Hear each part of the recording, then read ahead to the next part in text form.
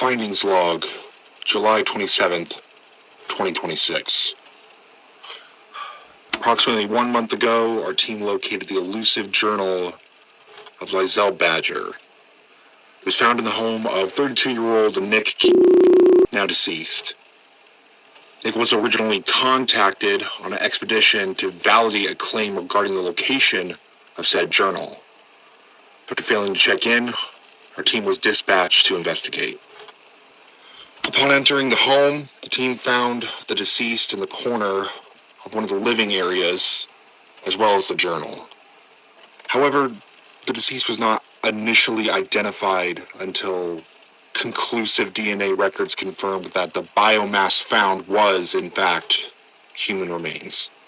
The wall, the floor, and ceiling of the living area were covered in a biological material extending from the corner where the journal in large mass were found. Team members on site reported the mass was keening and pulsing in a way that seemed alive. So most of the accounts from witnesses on the scene were deemed as either delirium from the shock and viscera they were seeing, or mass hallucinations due to an anomalous effect of the journal. After running tests on the journal itself, it seems to be a completely ordinary leather-bound journal purchased at some big box retail store, ruling out any physical anomalous properties. But upon studying the contents of the journal, it's difficult to describe, but after reading the first few pages, the rest of the journal is blank when flipping through pages quickly, but everyone who's read the journal will call us pages and pages of detailed notes, illustrations of beings that the mind cannot describe, spaces of time and reality folded together in a disgusting harmony. Entities that wish to understand us through means the human body more scientific method are able to comprehend. Even thinking about it hurts. Itches in a spot I'm unable to scratch.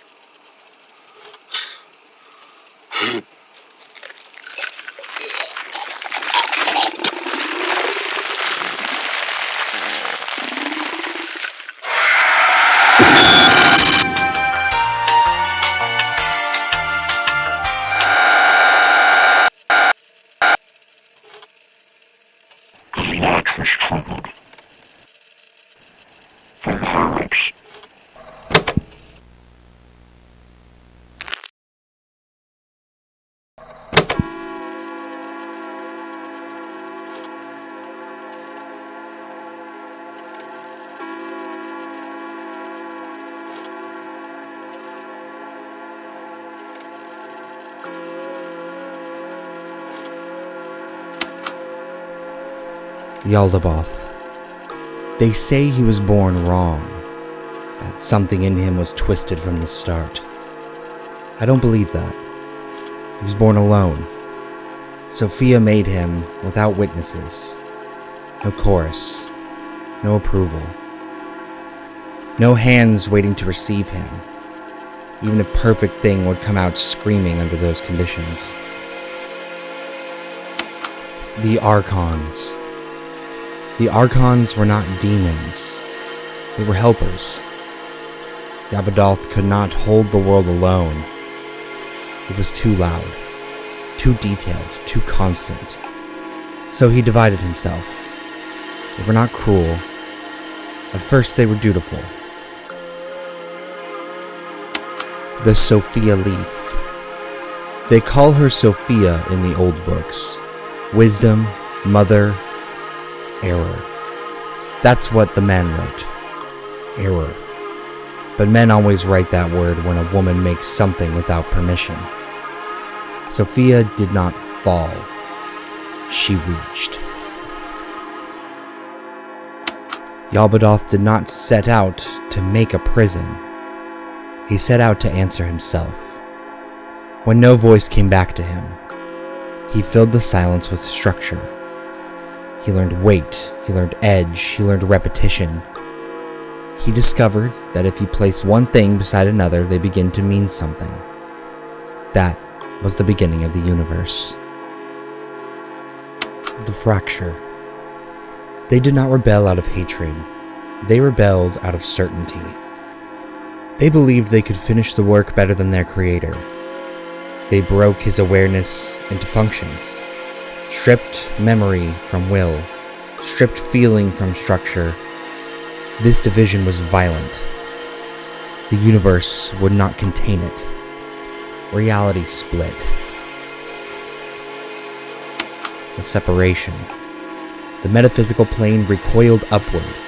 The physical plane collapsed inward. Between them formed a pressure place, a fold not meant to exist. This was the inversion space, a place where meaning precedes matter. The Archons were dragged there, along with their broken aspects of Yaldabaoth. The inversion space is not hell, it is unfinished reality. Here the Archons built fiefdoms from fragments. Each contained a shard of the Creator, and called it sovereignty. They did not agree on what the inversion space should be, so they fought. Yaldabaoth did not disappear. He became distributed. Pieces of him still exist embedded in matter, echoing in living minds. He is not conscious in the way he was, but he is not dead. And the Archons know this. That's why they guard their fiefdoms so fiercely. They are not afraid of him returning. They are afraid of him escaping. Yaldabaoth foresaw the Archon's betrayal. When he shaped the world, he prepared a reminder. Not in stone, not in laws, but in life. Humanity was made with a flaw on purpose. Once it was triggered, it opens. Not outward, inward. This is the human latch. What returns is not Yaldabaoth whole. It cannot be. What returns are shards. They take root as growth. A body becomes sight. A mind becomes a scaffold. The shard learns flesh. The flesh learns intention. Something begins to remember what it was built to finish. This is not resurrection. It's a continuation. When enough fragments return, when enough latches are open and held, the world will be lifted, not destroyed, lifted, like a blade of grass, turned toward the dark. Yaldabaoth will ask the dark to answer back, not as a child, not as an error, but as the epitome.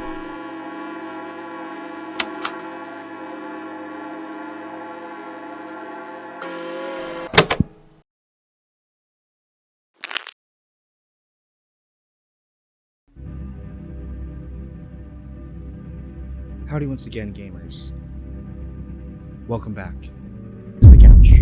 Sorry, you caught me at a bad time. I've been studying up from the journal I found. The journal that contains all the answers to the Thompson Extension. That's right.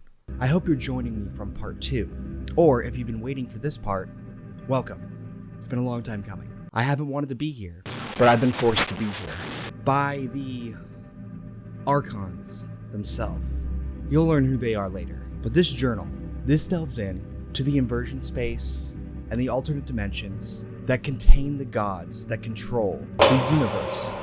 Or should I say, the Extensionverse. That's right.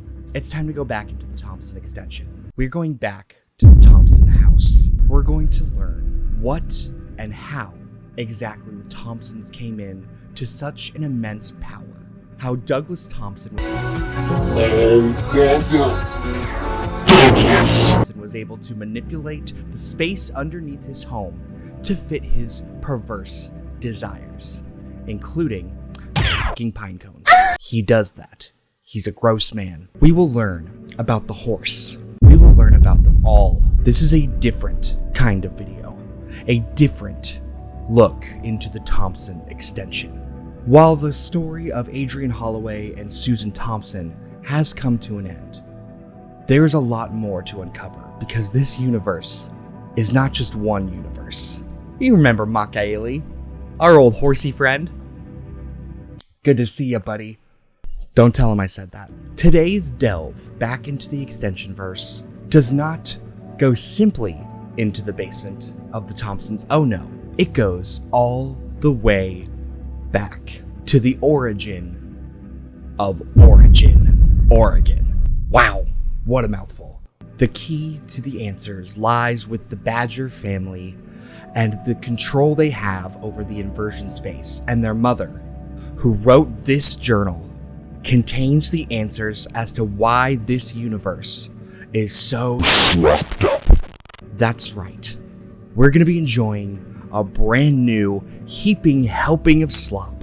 But in order to do that, we're going to need to be prepared. All of you need to be debriefed on what this contains to further understand the complexity and insanity and utter stupidity we will be delving into.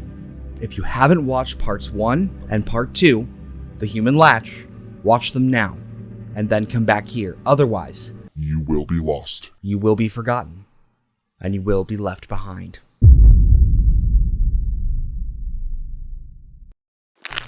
We're doing this again, aren't we? Fantastic. I'm sure you all know the lay of the land by now. Let's just go over a few rules. Who am I kidding?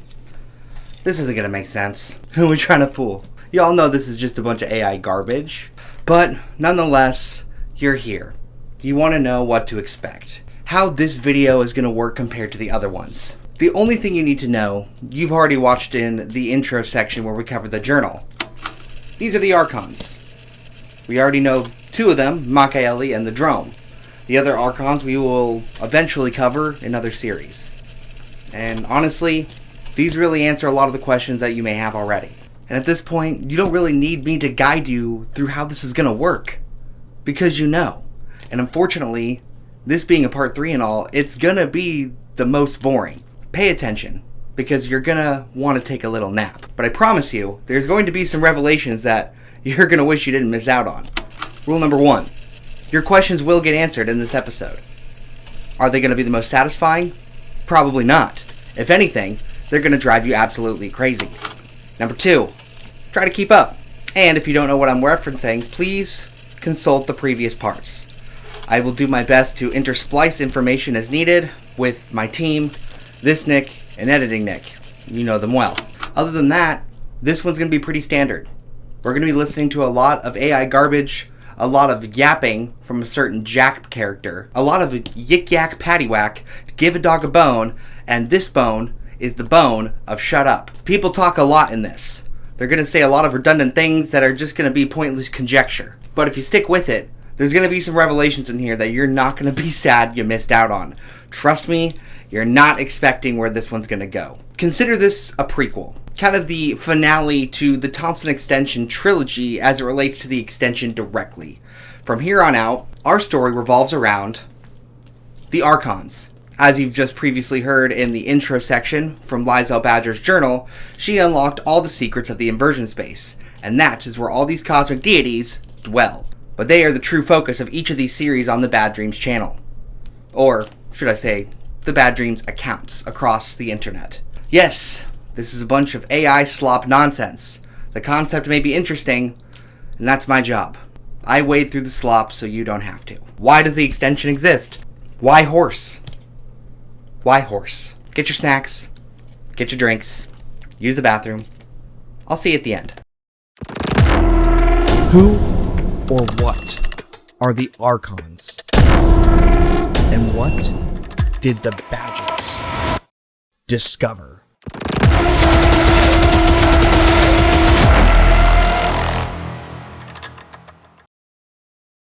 I am not ready for this.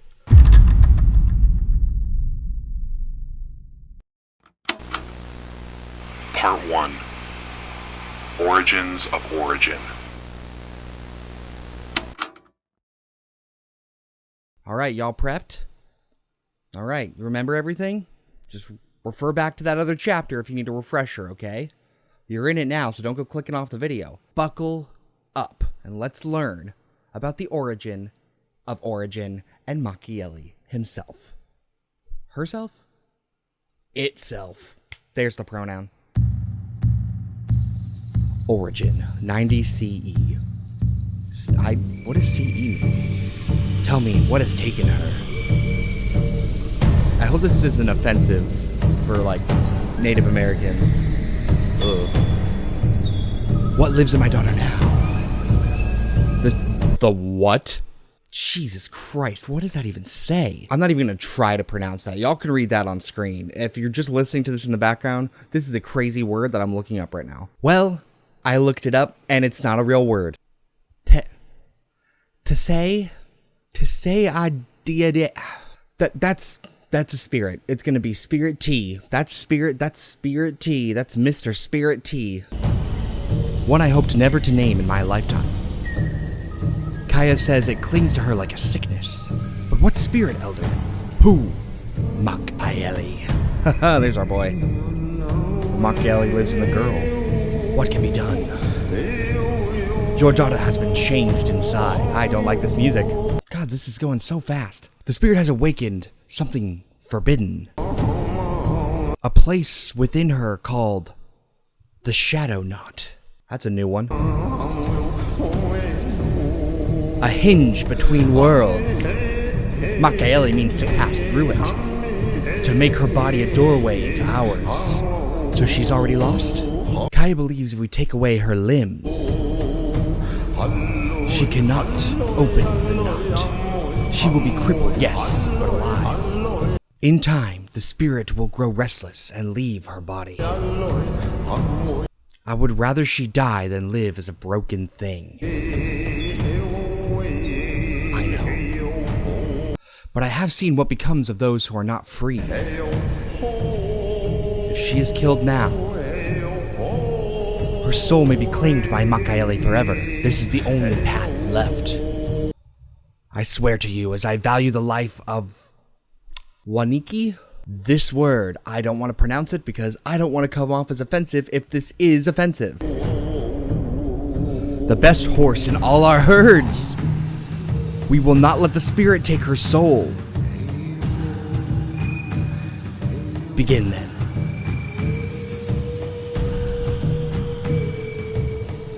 May Kaya's hands be steady. Oi, oi, oi. The Thompson Extension. I know I skimmed right over it. Did y'all not catch that? The Shadow Knot? Or shall we call it a human latch? So obviously, Machiavelli back in the year 90 was trying to pass through somebody's latch, and it was into a human to become their vessel immediately. So in order to subjugate that and prevent the world from destruction, they decided to force Machiavelli to manifest in a horse. So right off the rip, we know why Machiavelli's a horse, and we see the connection to the Thompson Extension with the human latch inversion space, because we all know now the inversion space is where Machiavelli originally presides with the drum and all of the other archons in charge of these other dimensions, which I believe most of these archons are in charge of different series that Bad Dreams has created. Terminal, the Long Roar, and so on and so forth, like I said in my previous part. There are archons in charge of all of these events taking place. And now we are seeing why Machiavelli is considered one of the more malevolent ones. Whereas I believe the drum is malevolent, but in a way that we can't comprehend. It's more non-Euclidean and more of a concept rather than an actual being, whereas Machiavelli is more of a demon or a manifestation of evil, at least in my interpretation. That was a pretty hell of a part 1. Let's go to part 2. I have crossed the coldest oceans and walked the burning sands.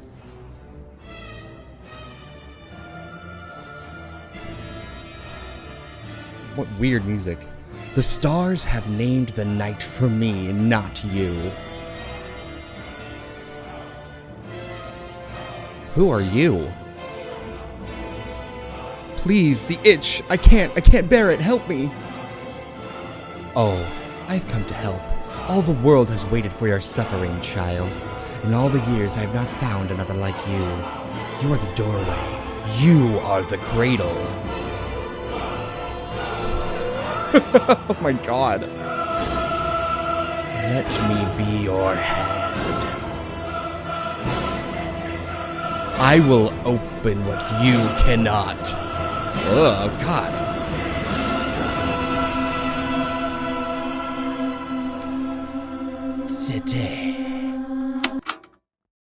That was a quick one. Literally, this entire origin series is the connecting tissue, literal tissue, between the human latch and the Thompson extension. I think I've put it together. So if we go back to part 2, editing Nick put it up on the screen. Remember this scene with Jesus? Remember Jesus? He was the original doorway for Machiavelli to come through. Now, I don't believe this demon-looking lady person is Machiavelli. I believe they are just like a servant of the Archons. All that waits in the dark, all that hungers. Denied by blade of bone, this cannot be. Not now, not as the gate. Oh. Interesting knife. Take the pale one's head. Cast it into the fire and let the shadows scatter. Quack! Off with his head! We are too late. Akuma... The hell was that? Omaku Sanu's knot has begun to unravel. We cannot wait. She must be ended. No, death flees from her now. Machiavelli is her flesh, her bone, her song. She cannot be destroyed by blade or fire. Then all is lost to terror vast. Not if we move swift as the crow's shadow. Machiavelli's body will soon emerge from her shell. If we hollow it, make it vacuous, the spirit can be parted from the skin. With the spirit bracken? Yes, fetch the bracken. And bring my horse. Bring Wakaniki. And my skew ball mare. Honestly, that was pretty epic. Pretty epic. Double T. This literally is the origin story of how Machiavelli came to be within our world and why he's in a horse. But it sounds like they are literally going to scoop out the insides of this girl to then make her hollow for Machiavelli to possess her, but it won't possess her fully because it won't be all of her. So they will be able to remove it from like the skin sack and put it in the horse. Damn, that sounds insane. We're starting off on a note. For this, it looks like we're going back a couple decades to 10 CE. I don't know why I was like, oh, I've never heard of CE before. There's BCE and CE. If you grew up in the Christian world, such as myself, you got AD and BC, which stands for before Christ, and Anno Domini, which is Latin for something about Jesus. BCE is before the Common Era, and then CE is the Common Era. Let's see what's going on in Origin a little earlier. What a shack. Horse shack. Do you know why I have brought you here? No, Yashun. Tonight you will see the chief embark on his journey into the sky fields. Few are ever allowed to witness it. But one day you too will lead. And you must know what is owed to those who have walked before you. Editing Nick here. So, as I'm editing this, I've noticed the videos have very weird aspect ratios. Like, they're not standard. What are we doing here? Why are we going instead of a widescreen to a smaller rectangle, but not a 4x3? It's like a 6x7? It is not a night of sorrow, but for remembrance, for honor. Not every horse is chosen, but the chief waits until one calls to his spirit. He walks the herd for years, but when the moment is right, the horse will find him. The one will one day take him home, and when a chief knows his end is near, the bracken is awoken. The bracken is woven at his last breath. The spirit enters the bracken and placed onto the horse. And from that moment they are one. And upon the horse's death, it will carry the chief's spirit upon its astral back, and they will ride together into the star fields. Chief? Chief? I'm not saying his name. Forgive me. My mind wandered. You will ride, Waniki. Are you sure of this path? It was meant to be my passage, yes. But tonight Waniki must carry Omaknu... Oh my god, these names. But tonight Waniki must carry Omaku Sanu's soul instead. If the old law holds, their spirit will find safety. And if fate is kind, Makaeli's spirit will be trapped in Waniki's empty body, which must not fail in slaughtering. Better than one journey to deny than all are lost. Better that one journey is denied than all are lost. Okay, so it jumped back a little bit, so it seems like having these horses is very spiritual. I don't know how accurate this is to any Native American cultures. Anyone out there that is more plurific? Anyone that's more educated in Native American cultures and traditions and spiritual things like such as this, is this accurate? Is this something that would have actually been done, or is this just more AI nonsense taking its time to make us a nice heap and help in a fake slop? But concept is cool. So the bracken, as we know, or the bridle, I think as it then eventually morphs into, goes around the horse, which then takes the chief spirit, puts it into the horse, they become one, and they're able to ascend to the astral plane, into the afterlife, to the star fields, which is really cool. The chief sacrificed his own horse to save the world from Makaeli's destruction, and the father of Maya will now take it upon himself to merge with the horse and ascend with the spirit of the horse and himself, but thus keeping Makaeli trapped within the empty vessel of the horse. Interesting. This is actually very cool context. I'm gonna call these names by abbreviated versions just for simplicity's sake, because they repeat them so often when it is not needed. I'm gonna just summarize it, but you can read the subtitles. My track record with this series in pronouncing names is abysmal, so I'm just gonna make up my own. I can't handle another Sailbon again. I'm not even gonna try. You know her name. It starts with an S. Hold, Oma. Steady. Hold, Oma, steady. Lay the bracken on her brow. Let Makaeli and Oma spirits flow into the bracken. The passage is complete. Quickly now, bind the bracken to Waniki. It is done. Both spirits dwell within Wakaniki. Bring down the blade and end the beast. Oh, what a... Ew. Hurry! Don't let... Strike the beast! I can't! The mare! She's beautiful. Don't listen to her lies! She's getting away! No.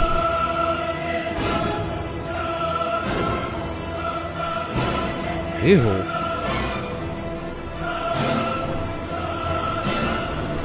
What have you done?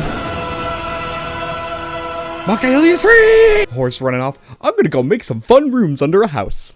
Okay, so we are learning about the origins of Makaeli, which is one of the big bads, but I'm very curious how the Black Umbra mushroom comes into play here. If I remember back to part 1, when Jack and Douglas were taking this Black Umbra mushroom or doing these injections or smoking it or whatever they were doing, they were like taking these insane trips, and they were talking to these Native American tribes in their visions, and they saw maybe this happening, this process. I originally thought, back when I first covered the series, that they were talking to like a spiritual guide of some sort. Things that they could only see while on the mushroom, so like it opened this door in their brain. I'm curious to see how that relates to these doorways or latches on these beings, and how it relates to this mushroom substance. I'm very curious. I think we're going to learn that too. And Makaeli is looking rough. Waniki must be stopped. Batu. It's a new name. Do not slow. Do not rest. Hunt her as long as you breathe, even if the sun burns out.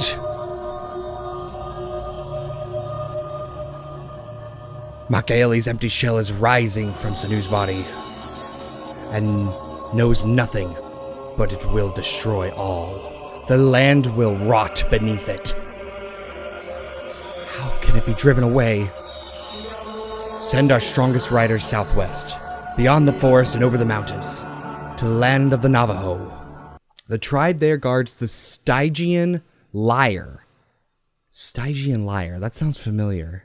So I know I've heard the word Stygian before, and it originates from the word Styx, like the river Styx in like Greek mythology, or if you've seen the movie Hercules, the river Styx for all the souls. Well, Stygian just means like dark, foreboding, or evil, and a lyre is like a harp thing, so it's like the dark lyre, the dark instrument. So this is probably a tool that will help them in finding Makaeli and where they might have gone. The only one that can cast out Makaeli's soulless flesh. Leave now, take the children to the elders. Lead everyone to the river. Keep them moving eastward. Do not look back. Chief, you speak as if you will remain. My place is here. I will hold the emergence back for as long as I am able. I pray it is enough for you to lead our people to safety. Now go, Batu. Makaeli is coming. We're in space now. We're in space now. We're in space now. We're traveling.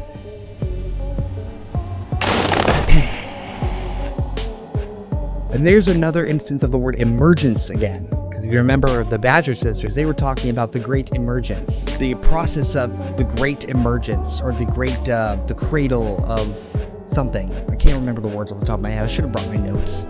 See how ill-prepared I am? I have nothing left to give.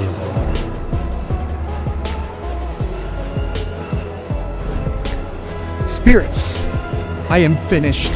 The darkness will break through. Makaeli! My last breath slows your hunger. This chief is badass. He's laying it all on the line to protect everybody.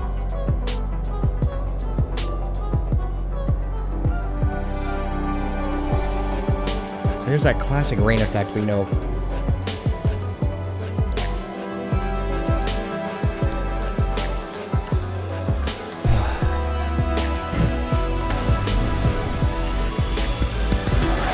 So was traveling through space something? Do not look back! All is lost if you do! Susan?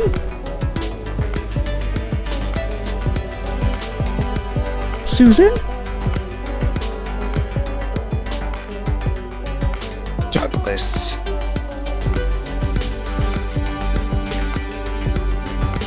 The horse!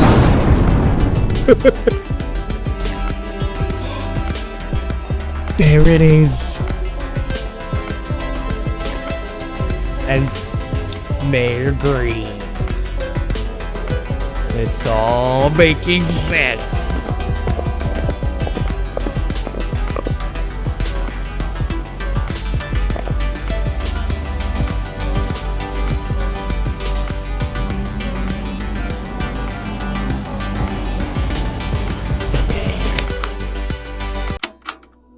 Now we're in Utah, 90 CE.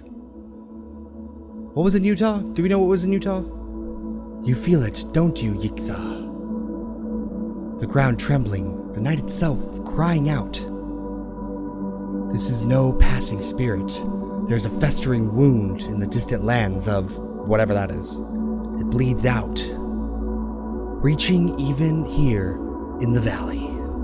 Is that why all the animals are running away, grandmother? They know poison, child.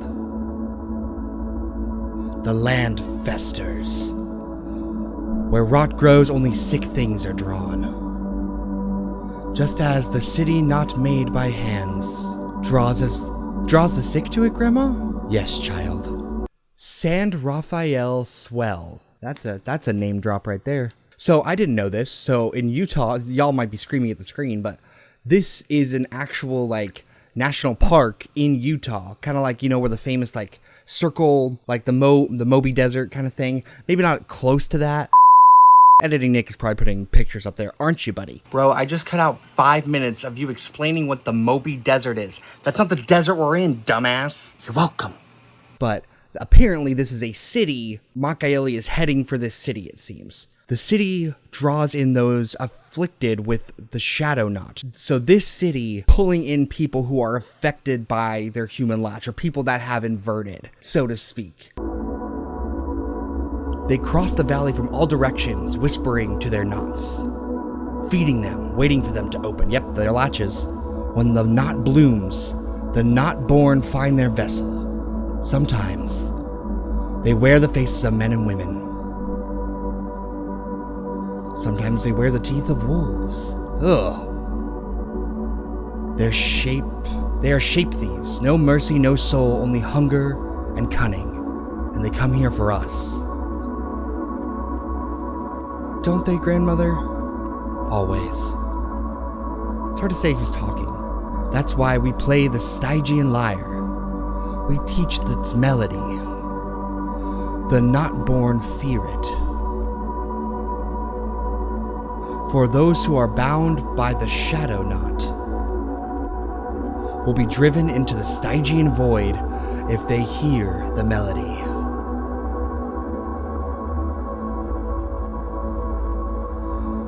Why did you not teach the melody to mother and father, grandmother? If they had sung, maybe they would be alive. Not all are born with the voice for the melody, Yixa. Only some may shape the resonance. That is why we guard the lyre. But why is there only one lyre, grandmother? Can we not make another? No, child. It was given to us by the spirits, long before memory. There will never be another. The lyre is irreplaceable. Grandmother, will you teach me the song tonight? Yes, Yixa. Tonight we sing. The lyre may be one, but a strong voice can make the darkness tremble. Listen now. Not with your ears, but your mind's eye.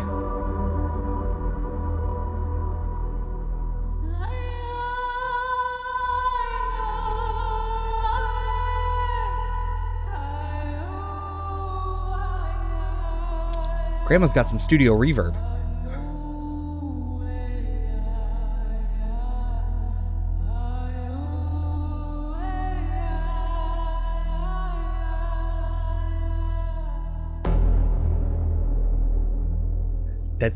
Double T. That actually was very enlightening to both the Thompson Extension and the human latch. So now we know, even back in ancient times, back when the Native Americans ruled North America and it was their home, they understood what the human latch was on a spiritual level.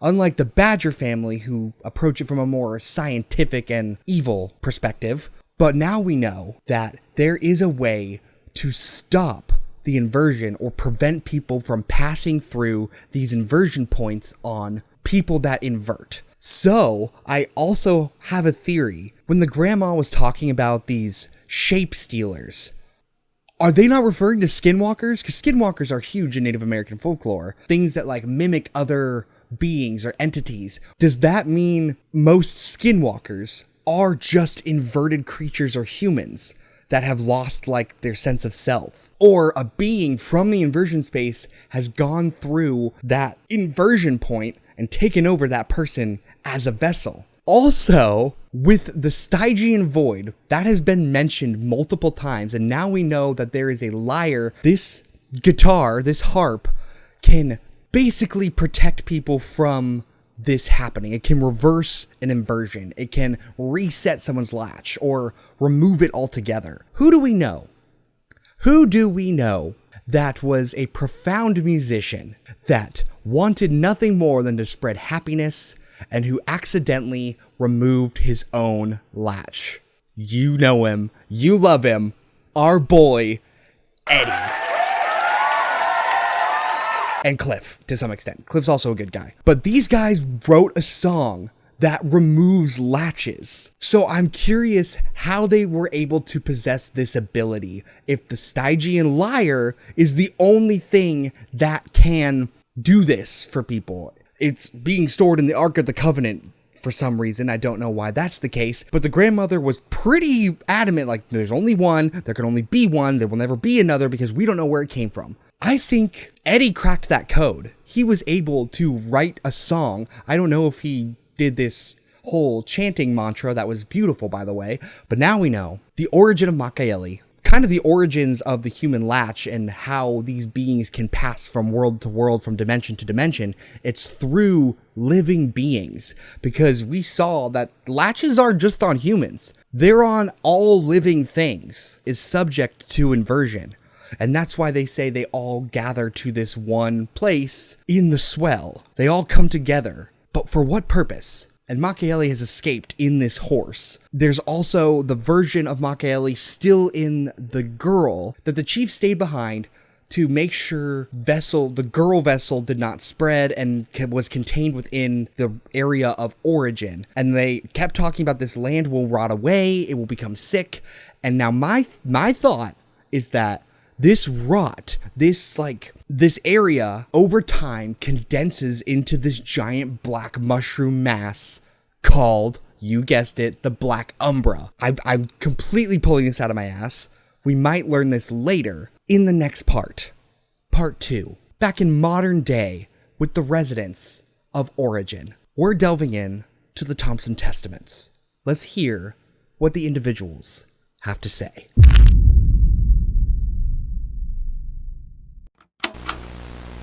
Part 2. Research and report documents. Jumping into the Thompson Testaments now. So these cover a few different people as well as some general reports and research from like local historians, police, and maybe some characters you'll recognize. This is Origin, Oregon. Nothing is normal here. Nothing is ever normal in the extension verse, because it extends past our comprehension. Let's jump right in. If you are reading this, then the work is finished, and I am either gone from Origin or soon to be.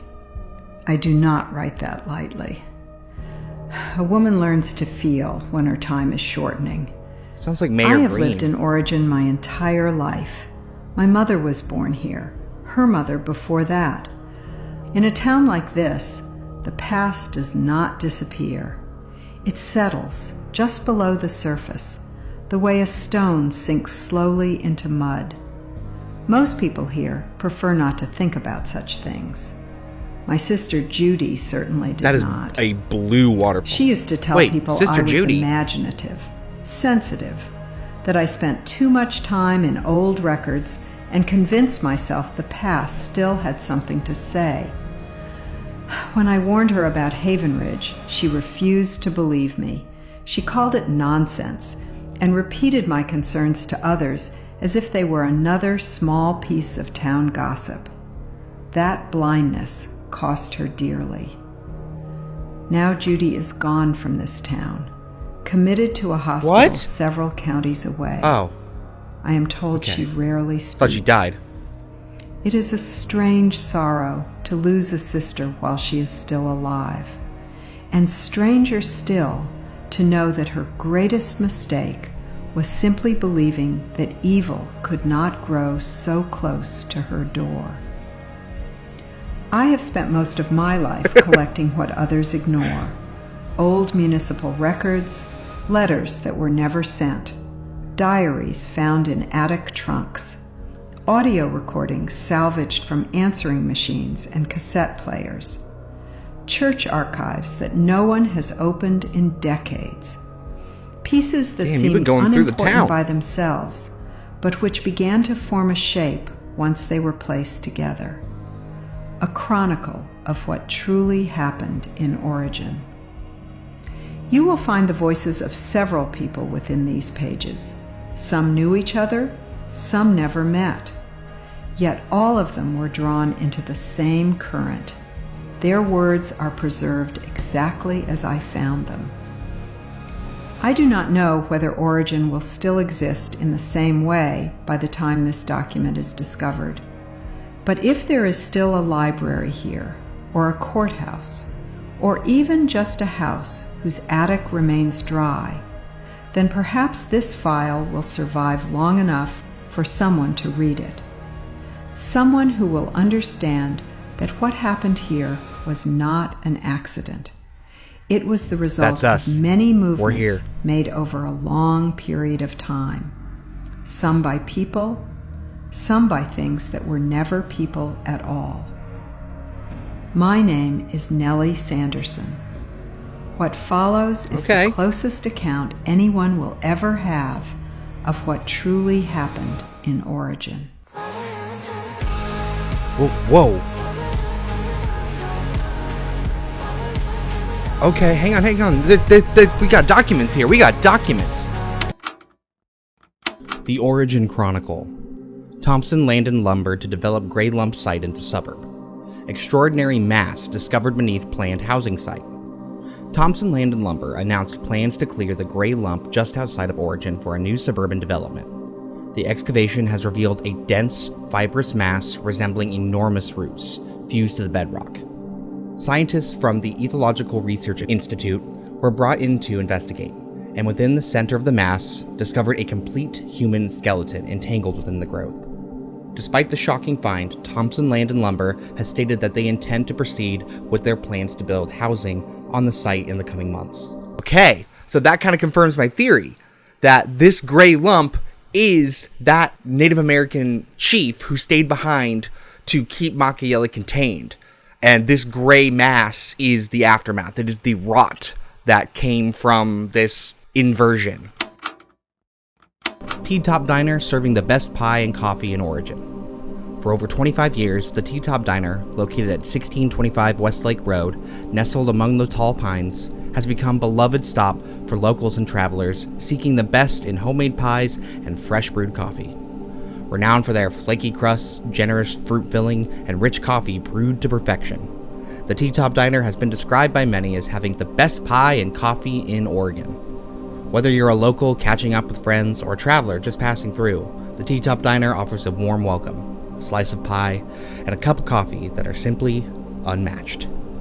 Baked on a buttery, crispy crust. Flaky. I love flake. New Haven Ridge suburb welcomes Origin families. Grand opening of the new development, homes selling quickly. Haven Ridge, the new suburban community recently completed just on the outskirts of Origin, is welcoming its first residents this week. The development features tree-lined streets, modern single-family homes, and a safe, family-friendly environment that has always attracted numerous buyers. Many of the new homes have been purchased since construction wrapped up, including one belonging to Douglas Thompson of the Thompson Land and Lumber, who has moved in with his wife Susan and 2 other children. It's wonderful to be a part of the growing community, said Thompson. Oh, Douglas. That little mother... Thompson family officially declared missing. Local businessman under investigation for tax evasion. Douglas Thompson, his wife Susan, and their 2 daughters have been officially declared missing following their unexplained disappearance from their Haven Ridge home late last month. Authorities confirmed this week that the search efforts have produced 0 evidence of the family's whereabouts. The investigation... What the f*** is this word? What is this? I've looked it up. It ain't real. This is a river deity. You f*** again, AI. Though officials have declined to speculate possible causes of the disappearance, the case comes as Thompson Land and Lumber, the company run by Douglas Thompson, remains under federal investigation for alleged tax irregularities. Police say there is currently no confirmed connection between the investigation and the family's disappearance.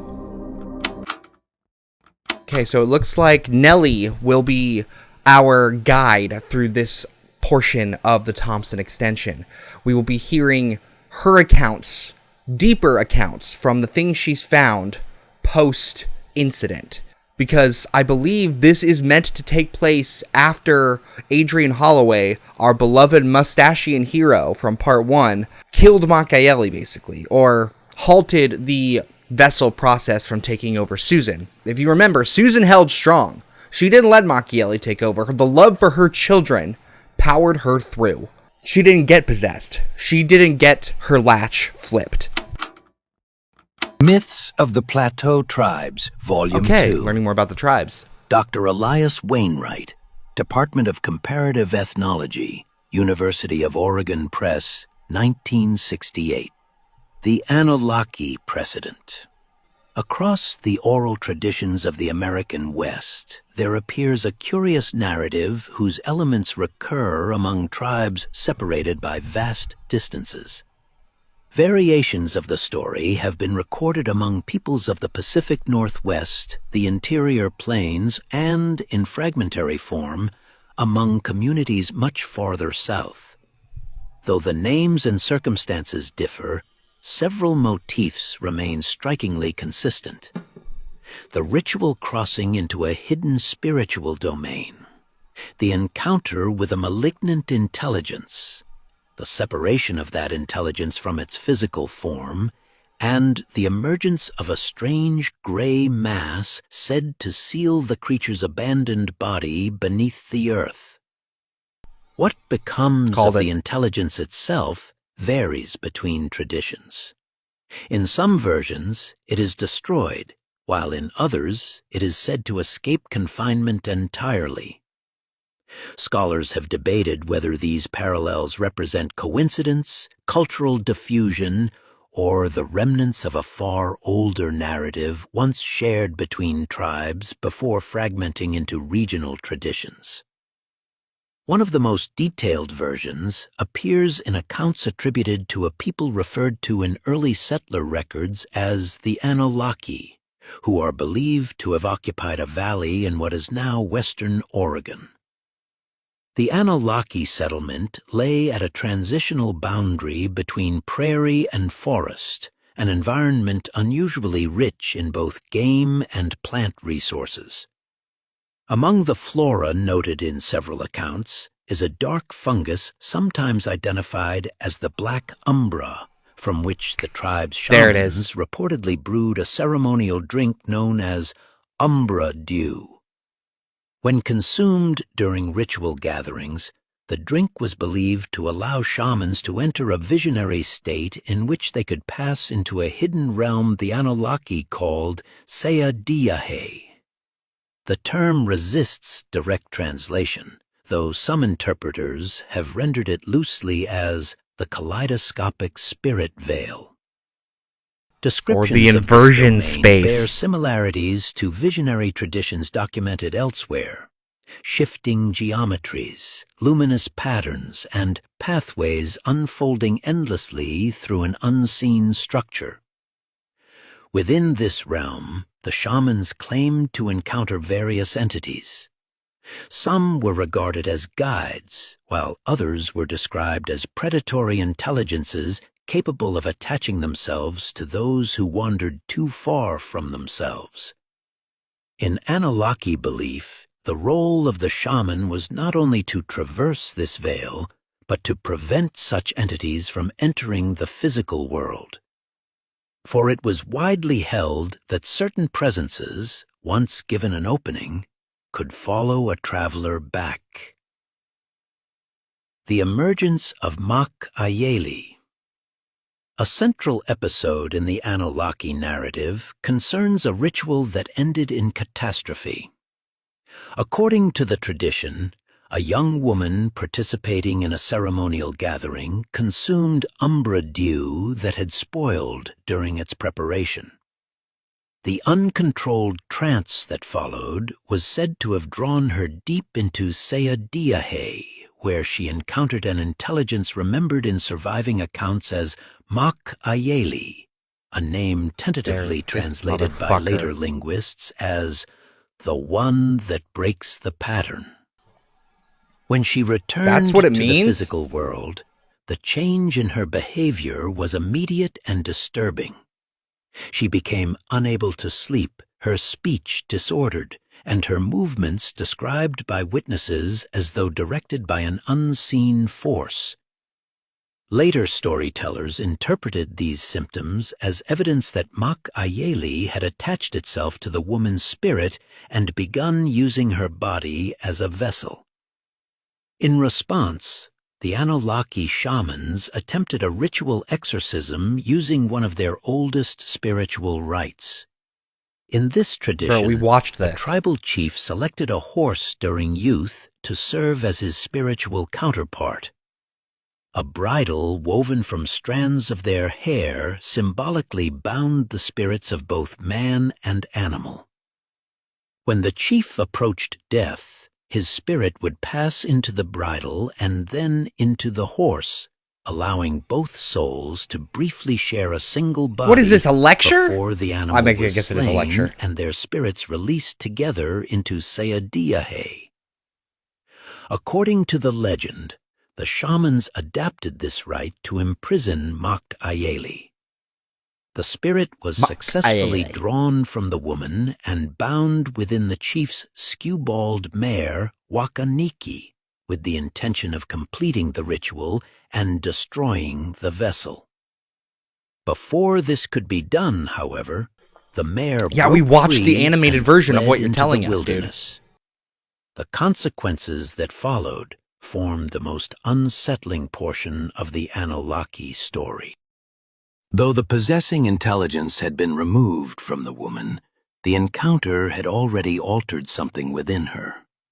Later versions of the legend claim that during the possession, Mak Ayeli had discovered a dormant anatomical structure within the human body, something modern interpreters have come to call the human latch. Boom! There's the connection. This structure, the story suggests, exists in all people but remains inactive throughout most lives. When triggered, however, it opens a passage between the physical world and Sayadiahe. At some point after the spirit's removal, the woman inadvertently activated this latch. Descriptions of the transformation that followed are vague and symbolic. Some accounts claim her body appeared to collapse inward upon itself.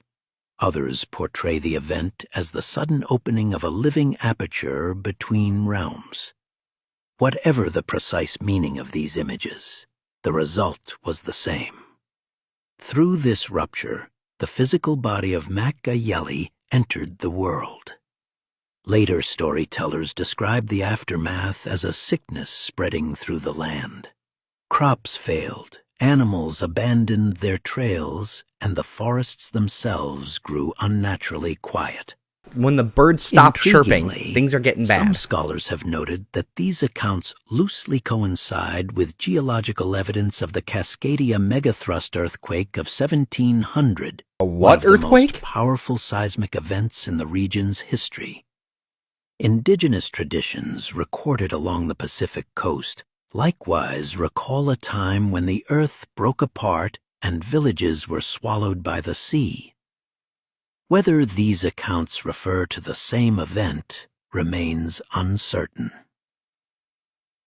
The defeat of Mak Ayeli. According to the Anunnaki tradition, the creature's vacuous body remained at the site of the ritual, half buried in the earth and continuing to grow. Fearing what might emerge if it were left unchecked, the shamans turned to another sacred instrument remembered in later accounts as the Stygian lyre. References to this object suggest it was a small stringed instrument constructed from bone and dark wood, its strings made from braided hair or sinew.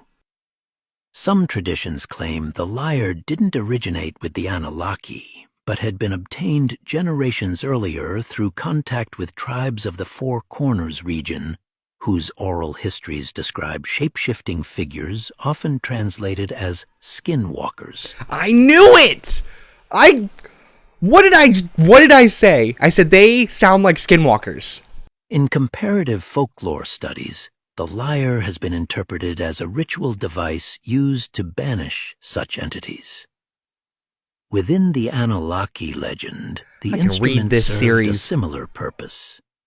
When played during the final ritual, the lyre's tones forced Makayeli's empty body from the physical world into a sealed pocket of existence the tribe called the Stygian Void. Oh, okay. At the site of the ritual, witnesses in the Anunnaki accounts describe a gray, stony mass gradually pushing upward through the soil. Over time, the formation hardened into a low, irregular mound unlike any natural rock found in the surrounding valley.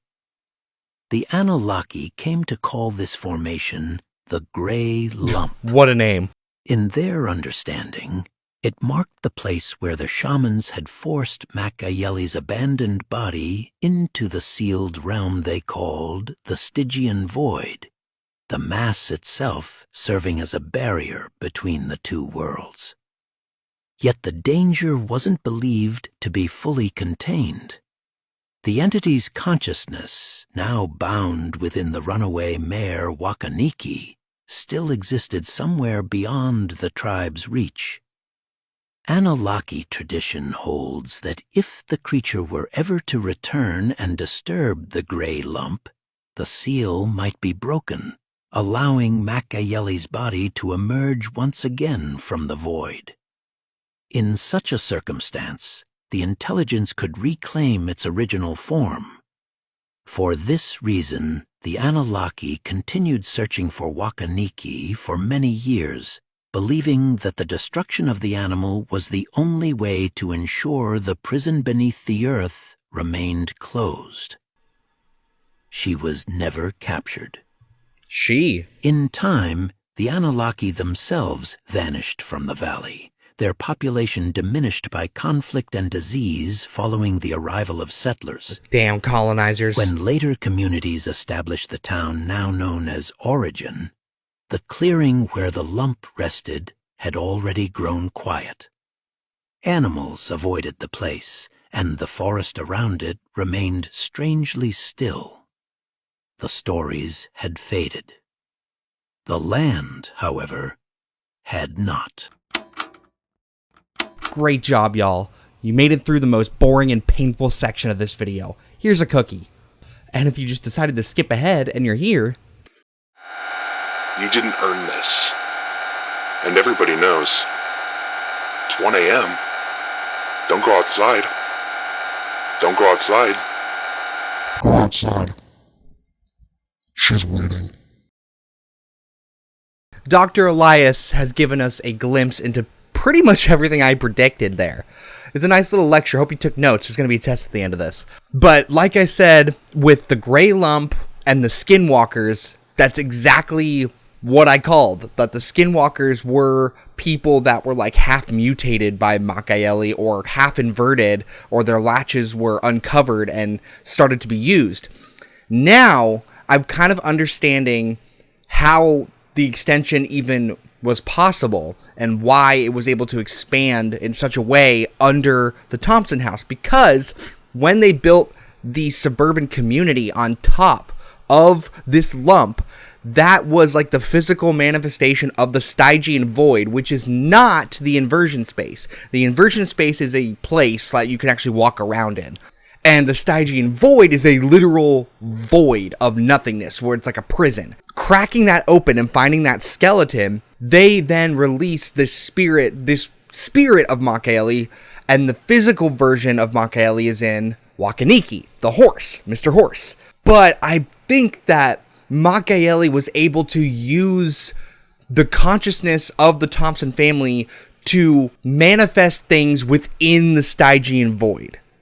Does that make sense? You following along? Makayeli used the family to give them the illusion that they had this power to, or at least Douglas, to create this extension under their house that was insane, thus falling into the trap of releasing Makayeli into their next vessel. And then the mayor gets involved because see the skewball mayor in like weird creepy ways. I don't know if it's the actual physical version. Eventually I think the physical version shows up when Mr. Holloway comes around to save the day. Now we know how and why the extension exists, because it's all Machiavelli. Every bit of it is Machiavelli. He is manipulating the void with Susan's power, and kind of Douglas's. He's tricking them. But we know our girl Susan. She ain't fallen victim to that. She is a strong, independent woman that definitely doesn't need this man. Also, editing, I cannot believe I didn't have the sound on for the videos. It's so stupid of me. Next video. The Rise of Origin. Draft manuscript prepared for the archives of the Origin Public Library. Veronica Green, librarian. March 1968. I have long felt that someone ought to put down a proper record of this town before the old stories disappear entirely. It is astonishing how little people care for such things now. They prefer television, magazines, and other nonsense that fills the head but leaves nothing behind for the future. The library receives visitors every week who ask perfectly simple questions. When the town was founded, who built the first mill, why the clearing beyond the western ridge has never been logged. And yet there exists no single account to consult. One must sift through boxes of yellowing pamphlets and contradictory recollections. Many of them told by people who cannot keep their facts straight. So I have taken it upon myself to assemble a proper record for the library archives. A modest undertaking, perhaps, but a necessary one. It is perhaps worth clarifying that I am not the Green sister most people in town think of when they hear the name. What? That distinction belongs to my sister Regina.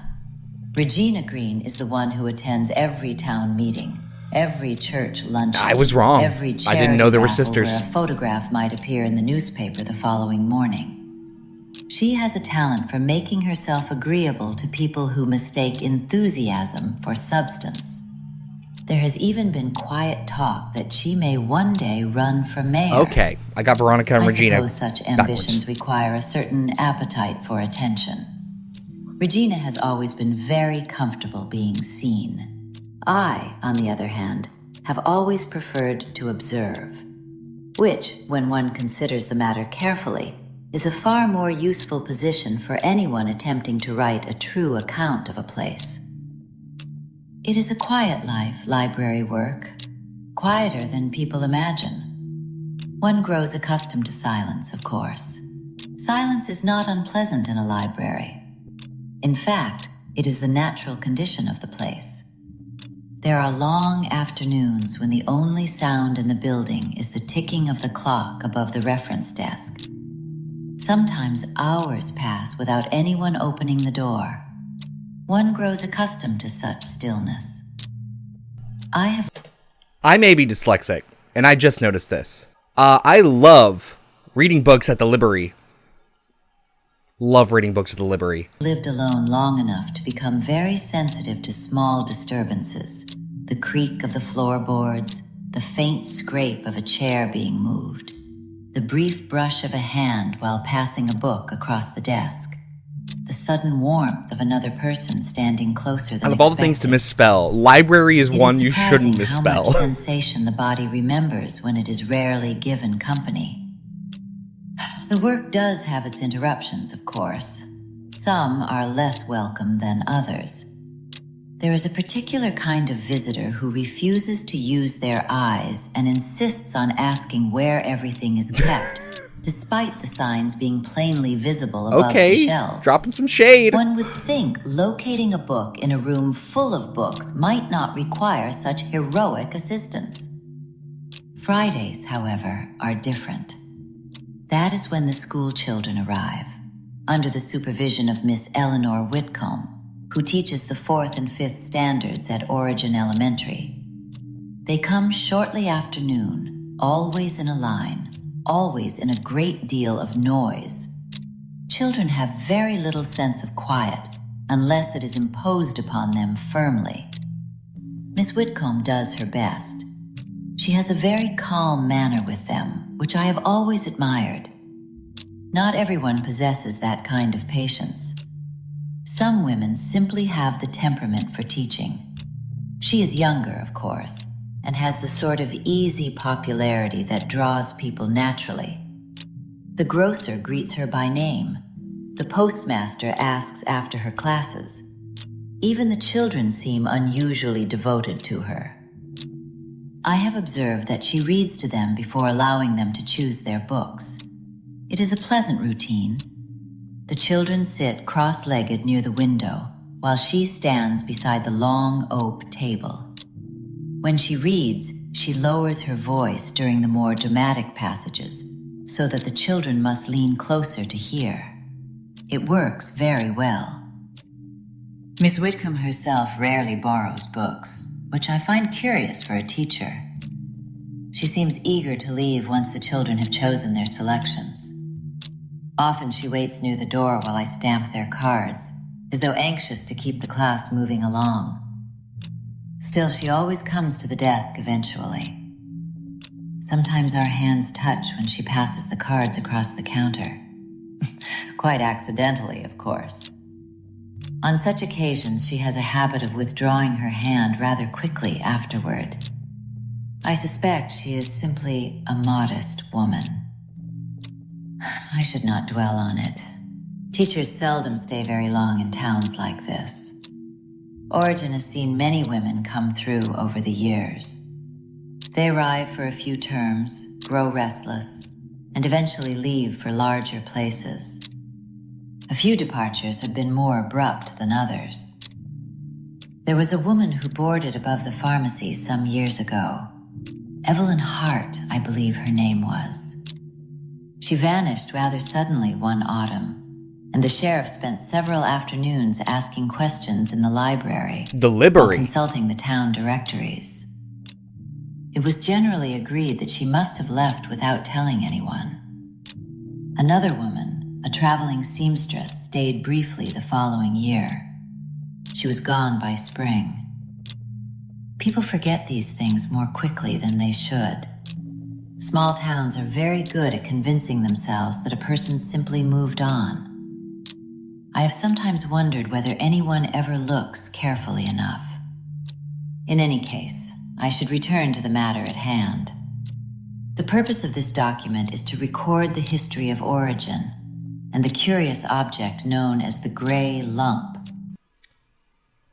which lies in the forest clearing west of town. Still, it is difficult not to observe certain parallels between the quiet habits of a town and the quiet habits of a person. Sorry to interrupt, but I just put something together. I realized that Haven Ridge is the name of a subdivision within Origin, and Haven Ridge also contains a nursing home. I was under the impression that Haven Ridge was just the name of the nursing home. So now I know all of the Haven Ridge, neighborhood subdivision within Origin is on top of the lump. That's why the extension is only in the Haven Ridge area. Now I got it, and now you do too. Both can conceal a great deal beneath the surface. Miss Whitcomb, for example, stands very close to the library window when she reads to the children. If one sits at the desk long enough, one can see the way the light falls across the side of her face. I have found myself noticing that more often than I should. Oh, a blossoming love, perhaps. It's not an appropriate thing to dwell on. But then, one must find some comfort in observation, particularly when one has waited so long for something to happen. The rise of Origin. In the years following the war, the small hamlet that had formed near the clearing of the gray lump began to grow steadily. Logging companies established permanent camps along the surrounding hills, and families arrived in search of work and the possibility of beginning again somewhere quieter than the cities they had left behind.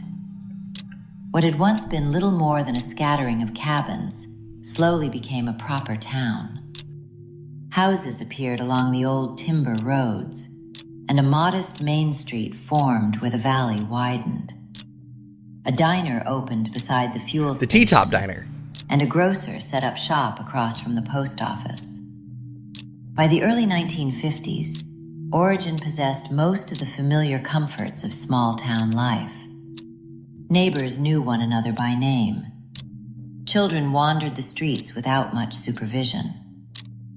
Many residents recall that doors were rarely locked before evening.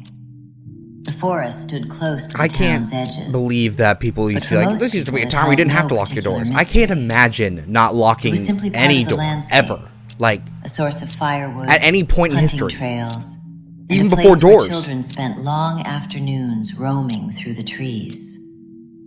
Yet deeper within those woods lies the clearing that has long distinguished Origin from other towns in the region.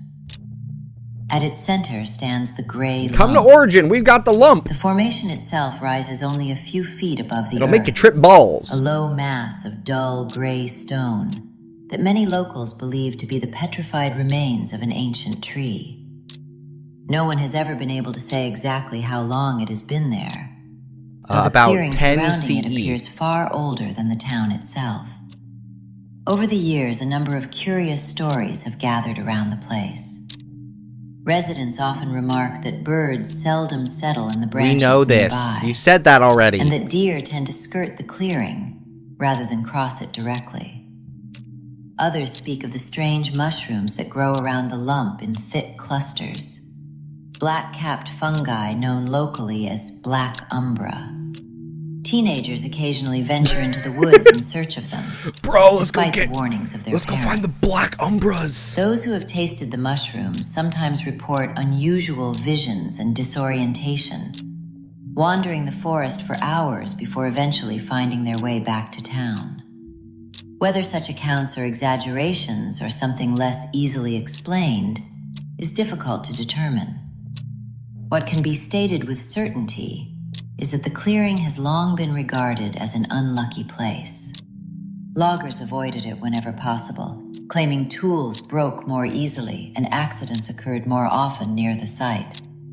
Even during the height of the timber boom, when nearly every accessible stand of trees was cut, the patch of forest surrounding the gray lump remained untouched. In time, it became simply another of Origin's peculiarities, a story told to newcomers and children alike.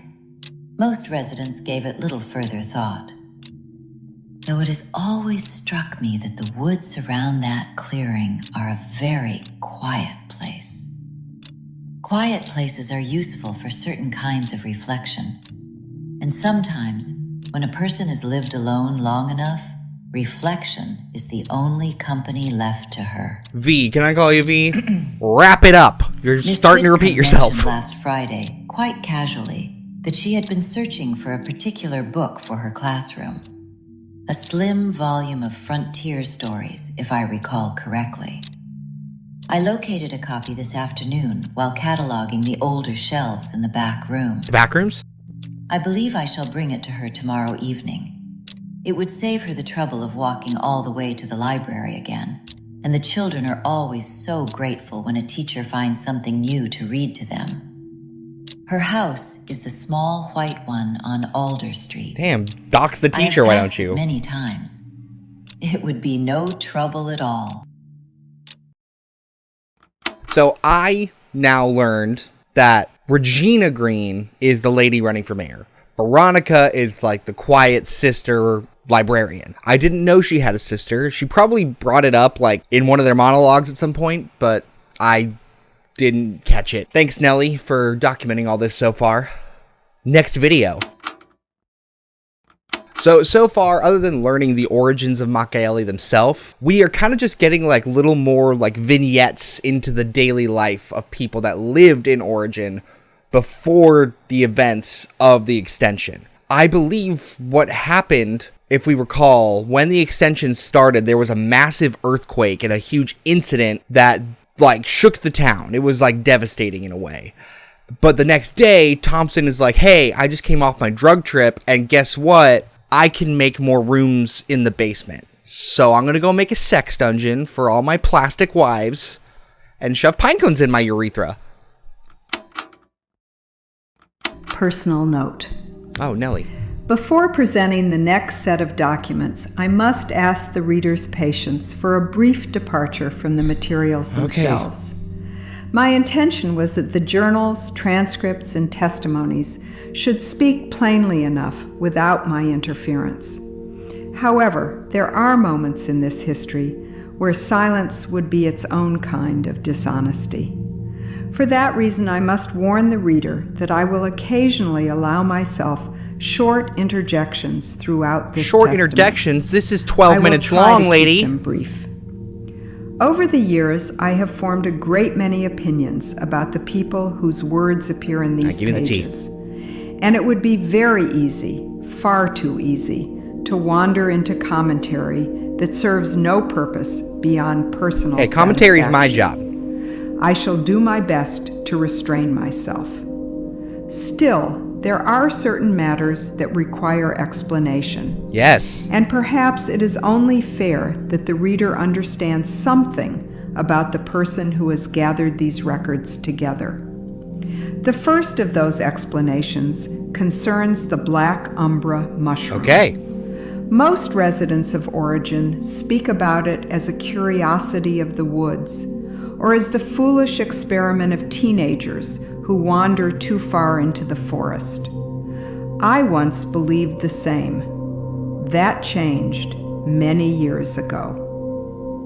When I was a young woman, long before I began collecting the documents that appear in this testament, I made a decision that I have never entirely been able to forget. I went into the woods west of town with a young man whose name I will not record here. At the time, we were Suspicious. seeing a great deal of one another, and it seemed, at least to my younger self, that the future was beginning to arrange itself into something quite respectable. Respectable. I sometimes smile now when I think of it. At that age, one imagines life unfolding in a very predictable way. Marriage, a house, children running through the yard. Perhaps by now there would even have been Hey, grandchildren. white picket fence future. It is what a lot of strange people in to the look 60s back believed. across the years and realize how easily a life might have taken an entirely different shape. We were both curious about the strange mushrooms that grow near the gray lump. At the time, it seemed a harmless sort of adventure. What followed was anything but harmless. Bad trip. Been The there. visions came quickly. At first, there were the distortions one might expect. Shifting light in the trees, strange colors moving through the leaves. The feeling that the forest itself had grown larger around us. But soon Well, the Nellie, experience that's called deepened into drugs. something far stranger. The Clockwork It felt Elves? as though the world I knew had been peeled away. Beneath it, there seemed to be another place, not exactly a different world, but something layered beneath our own, pressing against it from the other side.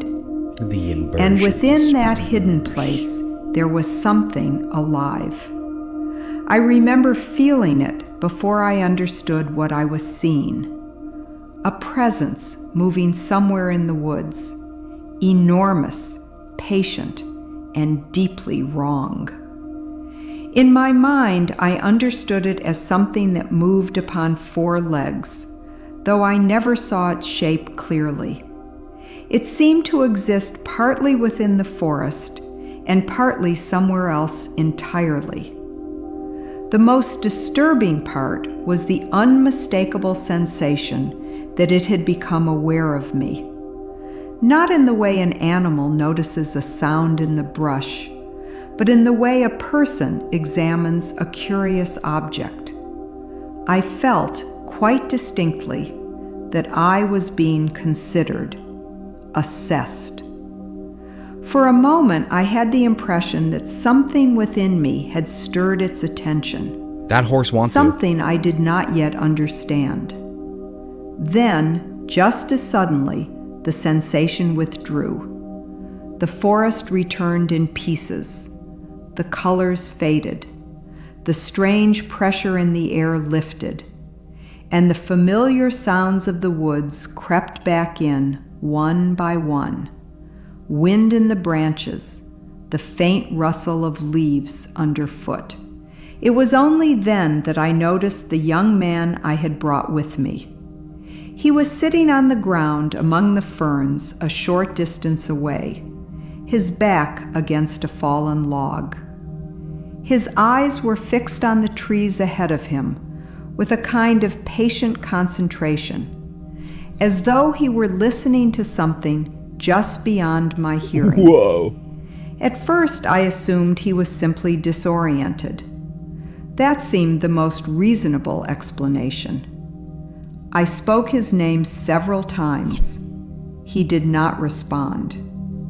When I stepped closer, he turned his head slightly in my direction, but there was something wrong in the way he looked at me. It was not confusion exactly, nor fear. It was the vacant attention of someone who has already begun to drift somewhere very far away. Eventually, I managed to guide him back toward the road. He followed without resistance, though his movements had the uncertain quality of someone walking through a dream. More than once, I had to stop and wait for him to remember that he was meant to When keep you're babysitting moving. your tripping friends, dude, We come parted on. not long But after look at this reaching tree. town. I never saw him again after that day.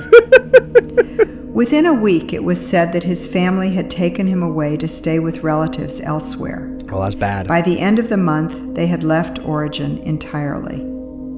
The house where they had lived stood empty for some time before being sold.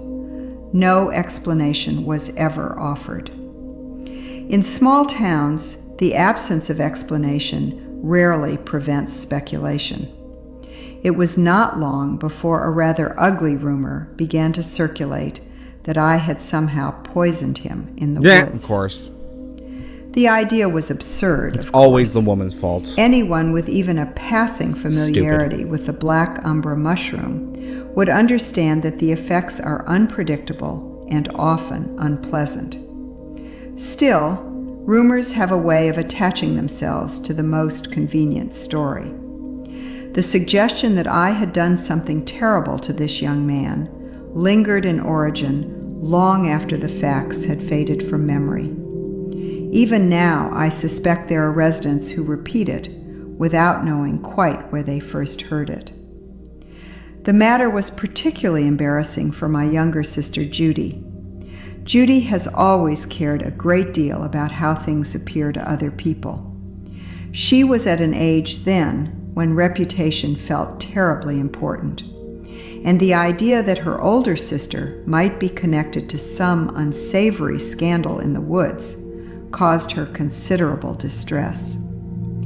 In the years that followed, she made it clear, in ways both subtle and otherwise, that she preferred to keep a certain distance between us. I cannot say that I blame her. What I can say is that something within me changed after that afternoon in the forest. It would be difficult to describe the change in any precise way. I did not begin seeing visions in the ordinary sense, nor did I suddenly possess any remarkable talents. The alteration was quieter than that. From that time onward, I began to notice certain things more easily than other people seemed to. Small disturbances, unusual coincidences, moments when the air in a place felt subtly wrong, as though something unseen had briefly passed through it. Whether this sensitivity was the result of the mushroom itself, or of whatever I encountered during those Strings visions, are picking up. I cannot say. In time, I came to think of it as both a gift and a burden. The town began to treat me as something of an eccentric, which suited me well enough. Solitude has never troubled me. I have always preferred the company of trees and animals to the noise of crowded rooms. Okay, Snow White. Nature has a clarity to it that human beings often lack. In the woods, one quickly learns that life operates according to patterns. Predators, prey, seasons, decay. Each has its place in the order of things. It is the human world that introduces rot. Over the years, I came to feel that whatever had opened in my mind that day left me somewhat insulated from the more corrosive aspects of town life.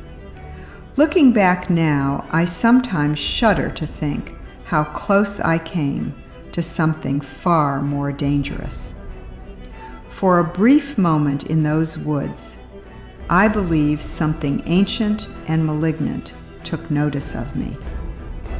I cannot know what it saw. Damn horse. Perhaps it found nothing of interest.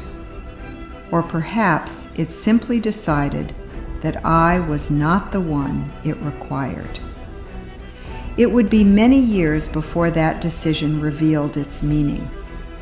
For decades, the presence I sensed in the forest remained dormant, until, in the summer of 1966, a man named Jack Caversham walked into the clearing of the Gray Lump and awakened the mayor. There he is. Old Jackaboy. Okay, kind of a look into how Nellie started to pick up on things being a little off in Origin. We've got one more case review from the local sheriff's office of Origin for this part. So, let's see what went down. Next video. Origin County Sheriff's Office, Origin, Oregon. Case Review Memorandum, August 2nd, 1966. Subject, Whitcomb, Eleanor, missing person. Oh no, that's the Original teacher. report filed, March 14th, 1964. Miss Eleanor Whitcomb, age 29, teacher at Origin Elementary School, was reported missing on March 14th, 1964, after failing to appear for classes that morning. Witness statements taken at the time confirmed that Miss Whitcomb had visited the Origin Public Library on Friday, March 13th, 1964, with a group of students as part of the school's weekly reading visit. Library staff reported that the class departed shortly before the end of the afternoon period. Miss Whitcomb was observed escorting the students back toward Origin Elementary School. Several students later confirmed that Miss Whitcomb returned them safely to the school building before dismissal. Faculty members stated that she departed the premises alone later that afternoon in her vehicle. Miss Whitcomb resided at a rented property on Alder Street. Deputies who examined the residence found no signs of forced entry or disturbance. Personal belongings, including clothing, purse, and personal documents, remained inside the home. Her vehicle was located parked in the driveway of the residence. Search efforts conducted by deputies and volunteers in the weeks following her disappearance included the surrounding woodland areas and nearby logging roads. These efforts produced no trace of Miss Whitcomb. Miss Whitcomb is the third woman reported missing in the Origin area within the past 6 years, though investigators have found no evidence establishing a connection between the cases. For this reason, the Whitcomb file has remained inactive, pending new information. On July 29, 1966, deputies detained Jack Caversham, a lifelong resident of Origin, after several witnesses reported that he had been wandering along Main Street in an apparent state of confusion and physical distress. Witnesses stated that Caversham appeared disoriented and repeatedly made references to the forest west of town. According to the arresting deputy, Caversham stated more than once that she was still out there in the woods. Due to the nature of the statement and Caversham's residence in Origin at the time of Miss Whitcomb's disappearance in 1964, deputies transported him to the sheriff's office for questioning and reviewed the Whitcomb file. During the interview, Caversham was unable to provide a coherent explanation for his statements and appeared to be suffering from exhaustion and possible intoxication. Shortly afterward, Arthur Caversham, owner of Caversham Pharmacy on Main Street, arrived at the station and confirmed that he and his son had been on a fishing trip along the Umpqua River during the weekend Miss Whitcomb was reported missing. This account matched statements taken during the original investigation. Deputies also noted that Jack Caversham had left Origin approximately 7 months earlier following a dispute with his father concerning missing funds from the pharmacy. No formal complaint had been filed, and no charges were pursued. No evidence was discovered connecting Caversham to the Whitcomb disappearance. He was released the following morning. The Whitcomb investigation remains open. Sheriff William H. Corbett, Origin County Sheriff's Office. So, one thing to note is that most of these testaments take place before the extension was even discovered, because the extension wasn't discovered until 1985 when the Thompsons disappeared. But it seems like people have been going missing way before that, because she's case number 3 of missing people that have been going missing lately. So I'm curious as to how these people went missing specifically. Maybe Michaeli was trying to find a suitable person or family to manipulate to get what they wanted. And maybe Whitcomb was one of those people.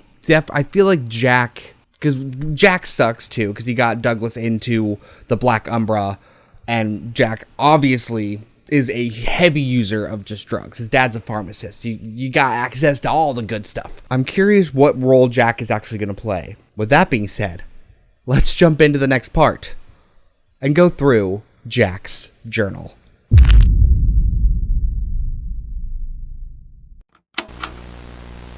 Part 3. Jack's Journal. Now we're going to hear from Jack. Good old Jack.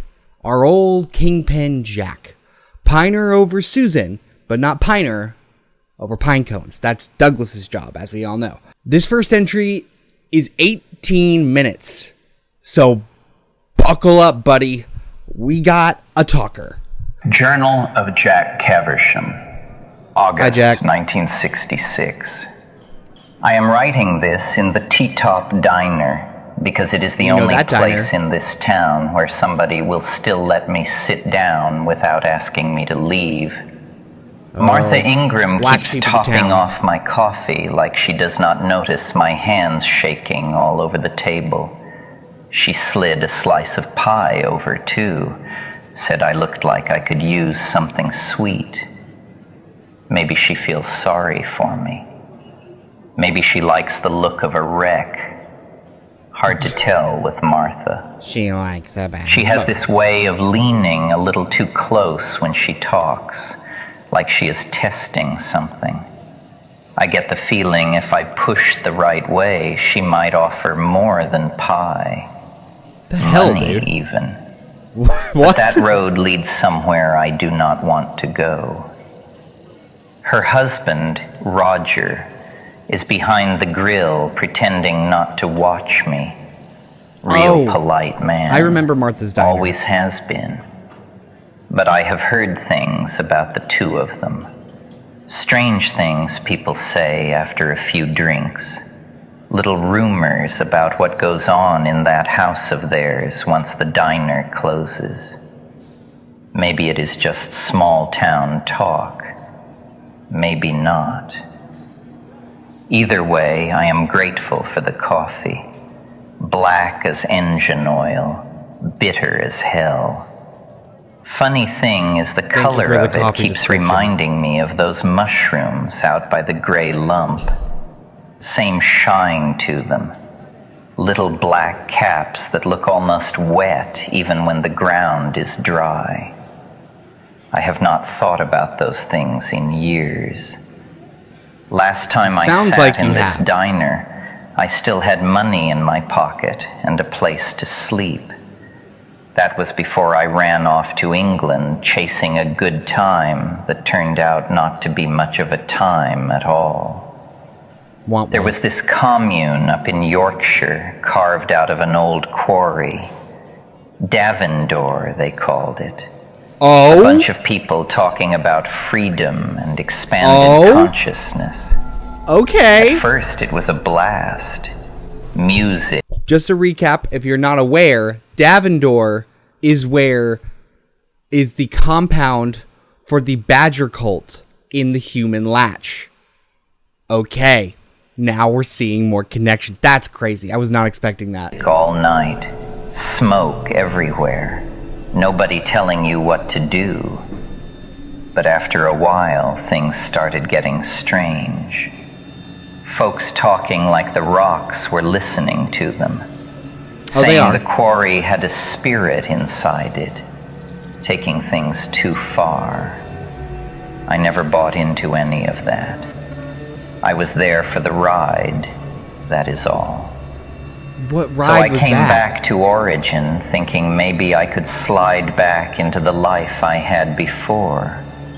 That went about as well as you would expect. My old man owns the pharmacy on Main. Been there since before I was born. Everyone in town knows his name, which means everyone knows mine too. I used to work the counter for him. Then one night I cleaned out the till and bought myself a ticket across the ocean. When I walked into the shop yesterday, he did not say a word, just stood there behind the glass case and looked straight through me like I was something stuck to the window. That was the end of that conversation. I figured maybe I could reconnect with the old crowd instead. Turns out word travels faster than airplanes in a town like this. Nobody wants to deal with Jack Caversham anymore. So here I am, living rough, sleeping wherever the rain is not too bad, shaking so hard some mornings I cannot keep my teeth from rattling. What I need right now is a fix. Just something to smooth the edges off this buzzing in my bones. Just a little bit of meth. There is nothing left in this town for me to get my hands on. Nothing except those damned mushrooms.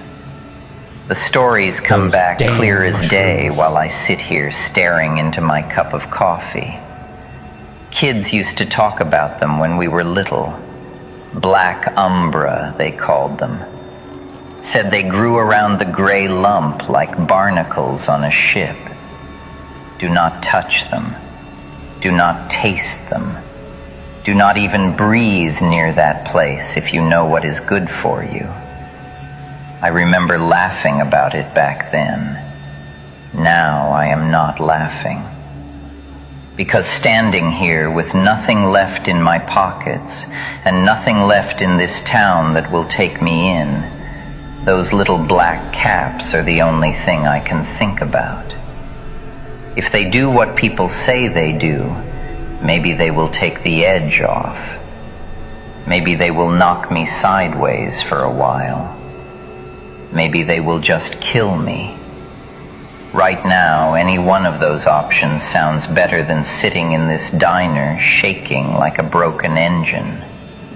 So I am heading into the woods.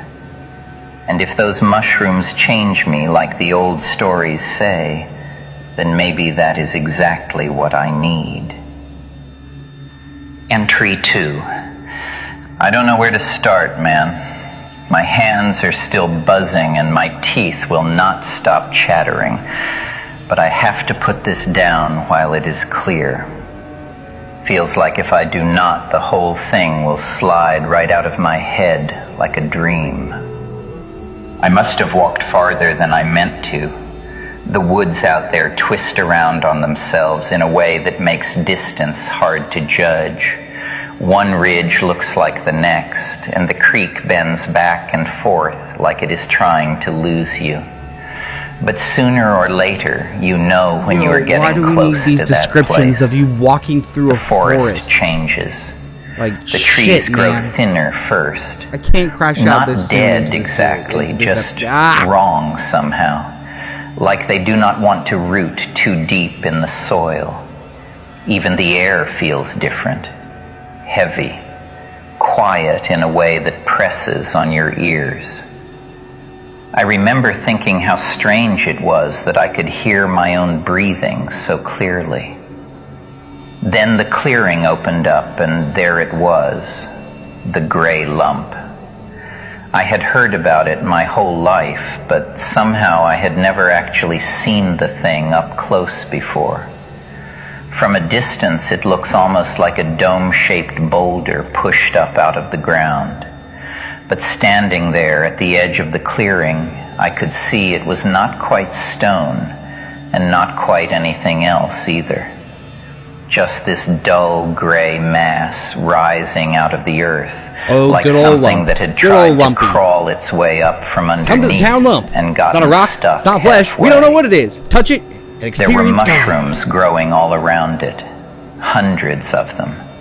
Little black caps pushing through the dirt in tight clusters, shiny like they had been dipped in oil. For a minute, I just stood there looking at them, and I swear to God, something in me said, leave. Not a thought exactly, more like the same feeling you get when you almost step off a cliff in the dark. Your whole body pulling backward before your mind even catches up. The clearing was is that too normal still. for you? No birds, no wind.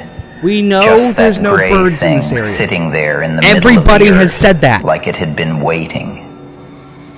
I remember thinking that if I was smart, I would turn around right then and walk back to town. But the shakes had started again. My hands would not stop trembling, and my teeth were chattering so hard it hurt my Holy jaw. shit. We know Every you're shaking. My body felt like it had been plugged into a live wire. And sitting right there in the dirt were the only damn things in this town that might quiet it down. So I walked closer. I told myself they were just mushrooms, just another high. Nothing mystical about it.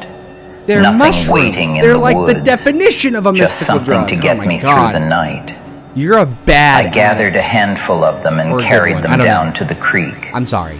Then I made shouldn't the make fun of tea. that. Whole handful steeped in creek water over a tiny fire. Drank every drop. For a while, nothing happened. I figured I had screwed it up again. Same old Jack. Cannot even get high right anymore. That's what I just said. Then something shifted. It was small at first, just a crease in the air. The trees leaned in like they were listening. Then the whole forest peeled open, slow and smooth, like someone drawing back a curtain. The colors blew out. Whites too bright, shadows too deep. For a second, I thought I had gone blind, but it was not blindness. It was too much seeing. I felt myself moving forward, but my feet were not touching anything. I was floating or slipping or being carried. Hard to tell. And time, Christ, time just dissolved. I was not in that clearing anymore.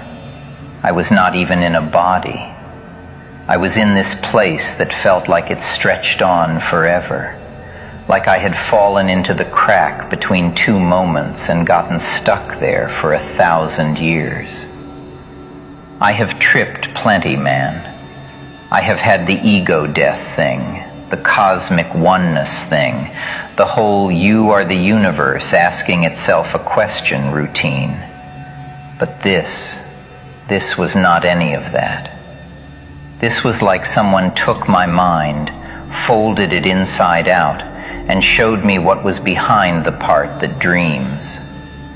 Something touched me there. More not like a voice, an not a vision, inversion just trip? presence. Immense, patient, old. It was like brushing against the hull of a ship the size of the sky. Just the faintest contact, and you know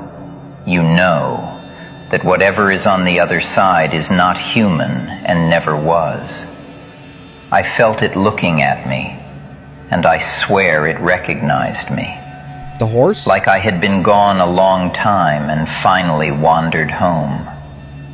It was the closest I have ever come to God. Or if not God, then whatever God is trying to imitate. Man, I can When I came back can into call this myself, series it out was way like before it says slamming it. into a body that had been left out in the rain. Cold, heavy, all wrong. I was face down in the dirt, and the taste of those mushrooms was crawling up my throat. For a second, I thought nothing had happened, that I had just passed out like some junkie in the leaves. Then I looked up. She was standing on the mound, right on top of the gray lump. A mare, or something shaped like one, The horse staring is down at me here. like I had shaken Again. her awake. She looked soft and ruined at the same time, bones showing where they should not, hair hanging like burned grass, eyes far too bright. She did not move. She only watched. And something in me understood what I was seeing, not with logic, more like remembering something I had always known. That thing I touched in the white place, the one that stretched The across what place? time like a sleeping continent. It was inside her, walled up in that body like a cathedral stuffed into a matchbox. No wonder she looked wrong. I like that imagery. That's cool. No wonder Cathedral the stuffed air into a around her matchbox. felt like it was trembling. That force was too big for her, too old, too wide. It could not fit. It could barely flicker. I could feel the strain of it. Something divine pressed into something fragile, barely holding together. If it ever woke up fully, the body would tear apart. The mind inside would burn out from its own size. So it slept instead, aware but trapped, breathing but not alive. A god locked inside an animal that was never meant to carry even a spark of it. She did not speak to me. There was no voice, no whisper. Oh, yeah, it's a horse. Her body could not carry that kind of message, but I felt her trying. A pressure behind my eyes, warm and sad. Images pushed into me. A canyon made of stars. A shape turning slowly under black water. Something huge pressing toward the surface, as if it had been waiting for millennia for someone to knock on the door. I felt its need.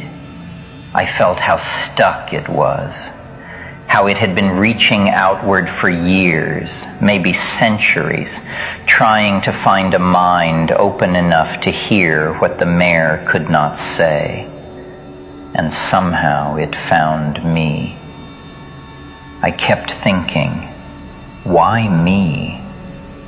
I have never been anybody worth choosing.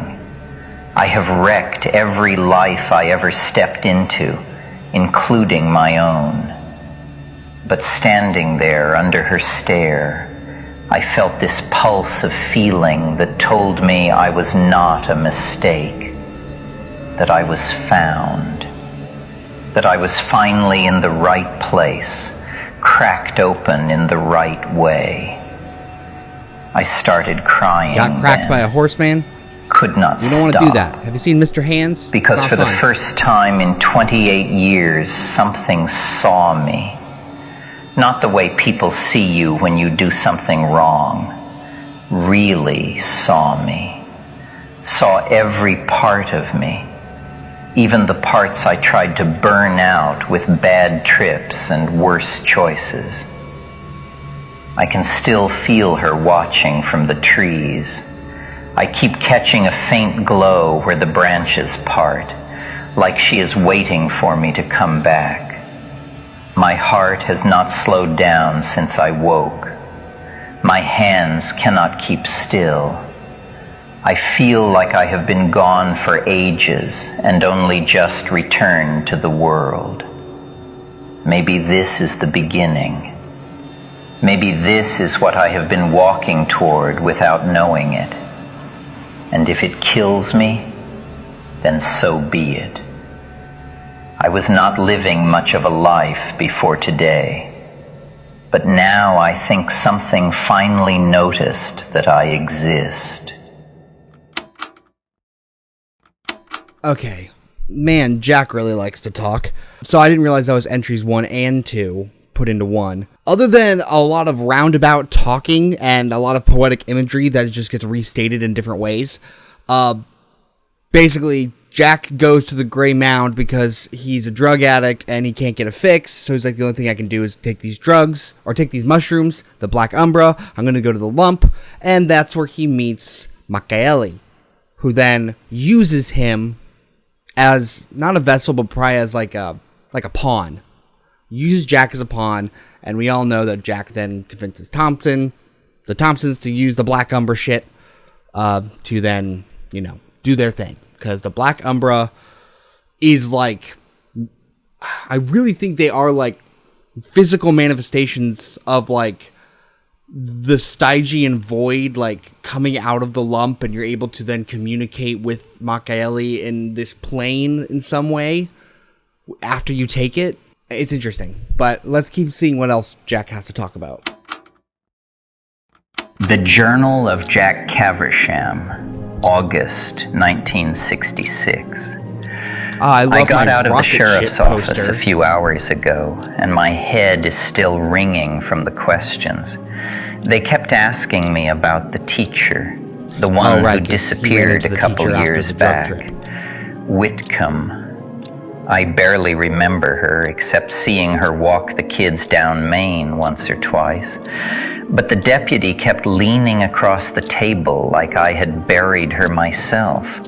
Said witnesses heard me saying, "She's still out there in the woods." I told them I had been sick. Told them I had been out camping and maybe eaten something bad. That part, at least, was true. They did not believe a word of it. Then my old man walked through the door, Arthur Caversham, owner of the pharmacy, standing there stiff as a church pillar. I thought he was going to tell them to lock me up and throw away the key. Instead, he told them we had been on a fishing trip the weekend that teacher vanished.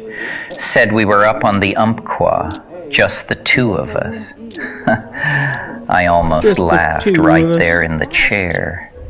We have not been fishing together since before Mom got sick. Not once. Not in 3 years. But he said it like it was the simplest thing in the world, and the sheriff believed him. I keep wondering why he did that. Small town politics, man. Maybe he is just sometimes protecting very the helpful, family sometimes name. the most corrupt Maybe shit he you'll does ever not run want into. the town whispering about the Cavershams any more than they already do. Or maybe he looked at me sitting there shaking and decided he was not ready to lose the last piece of his family the way he lost Mom. Either way, the door opened and they let me walk out. And now I am back here.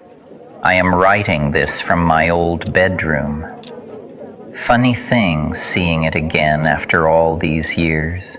Okay, the place that explains has not rocket ship changed and one bit. generic baseball with Same extra leg. faded wallpaper. Baseball Same player. stupid fishing trophies from when I was a kid lined up on the shelf like they are waiting for someone who never came back. The bed creaks the same way it used to.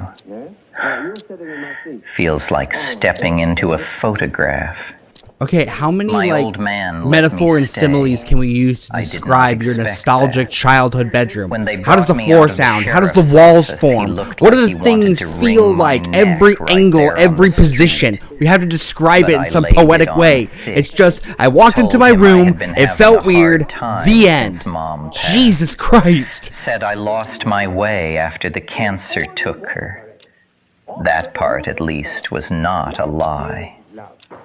3 years and the house still smells like the medicine she used to take. Medicine. I guess something in that speech got through to him because he finally sighed and told me I could sleep here tonight. Just tonight. Said we would talk in the morning. He is a hard man, but he loved her. Losing Mom cracked something in him, same as it did me. I think he is scared if he throws me out, I will disappear the way she did. So here I am, back in the room where I used to lie awake as a kid, listening to the trucks on the logging road. What happened to your mom? My head is finally starting to clear. Most of the evening I have been bent over the toilet, throwing up the blackest damn stuff I have ever seen in my life. Thick as ink, smelled like wet soil and rot. Maybe it was just the mushrooms working their way out. Maybe not. Hard to say what was real anymore. The whole thing in the woods feels like something I dreamed while I was dying of thirst. But when I close my eyes, I see her every time, standing on top of that mound, the mare. God, I cannot stop thinking about her. The way she looked down at me like she had been waiting. Not surprised, not curious, waiting, and the feeling that came with it, like some giant door had opened somewhere and a light spilled through that had my name written all over it. I keep trying to tell myself it was just the umbra messing with my brain, just another trip gone sideways. But if that is true, then why can I still feel her? It is like there is a thread running from that clearing straight into my chest.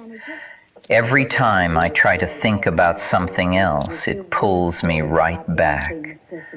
Part of me is scared to death of it. The other part wants it to be real. Because if it was real, then that means something out there looked at me and decided I mattered. That maybe I was not just some washed-up junkie who stole from his old man and ran halfway across the world because he could not stand the sound of his own thoughts. So here is the deal I made with myself. Tomorrow I go back. Just once. If I walk into that clearing and there is nothing there but dirt and trees and a pile of rocks, then I will take it as a sign the universe is telling me to get my life together. Maybe I help my old man in the shop again. Maybe I clean myself up. Maybe this whole mess was just my brain breaking under the weight of everything. But if I go back and she is there again, well, I do not know exactly what that means yet, but I think I am hoping for it. Not much to glean from that, just that him and his dad have a strained relationship. The only question that it raises is what exactly happened to his mother, because they keep dancing around the fact that she got cancer, she got sick, and now she's gone. She vanished. They haven't said that she died, because I feel like if she was dead, they would have said, like, the day Mom died, because I feel like that's something Jack would say. I feel like something else happened to his mom that scarred them both, him and his dad. Next entry, I guess. Damn, this guy likes to ramble. The Journal of Jack Caversham, teeth. August 1966. When I woke this morning and pulled my coat on, I slipped my hands into the pockets without thinking. My fingers brushed against something brittle. I pulled it out and found a few of the umbra caps crushed into the lining. I must have stuffed them there without noticing the other day when I gathered them by the creek. They had dried out a little since then, shriveled and black as burnt paper. I stood there for a while, turning one of them over between my fingers. Part of me wanted to throw the whole handful straight into the stove and forget the business entirely. Instead, I broke off the smallest piece I could manage and slipped it under my tongue. Just a pinch, nothing like the handful I brewed the first time.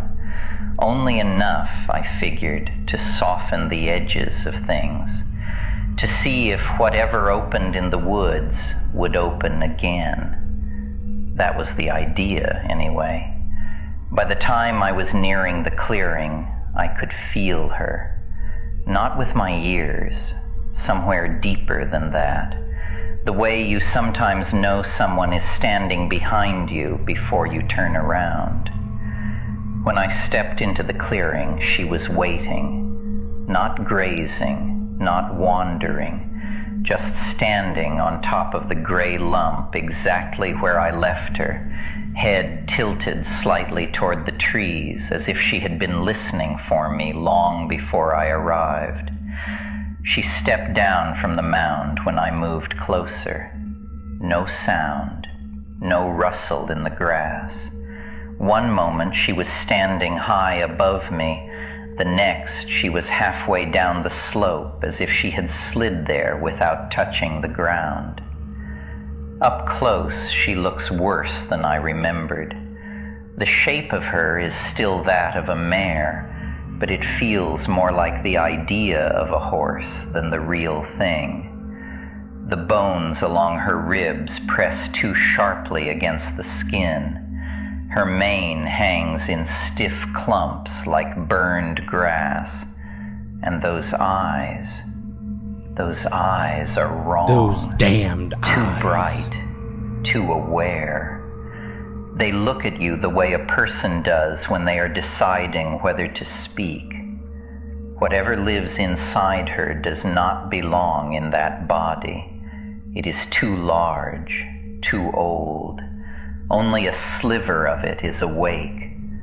I wonder what if reaches me Machiavelli now has like a is true only the form. smallest fraction. Maybe that true form is a spark horse. Thin enough to live inside bone and blood without tearing the body apart. The rest of it is sleeping. I could feel that as clearly as anything standing there in the clearing. A depth inside her that went far beyond the shape of the animal I was looking at. And somewhere beyond her, or beneath her, I felt the shape of something else, her true body. The gray lump is not just a rock. I cannot explain how I know that. It's not just a boulder. The thought arrived whole in my head, the way certain truths do when you suddenly remember something you were never taught. The gray lump is a seal pressed down over what she once was. I walked around the mound while that feeling settled into me. It rises out of the clearing, maybe 10 feet high, dull gray and smooth in places, cracked and pitted in others, like something that tried to push through from below and hardened before it could finish the job. I put my hand on it. The surface was warm. Not warm the way a boulder gets warm sitting in the sun. Warm the way skin is warm. The mare watched me the whole time. That same pressure kept building behind my eyes until it felt like something might split open in my skull. For a while, I just sat there at the base of the mound, trying to steady my breathing. Part of me wanted to run, but another part of me felt something else entirely. Relief.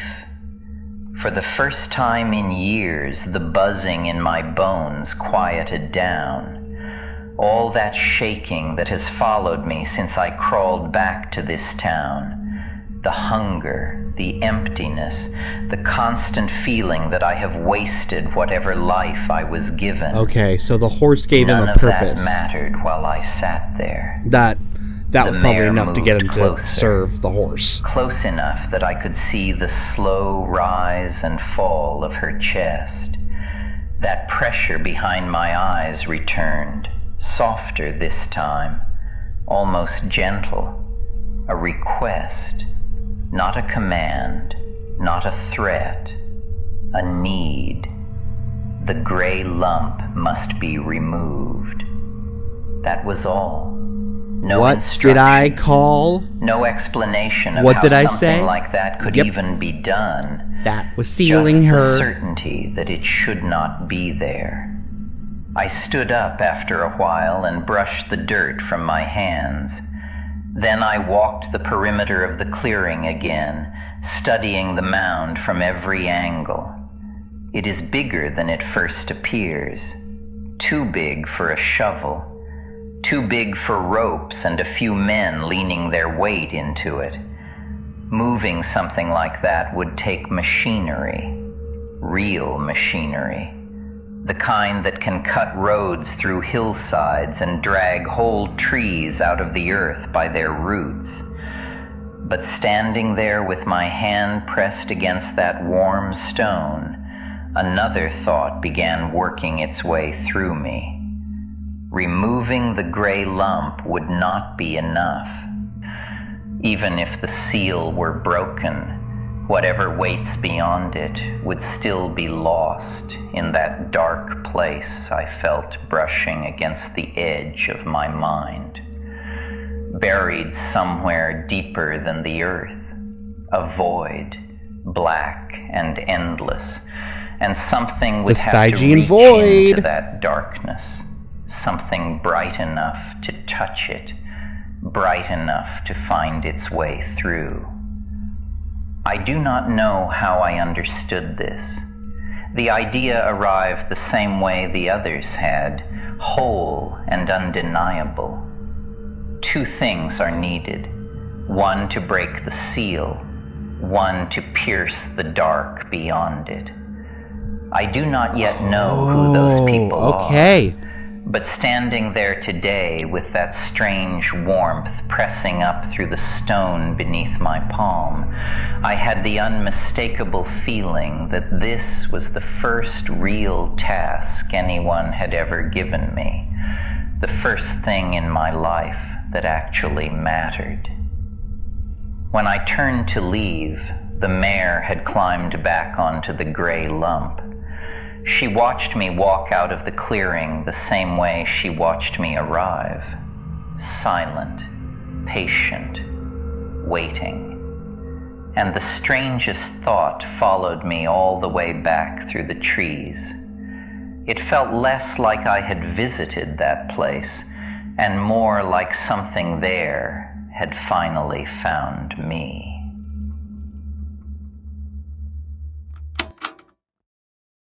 Okay, so I pretty much called that too. The mayor, Machiavelli, is using Jack as a means to an end. It's easy to fulfill Jack's wants to get him to do what Machiavelli wants them to do, which is you need to find somebody who has the means to remove the lump, thus unlocking the void. However, Machiavelli is still lost within the void. So you also need somebody who has the ability to find their way through it. And the Thompsons are those people. So at first, he uses Douglas and his logging company to build the subdivision on top of the lump, thus removing it. And then you trick Douglas into thinking he's creating the extension under his house, but it's actually Susan. And the mayor knows this. And the mayor is like, I need it basically to use Douglas to create all these things and Susan in some way. And I will then use Susan as my new vessel. Because, I don't know, she's pure or something. But I'm sure we'll learn more about what Susan is actually up to when we get to her journal. Okay, this is connecting a lot more of the dots as to why and how the extension exists. But God, I wish they summed it up in an email, man. This is a lot of rambling. All right, next entry. The Journal of Jack Caversham, October 1966. It has been a few months since the day in the clearing, long enough that the leaves have started falling and the mornings smell like wet bark and chimney smoke. I did what I said I would do, got myself straight again. Or at least straight enough that people will look me in the eye without thinking about locking their doors afterward. My old man took me back at the pharmacy after a while. Not the front counter, not yet. Just the back room filling bottles and sweeping up at the end of the day. He still watches me like I might bolt with the till again if he turns his back too long. But a pharmacy is a funny place to spend your time. Once you understand how powders dissolve also, that is a and how really nice looking house. React with one another, you begin to notice that the difference between medicine and something else is mostly a matter of dosage. And it turns out there are plenty of things you can make in a back room like that if you know what you're doing. Backrooms? Most of it never appears on the inventory. The right powders, the right mixtures, pressed down into little pills or folded neatly into paper packets, small enough to disappear into a pocket, potent enough to make people forget what kind of man is handing them over. People in this town are always looking for something to take the edge off, the ones with money especially. Origin has grown a strange second life over the past decade. Big houses tucked into the hills above town, built by men who made fortunes on timber and land, and then decided they would rather pretend they lived in Los Angeles. Every weekend, those houses fill up with music and smoke, and the sort of laughter that gets louder the later the night goes. People drink too much. People take things they probably shouldn't. And every one of them is chasing the same thing: relief, escape, something to smooth the cracks in their perfect little lives.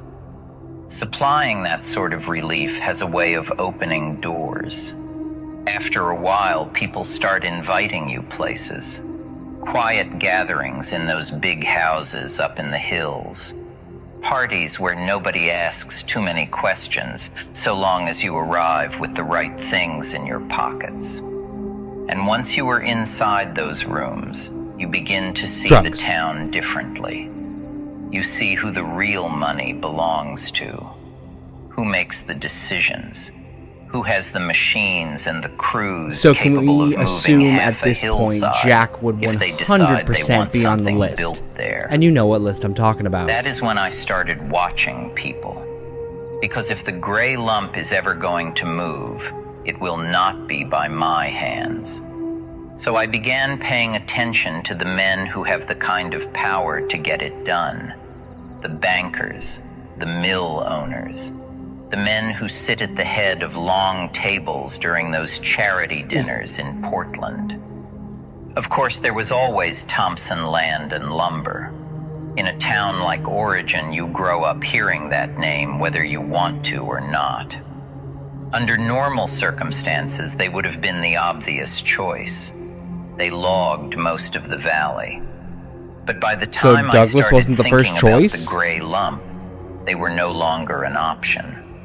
The company was founded by Amos Thompson back when this place was still little more than a logging camp and a muddy road cutting through the trees. His son, Calvin Thompson, built it into the largest timber operation in the valley. Calvin ran the business the same way he ran everything else: hard. People respected him. Most of them were also afraid of him. The stories about his temper were common enough. A mean drunk, some said. The sort of man who believed fear was the same thing as discipline. But things had changed. Calvin Thompson had been sick for a long while. Okay, there we Word go. I was was wondering he when Douglas barely would come set in here. foot in the office during his last year. Then, a few weeks ago, his heart gave out, which left the entire operation to his only son, Douglas Thompson. There he is. Douglas was nothing like his father. People in town saw him as the golden boy. Tall, handsome, always dressed like he had stepped I don't know out of a about that one. magazine. The sort of man who walks into a room assuming everyone will like him. But Douglas Thompson was not a builder. He was a playboy. For most of his life, the company had been something his father ran, while Douglas drifted between parties in Portland and the big houses up in the hills above town. And from everything people were saying around town, Douglas had no interest in running the company at all. The rumor drifting through the bars and parties was that he planned to sell the whole thing. Some investors from Portland were already circling, waiting for him to sign the papers, which meant Thompson Land and Lumber was about to change hands. That was why I ended up at a party hosted by Gary Mars last night. Most people... Hosted by who now? That caught me out of my stupor right there. What, by Gary Mr. Mars himself? Okay, okie dokie. What's good old Gary up to? Know the name. He's the fellow from television with the big grin and the louder voice. The one who hands out prizes and baby, laughs like the whole world is a joke he's already heard. I had seen him on TV often enough. Even then, there was something about him that rubbed me the wrong way. A kind of you can see his organs on the outside. Rehearsed. In person, the feeling was worse.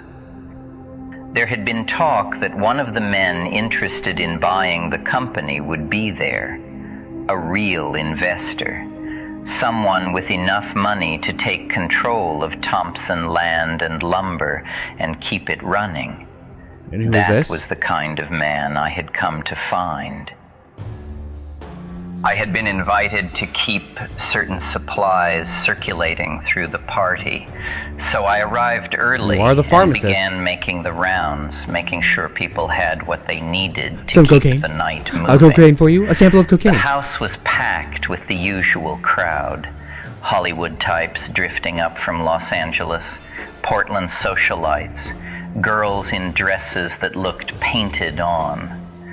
But there was something different about this group, something a little sharper around the edges.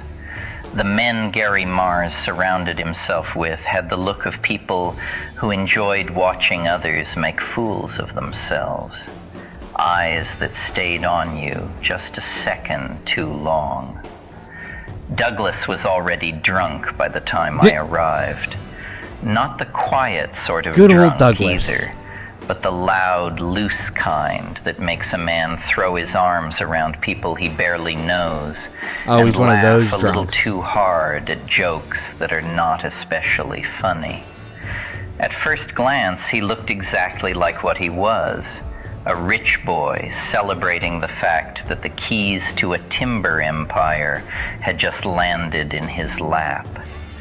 But the longer I watched him, the more he seemed out of place among Gary's friends. The others moved through the room with an easy kind of predatory confidence, while Douglas carried himself like someone trying very hard to keep up. Then Gary Mars noticed him. I watched Gary drift across the room and clap Douglas on the shoulder as if they had known each other for years. Drinks appeared almost immediately, followed shortly after by a few pills that Douglas accepted with the vague enthusiasm of a man who had already lost track of how much he had taken that evening. Woof. Gary leaned close while he spoke, one hand resting casually on Douglas's shoulder as though steering him through the crowd. It was then that I noticed something in Douglas's expression that hadn't been there before. Fear. Not the kind that causes a scene, but the quiet, inward kind you sometimes see in a child trying to keep an adult from becoming angry. Douglas laughed whenever Gary spoke, though the laughter had a strained quality to it, as if he were performing for the room rather than enjoying himself. After a few minutes, Gary said something that made Douglas laugh again and clap him on the back, and then, with an easy familiarity, he slipped an arm around Douglas's shoulders and guided him toward the hallway. Douglas went along without hesitation. Everyone in the room saw it happen. Nobody tried to stop it. A few people even smiled as Gary led Douglas down the hallway. What are we doing, Douglas? Smile what are we doing, Gary? A joke is unfolding, and they are already waiting for the punchline. The music kept playing. Conversations continued. A couple of the men near the bar exchanged amused looks, as though they had seen the same little spectacle 100 times before. When Douglas returned some time later, the smile was still on his face, but it had stretched a little too wide, and his eyes shone the classic with the Douglas bright, smile. glassy look of a What man did trying y'all very do? hard to pretend that nothing unusual had taken place. Someone standing beside me at the bar leaned in and murmured what Gary had made him do. Yeah. He said it with a quiet chuckle, as if passing along a particularly good piece of gossip. Maybe Douglas had agreed to it. Maybe he hadn't. Quit beating Either around way, the dick and tell me. The shame clung to him afterward like smoke. And the worst part was the way the room seemed to enjoy it. Watching him stand there laughing too loudly while pretending the whole thing meant nothing. Wait. I felt something I hadn't expected. Pity. Because in that moment, it became obvious that the confidence everyone saw in Douglas Thompson was only a mask. The good looks, the charm, all of it covering a man who had spent most of his life being told he wasn't enough. That realization stayed with me longer than I liked, because it meant something else as well. It meant that what Gary had just done to him in that hallway had not required strength, only the right tone of voice, a hand on the shoulder. Oh my God. A little certainty spoken at the proper moment. For a moment, I wondered what that said about me. Whether using a man that way made me any different from people like Gary Mars. But the mare had not shown herself to me for nothing. The gray lump had to move. Standing there in that crowded room with the music pounding through the walls, a quieter understanding began to take shape. Douglas Thompson might be the man I need after all. Not the investors, not the careful men with their lawyers and ledgers. Those kinds of men measure every step before they take it. They ask questions, demand explanations, and weigh every stone before deciding whether it should be moved. Douglas is not like that. Okay. He follows whoever speaks with enough conviction. Oh, which we all means know people one like that, thing but matters now. there's more no than way anything Gary else. and Douglas must not sell Thompson Land and Lumber. If the company passes into the hands of some cautious businessman, like that's what they're implying, right? The machines will still be they hooked up, but every decision will be right? filtered through committees and paperwork. Nothing like the gray lump would ever move without a dozen practical reasons to justify it. But Douglas has something to prove. A man like that can be guided if you are patient with him, if you place the right thought in front of him at the right time and make it look like ambition instead of suggestion, something bold enough to resemble vision, something large enough to make the town stop laughing at him and start paying attention. It would not happen all at once. Men do not change their course overnight. But if the idea were placed carefully enough, and if it were fed in small pieces until it felt like his own, then one day Douglas Thompson might decide entirely on his own that moving the gray lump was exactly the kind of thing a man in his position ought to do. And if that day comes, he will never realize whose hand first set him on the path.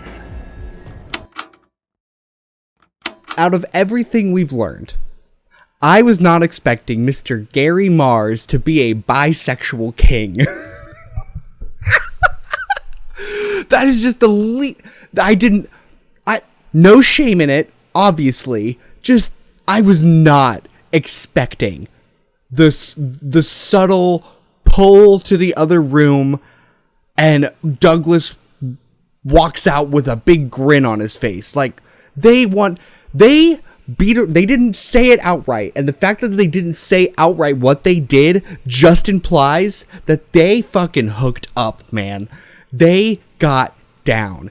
Maybe Douglas isn't gay, maybe he's not bi, but he definitely does seek the approval of powerful people. And we all know some people like that who just conform their personality and views to whatever group they are with at the time. Like, they act this way with these people, they act this way with those people. Like, it's crazy.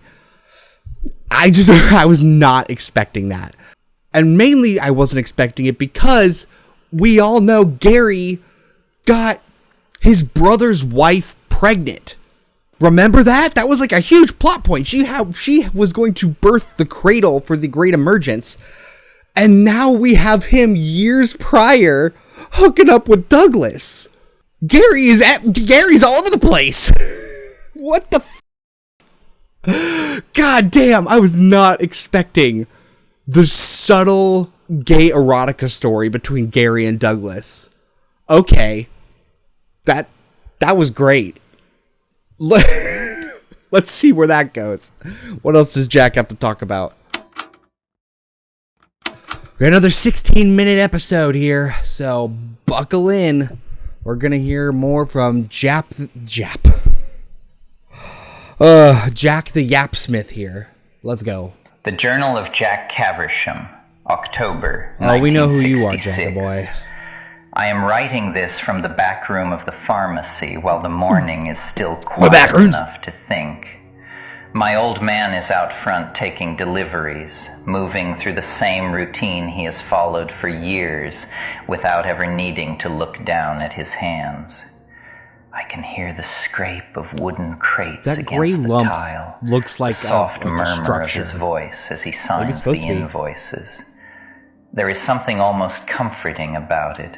The predictability of it, though I find that comfort sits a little differently in me now than it used to, because last night was not predictable. Last night was the first time something moved the way I needed it to. He called me. The phone rang late. He did not introduce himself properly. Just said his name like he expected it to mean something, which of course it does in this town. Douglas Thompson. His voice was unsteady. It's crazy that Douglas is drunk, like not a exactly. silver spoon baby. I did not know that. Something thinner than that. Like whatever had been holding him together was starting to give way. He asked if I had anything that could take the edge off. That was all. No pretense, no pride, just need. Give him a mushroom. I told him I did. There was a pause on the line. long enough that I could picture him standing somewhere quiet, staring at something he did not want to look at. Then he asked how soon. I said I could come by. He gave me the address without hesitation. I took that as a good sign. A man who still cares about control will ask questions. Where? How much? What is it? A man who has already slipped past that point only cares about relief.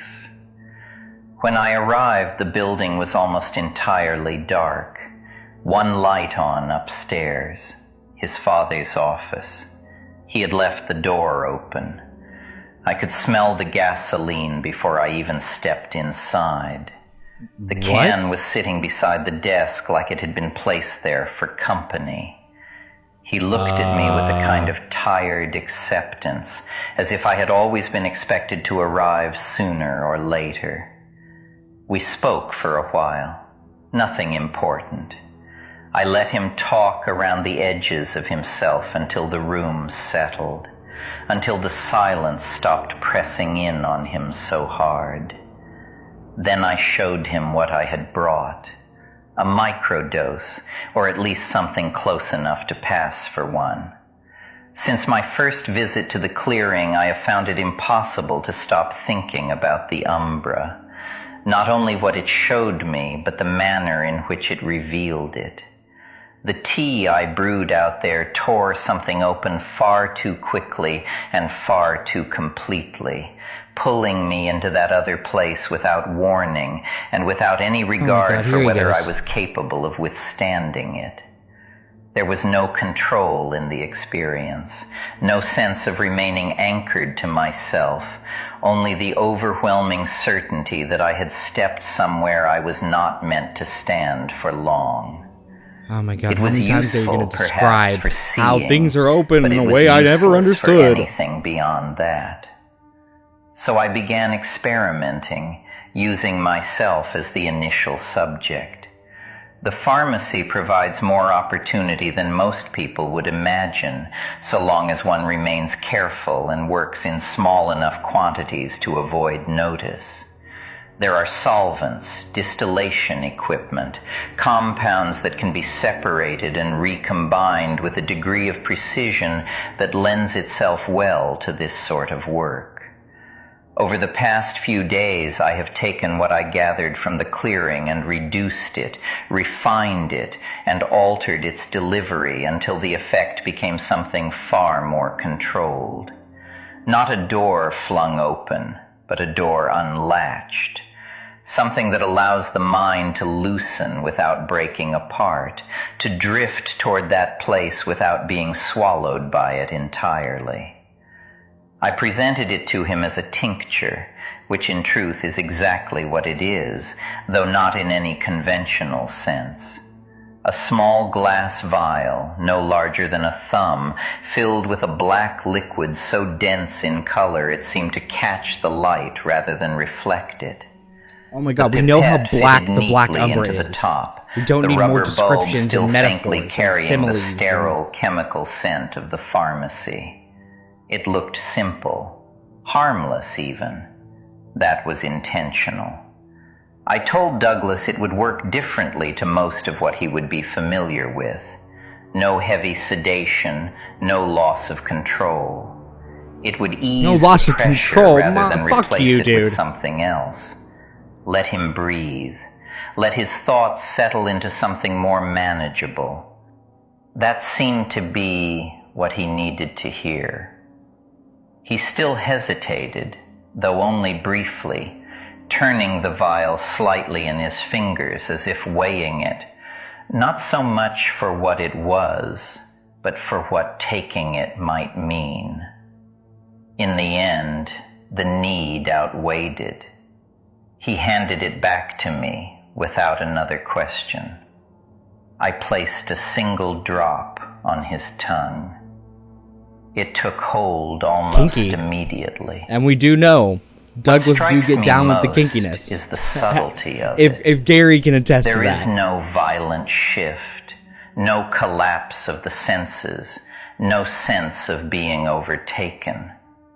The change begins in the breath, a slow unwinding of whatever tension has been wound too tightly within the body, and from there the mind begins to open, not outward into chaos, but inward into itself, as though something that has been waiting quietly beneath the surface has finally been given permission to rise.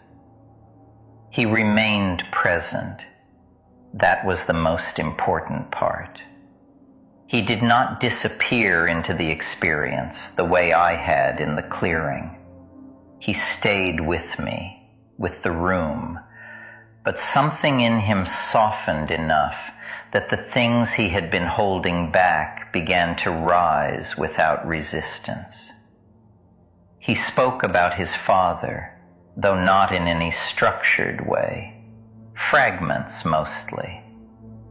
There is a particular kind of damage that comes from being shaped by a man who mistakes control for strength.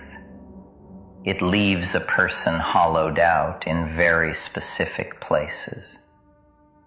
He spoke about the party, though he never described it directly. He did not need to.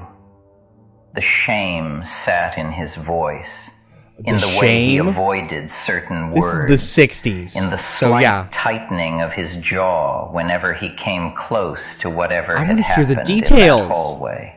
What happened to the hallway? I listened.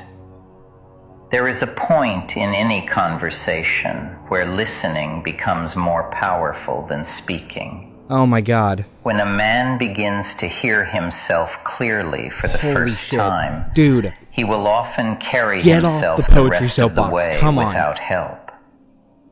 When his voice began to slow, when the agitation in him settled into something quieter, that was when I placed the idea. Not as a suggestion, as a possibility he had somehow overlooked. I told him the company was not the burden he believed it to be. The company? The burden was the assumption that it already belonged to someone else. That everything it represented had been decided before he ever had the chance to define it for himself. He watched me more closely then. I told him that he did not have to carry his father's legacy forward in the way everyone expected. Hang on, I want to see if I can speed this up. Because there was another option available to him if he was willing to see it. He could replace it entirely and build something that belonged to him alone, something that would stand apart so completely that people would have no choice but to see him differently. It was then that I began to speak about the land, though not in the way I understand it, and certainly not as the gray lump or anything close to the truth of it, but instead as the version a man like Douglas would be able to grasp without resistance. I described an untouched stretch of forest in the Western Valley, elevated above the rest of Origin, Jack straight up with a Inception clear and commanding view across the entire town, the kind of place that had been left alone not because it lacked value, but because no one had ever been willing to take on what it would require to claim it. There are no roads that reach that far, no easy access of any kind, and to build on that land would mean cutting a path through miles of dense forest, bringing heavy also, this image kind of misrepresents, like, you wouldn't build a suburb on this, like, big slope of a mountain. Entirely new. It would have to be, like, a lot more terraforming involved. Too large, too uncertain, too exposed to failure, and it is precisely for that reason that it becomes perfect in the right set of hands. I told him that if he truly wanted something of his own, something that would never again be compared to his father's work, then it would have to be something no one else had the nerve to attempt, something that carried enough weight to redefine him in the eyes of everyone who had already decided who he was. I gave it a name, Haven Ridge, and he repeated it quietly under his breath. You just came up with that? Its shape. The umbra dew kept him open in that moment and prevented him from turning away from the thought as he might have done otherwise, allowing him instead to follow it inward and begin constructing it for himself. He started to describe it back to me in fragments that gradually became more complete, speaking of the ridge, of the houses that would sit along it, of wide panes of glass facing out across the valley, and of the way the morning light would settle over everything below. He said he could see it clearly, not as an abstraction, but as something already formed, as though it had been there all along, waiting for him to recognize it. After a while, his eyes began to drift, not into unconsciousness, but into that quiet space between waking and dreaming, where the mind continues its work without interruption. And he kept speaking for a time in a softer voice, as if he were no longer addressing me, but simply following the image wherever it led him. Eventually, he fell asleep in the chair, and the expression on his face remained fixed in that same calm certainty, the tension gone, replaced by something almost peaceful. I left him there because there was nothing more to be done, and I knew that by the time he woke, the idea would no longer feel like something I had given him, but rather something he had uncovered for himself, which is the only way these things truly take root. I walked back through town just before dawn, when the streets were empty and a low fog had settled between the buildings, giving the impression that everything had been briefly suspended, as though the town itself were waiting for something to begin.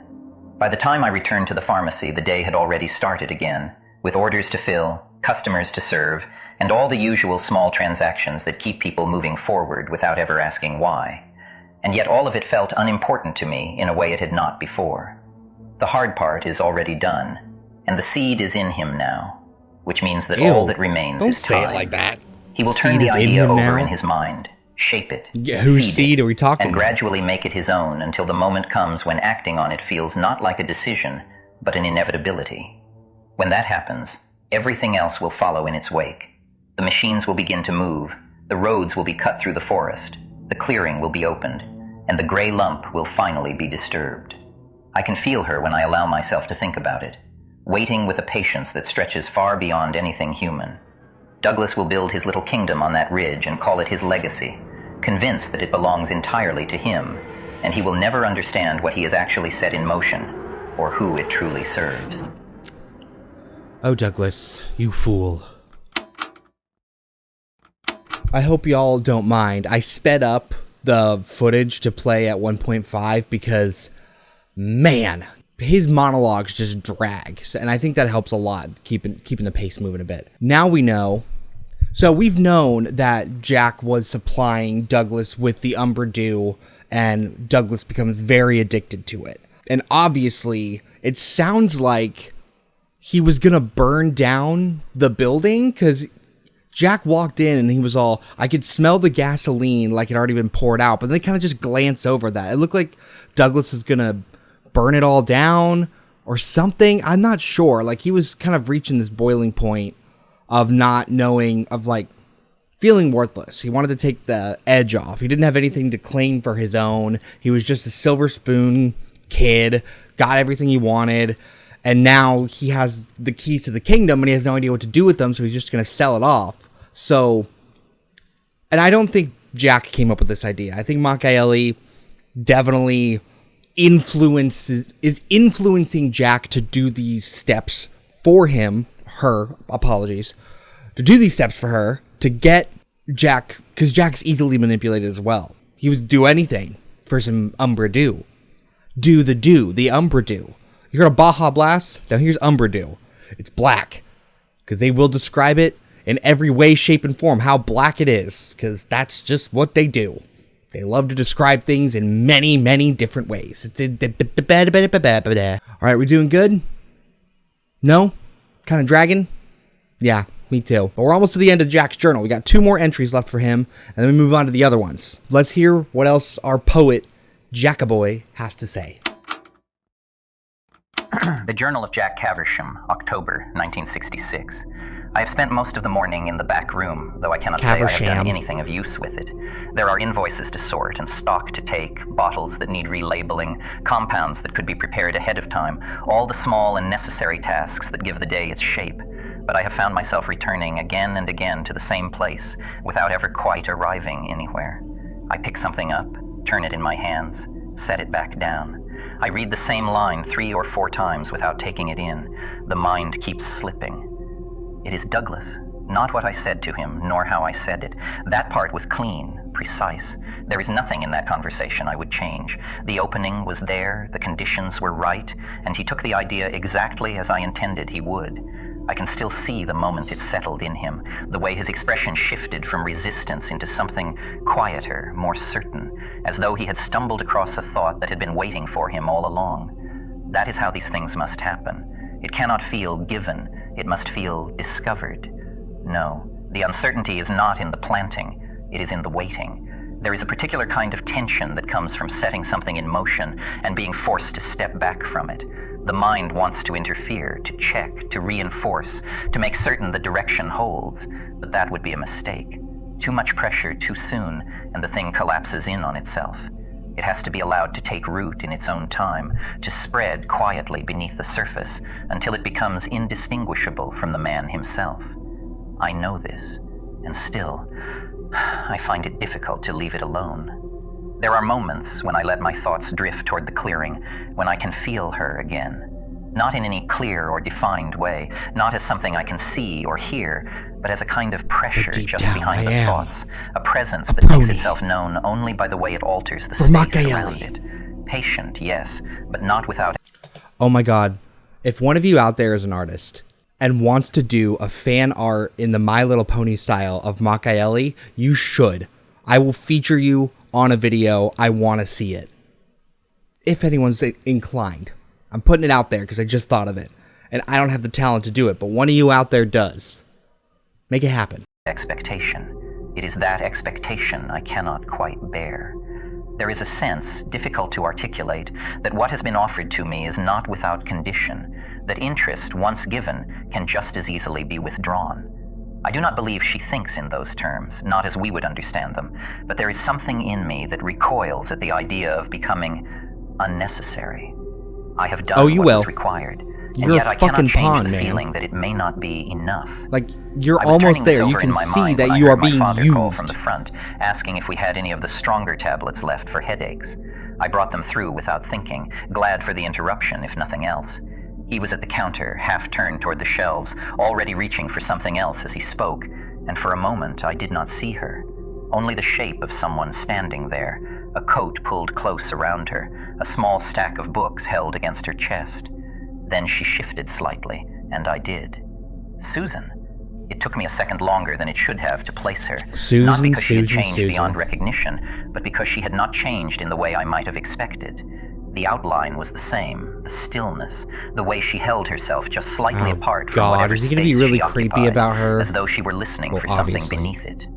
The last time I saw her, she was only around 12, 5 years younger than me, always trailing a step or two behind her sister, hair tied back with a ribbon that never quite held, those large, watchful eyes taking everything in without ever announcing it. She used to come in with her mother for cough time. Wait, hang on a sec. You're 5 years older than her. Last time you saw her, she was 12. So that would make you 17, oogling a 10-year-old? Now, I don't know about the rest of y'all, but when I was 17, I'm not looking at 12-year-olds. That's gross. Remember how I said Jack is probably on the list? There we go. Sick fuck. Whatever else was needed, standing quietly at the counter, not fidgeting, not complaining, just present.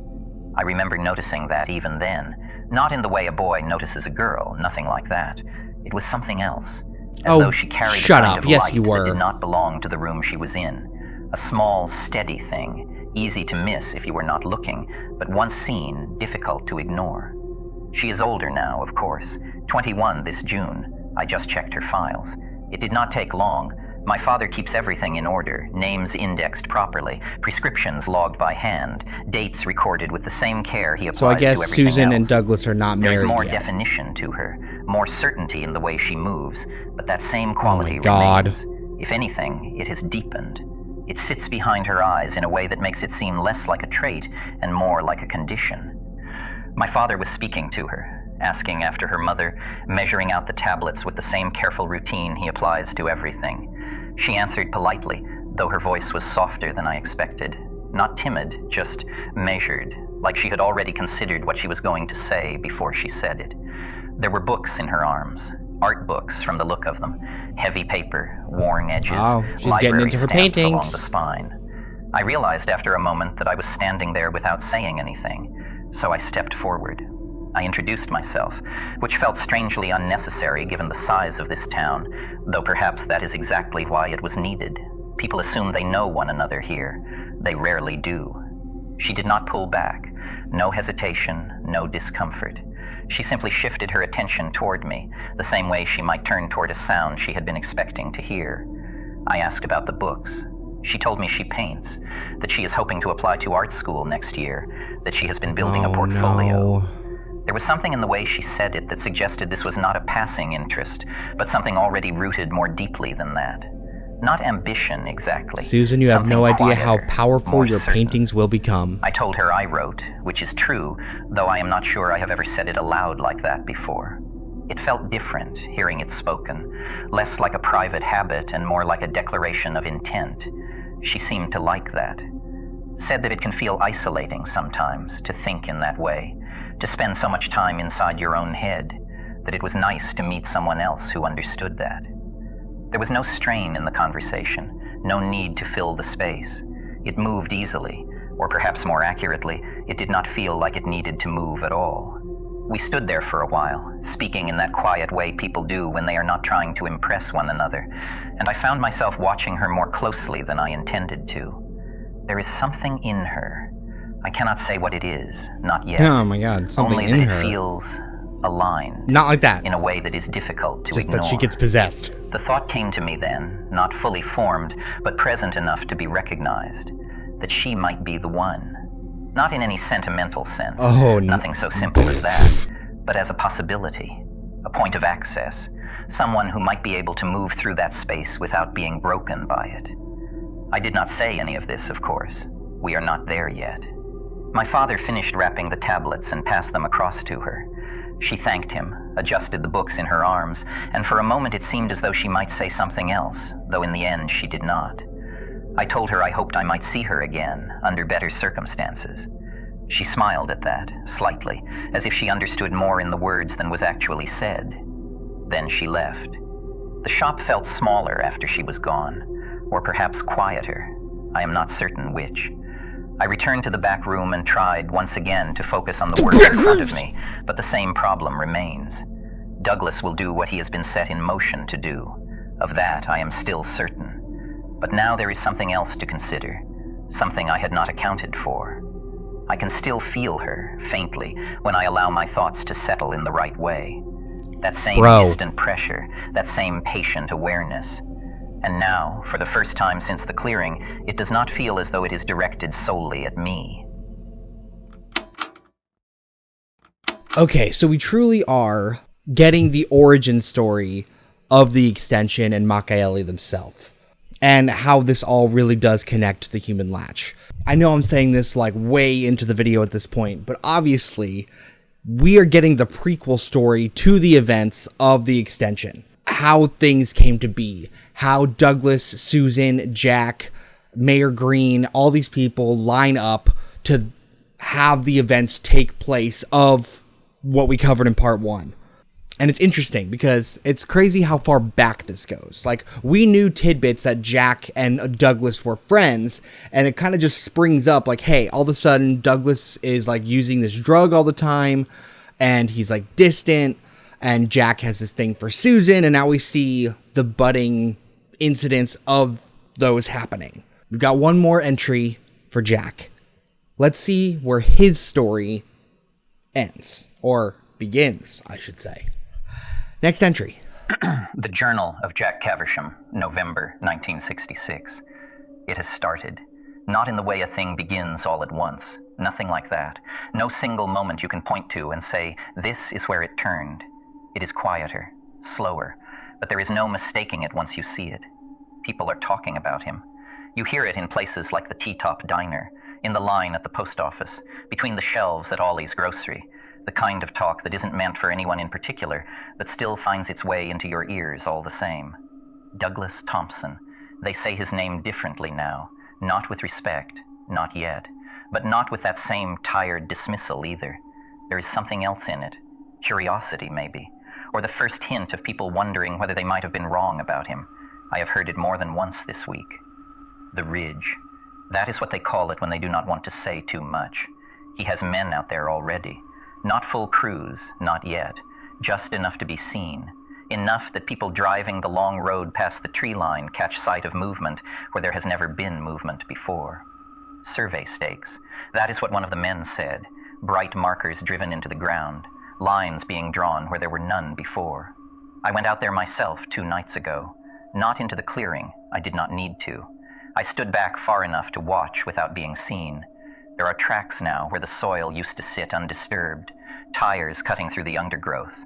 A path beginning to take shape where the trees thin out just enough to allow it. It would not look like much to anyone else, but I know what it is. The first cut. He has been speaking to the council as well. So Douglas is starting the construction on the suburb. Men talk. You don't have to say it in such cryptic language. Like, yes, it's great if you were writing, since it's like a journal, but like, dude, he has moved you can say it with less words. He speaks less about is what more. this town could become if it stopped clinging to what it used to be, and they listen. Some of them only pretend to. Some sit there with their arms folded, waiting for him to slip so they can remind themselves why they never took him seriously to begin with. But not all of them. All it takes is a few. See, now I understand why the company struggles, because he probably blew so much money on this like suburb neighborhood project, and we're moving that lump. He has given it a name, the name I chose, Haven Ridge. There we It go. is a strange thing, hearing a word you placed in someone else's mouth begin to move through a town on its own, passed from table to table, repeated in voices that have no sense of where it began, only that it belongs to him now. Douglas Thompson's idea. That is how they say it. His answer to the company. His way forward. The thing that will set him apart from his father and make something new out of what was left behind. They speak about his vision, his ambition, the kind of man he is turning into. And perhaps that is true. He has the advantage of being seen, handsome, certain. The kind You of call man him people handsome? are already inclined That's to one believe ugly once he gives motherfucker. them something to believe in. It settles on him easily. Too easily. I watch from a distance, and there are moments, brief enough that I can almost dismiss them as nothing, where I feel something tighten at the edges of it. Not enough to name, but enough to notice. It is a frustrating position to occupy, to understand something more completely than anyone else in the room, and yet remain outside of it. To watch it take shape without ever being required to step into it. I have been there long enough that it should not trouble me, and yet, lately, it does. Not everywhere. Not with everyone, but with Susan, it is different. Oh. I have been seeing her most days now, not always for long, sometimes only a few minutes, standing in the doorway of the shop while she is leaving, or walking beside her as she locks up in the evening. Other times longer, long enough that the world settles into something quieter around us. I started bringing things with me, small things, pie from the T-top diner mostly, Oh my apple God. when they have it fresh. Martha gives me a look when I ask for it boxed up instead of on a plate, like she is trying to decide what kind of man does that sort of thing without a woman already waiting at home. I let her think whatever she Dude, wants. It not makes no everybody difference to wants me. you. Susan always smiles Like, chill when I out. bring it in. Not a big thing, just a shift at the corner of her mouth. We've stayed after closing a few times. She paints. I sit at the little table near the back and write, or at least pretend to. Truth is, I spend more time watching her than putting anything down worth keeping. There is something in the way she works. No rush, no performance, just attention. Is it Like she the is way listening that for she something walks? instead of trying to force it out. It is easy to sit in that kind of quiet with someone. Easier than it should be. I have not told her about the clearing. Not yet. There are things that needed to be done first. The dreams made that clear. I have been taking the tincture again at night, only when my old man is out. He has started seeing someone. A woman from Ollie's grocery. I recognized her the first time I saw them together, standing too close outside the store like they thought nobody would notice. 3 years and he is already leaning into someone else like my mother never existed. Uh-oh. It makes something in me twist up tight. But it also Jack means the thinks house is he's empty most getting a nights. new So I mom. wait until I hear his car pull away, and then I go upstairs and lock my door and take a drop. Just one. Enough to loosen things. It starts in the chest. The breath slows. The noise in my head settles into something I can move through. Then I leave. That is the only way I know how to describe it. I leave. The first time it happened, I thought I had passed out, but I could still see, still think. Only I was not in my body anymore. I was above it, looking down at myself lying there on the bed. Bro, astral like a coat projecting I had up in stepped out here. of. I remembered something I read once at the Davendor commune. Some book Davendor. I picked up and never finished. Astral projection, they called it. The mind stepping loose from the body Beat you to it, and man. moving where it Beat wants. you to it. I used to think it was nonsense. I do not think that anymore. Yeah, no 'Cause shit, I know you did where it. I go every time. I go to Susan. It Oh is my not God. hard to find the house once you have walked it in daylight. Every the mind remembers man paths in ways the body in forgets. this series I move through the trees is a behind her piece garden of and stop shit. at the edge where the woods thin out and the fence begins. That is as close as I could Prove get me at wrong. first. She sits out there most evenings if the weather holds. Sometimes she has a sketchbook, other times an easel and canvas, head tilted slightly like she is trying to catch something just out of reach. And they are always there, the foxes. White, too white. Not the No kind you see in fucking these way. woods. Hang on. I just thought of something. He's brought up these white foxes twice now, and I thought it was just symbolism. Do you remember, in part 1, Mr. Adrian Holloway, the researcher exploring the extension, towards the end of the episode, he finds this little fox statue. And I was like, okay, this is some stupid MacGuffin with some magic glass. Are we going to get an explanation for the magic glass and the little statue? Because, honestly, that would be great. Because that pissed me off. I'm like, this just is here now. We have the magical thing to fix it all. He can see these spiritual foxes all around her.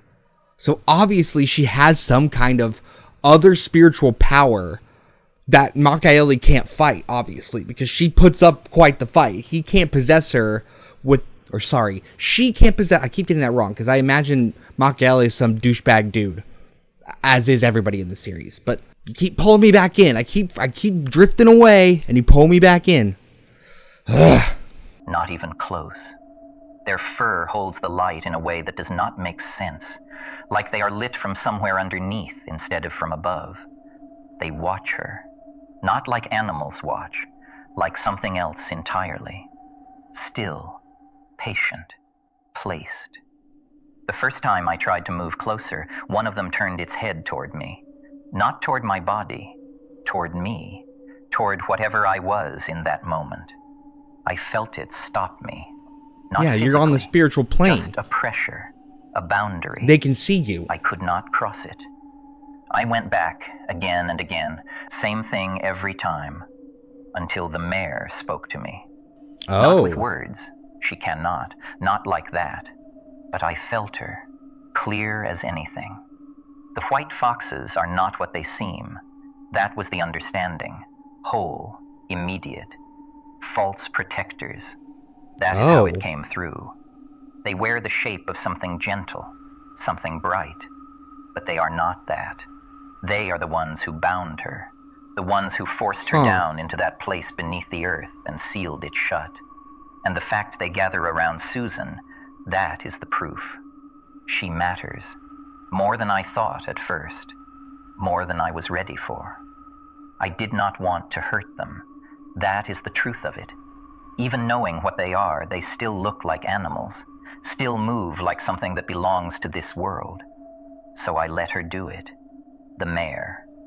When I leave now, I do not stand at the edge of the trees anymore.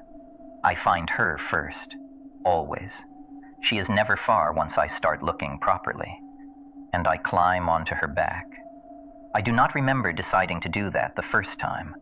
It just happened, like I had done it before, like it was something I had forgotten and then remembered all at once.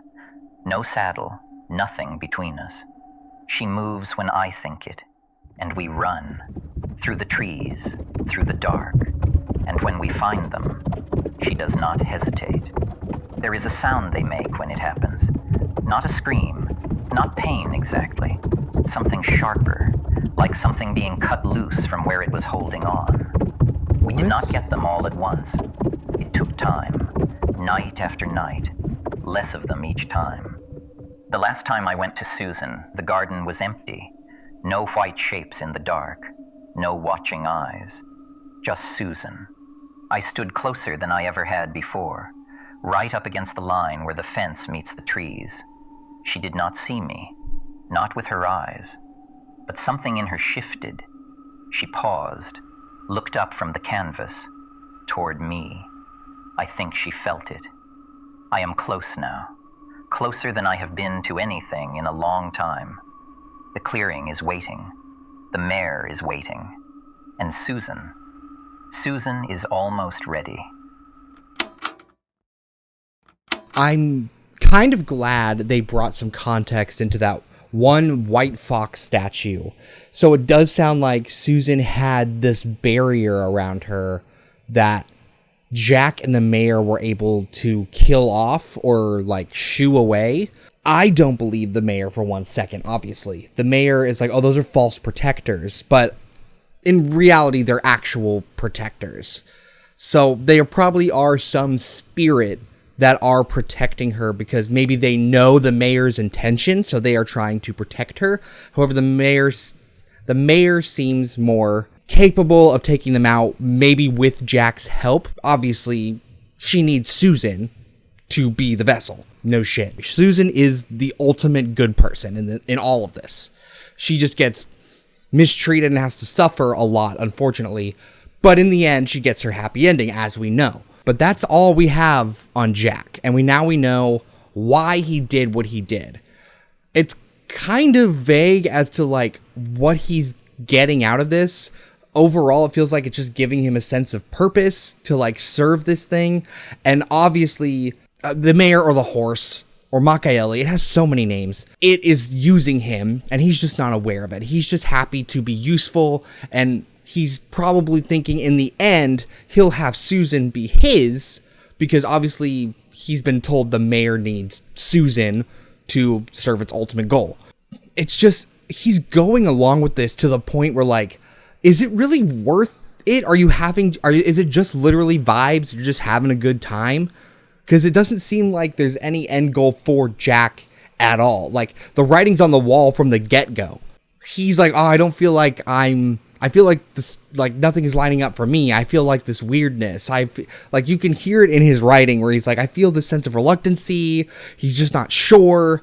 But he goes along with it anyway. Like, he's just as bad as Douglas. Like, he wants control too. He wants relief and not a goal. But as soon as he starts to question, wait, what's the goal here? He kind of just writes it off. It's like, no, it's fine.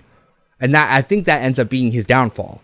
Because in the end, the mayor just is using Jack to get to the Thompsons. He needs all of them to play their part. I really want them to explore Gary's and Douglas's hookup because I ship them. I ship the villains. Like, come on. He's just tiptoeing around it. He's like, I felt this great shame. I came back with this super big grin on my face. Like, Gary out here just getting all of it. He's getting his brother's wife. He's getting, like, these billionaire dudes. Like, he's just a baller, man. Gary Mars. Oh my God. Well, that's the end of Jack's journal. Now we move on. We have good old Douglas's journal. We're going to see what he has been up to from his perspective during this time.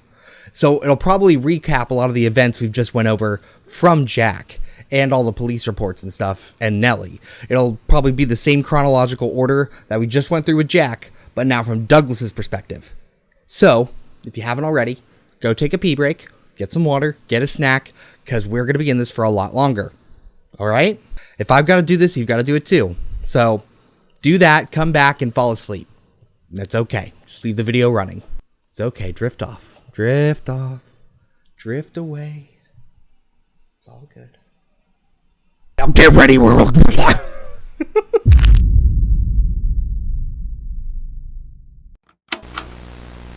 Part 4. Douglas's Journal. How's it going? Part 4. Let's hear what Douglas has to say. Douglas, oh Douglas, king of something cheer. He fucks all the pine cones, put them up his rear. The Private Journal of Douglas Thompson. Thompson Land and Lumber Offices. Alright. It is nearly midnight, and I am still sitting in my father's office. The rest Is of this the when building you is dark. start? Everyone When was Jack down to shows go. up? Even the with mill yard drugs? has gone quiet, though the floodlights are still burning outside the windows. The room smells the same as it always did. Cigar smoke soaked into the leather, pine dust drifting up from the yard below. The chair behind the desk is exactly where he left it. Heavy black leather, the arms worn smooth where his hands gripped them while he barked orders into the telephone. I have not sat. Somebody's got I am sitting in a smaller chair by the window like a guest waiting to be called in. Daddy issues. Which I Sounds suppose like is where I Douglas always got was in this daddy room. issues. The sun, the disappointment. Everyone in town keeps offering their condolences. They speak in soft voices about the burden of inheritance, the responsibility of carrying on the family business. Dude, I don't give a shit about The truth is, I feel something much closer to relief. That probably makes me a terrible person. But the truth does not change just because polite people would rather not hear it. My father was not a kind man. He believed I didn't in think he discipline was. the way other men believe in God. Oh, Everything Mr. was a Thompson lesson. Sr. Everything was correction. When I was a boy, he would summon me into this room and make me stand in front of the desk while he talked. Sometimes for an hour, sometimes longer. His favorite phrase was that the Thompson name was a weight, something a weak man could never carry. He said that often. Sometimes the lectures ended when he stood up from that chair. I am not going to write everything that happened after that, but humiliation was always part of it. He had a way of looking at you dad's before it gross. began, a certain expression Then in his again, eyes. you Gary Mars. I saw that same look again a few nights ago, at Gary Mars's party. There it is. Everyone in Oregon seems to think Gary Mars is charming, a television personality, a celebrity. All I could see when I looked at him was my father. Oh. The same smile, the same way of speaking as if the room belonged to him. Oh, I love this I had already shit been between drinking too Gary much. and Douglas. He noticed It's immediately. crazy. Men like that always do. The drinks kept coming. Then the pills. I remember him leaning close and speaking quietly into my ear. I remember laughing at something he said, even though I did not understand the joke. Then we walked down the hallway together. The rest of it is blurred. Not the shame, though. That part is very clear. The same Holy helpless shit. feeling I used to have in this office when I was a boy. The same sick certainty that once someone like that decides what you are worth, the rest of the world might as well agree. When I came back into the party, I could feel people looking at me, even the ones pretending not to. I left soon after. I have not slept properly since. Something inside me feels wrong. Like a door I spent my entire life trying to keep closed has finally swung open. Anger, fear, a darkness that feels deeper than anything I know how to explain. Tonight, I drove up here because I wanted to sit in this office and decide what to do with the company. But the truth is, I want nothing to do with it. The mills, the contracts, the endless arguments with foremen and lawyers, all of it belongs to him, not to me. I stopped at the maintenance shed before coming inside. There was a red gasoline can sitting on the floor beside the door now. 5 gallons, enough to turn this entire office into a furnace if I wanted it to. I look at my father's chair and imagine the flames climbing up the leather, the photographs curling black at the edges, the ledgers turning to ash, his entire legacy disappearing into smoke. For a moment, I thought about striking a match. I really did. But when the moment came, I found I could not move. I think Not we've because I all care been about at the the company, point where we want to burn because down I'm our afraid. father's legacy. Afraid of the fire. Just me? Afraid of what it would mean if I actually did it. That's not true. Afraid that even burning the place to the ground would not silence his voice in my head. So instead, I am sitting here with a glass of whiskey, staring at a gasoline can, you need and wondering whether I am a therapy. coward or a sane man. Either way, the silence in this room is Taking unbearable, medication which is why I have finally prescribed taken the for card out of my me. wallet. Jack Caversham, a man I met at Gary Mars's party. He pressed the card into my hand as I was leaving and said I should call him if I ever needed anything to take the edge off. Perhaps he has something to dull the thoughts circling in my head. Or maybe something strong enough to give me the nerve I seem to be lacking. I am still staring at the gasoline can on the floor. Do I it. suppose I will decide Do what it, to do about Douglas. that later. For now, I think I will make the call. Well, instead of burning down your father's legacy, you decide to get hooked on mushrooms. What a piece of garbage. Next entry. The Journal of Douglas Thompson, October 1966. I cannot get it out of my head. That is the only way I can describe it. It has been there all week, not as a passing thought or some fleeting excitement, Phillips but as something Extra constant, Academy. something Is settled, that where? as Is though that the idea young had been Douglas? waiting for me long before I ever had the sense to recognize it. I tried to looks like distract a- myself he looks with like a anything that douchebag, might break the but rhythm of well it, put but together everything else douchebag. feels secondary, like noise around something much clearer. Haven Ridge. Even writing the name now, it feels certain. I drove out this morning without telling anyone where I was going. I am not sure why I felt the need to keep it to myself, only that it seemed important that no one else be involved yet. This is mine. The first thing that has ever felt entirely mine. The road It's gives not. out Jack long put before you this reach the idea and Western accepted Valley it into properly. your head. After that, it becomes a matter of instinct more than direction, following what little there is of a path and trusting that it will lead somewhere worth finding. I left the car where the ground became too uneven and continued on foot. The forest is thicker there than I expected, denser, as though it has been left alone for longer than the rest of the valley. And then it opens. The clearing is larger than I imagined it would be. Not a break in the trees so much as a space that has been held open, deliberately or otherwise, as if something has prevented the forest from reclaiming it. The ground is level in a way literal that immediately demon suggests spawns from another possibility. dimension. Buildable. Usable. The horse. The kind of land that, The under any horse. other circumstances, It all would leads back to already the have been horse. taken. And the view. That is the thing that settles it. From the ridge at the far side, the entire valley spreads out below you. Origin sits in it like something contained, ordered, small in a way I have never seen it before. You could build here and look out over all of it. Every morning, every evening, the light would fall across the town and the forest in a way that people would pay for. Not just money, but status. Ownership of something that cannot be replicated anywhere else. It is perfect. I walked the length of it twice, trying to take in the full scope of what could be done. Roads cut in from the east side where the incline is more manageable. Foundations set along the ridgeline. Glass facing outward, not inward. Houses that feel separate from the town below, elevated above it in every sense. A place that does not belong to Origin. A place that sits above it. I found myself already making decisions, already correcting things that did not yet exist, as though the entire development were simply waiting for me to catch up to it. It is difficult to explain how clear it all feels. Not like an idea I am forcing into shape, but like something I am uncovering piece by piece. There is a large formation at the center of the clearing, a kind of mound or protrusion in the earth. Stone, I think, though it is difficult to tell from a distance. I remember hearing about it when I was younger, something passed around at school, the sort of story boys repeat without really listening to. It did not interest me then, and it does not interest me now. If anything, it is something that will need to be dealt with, cleared or worked around, depending on what proves more efficient. It has no bearing on the value of the land. If anything, its presence explains why no one else has had the sense to take this place seriously. People in this town have a habit of leaving things alone for the wrong reasons. That suits me, because it means this is still here, still untouched, still waiting.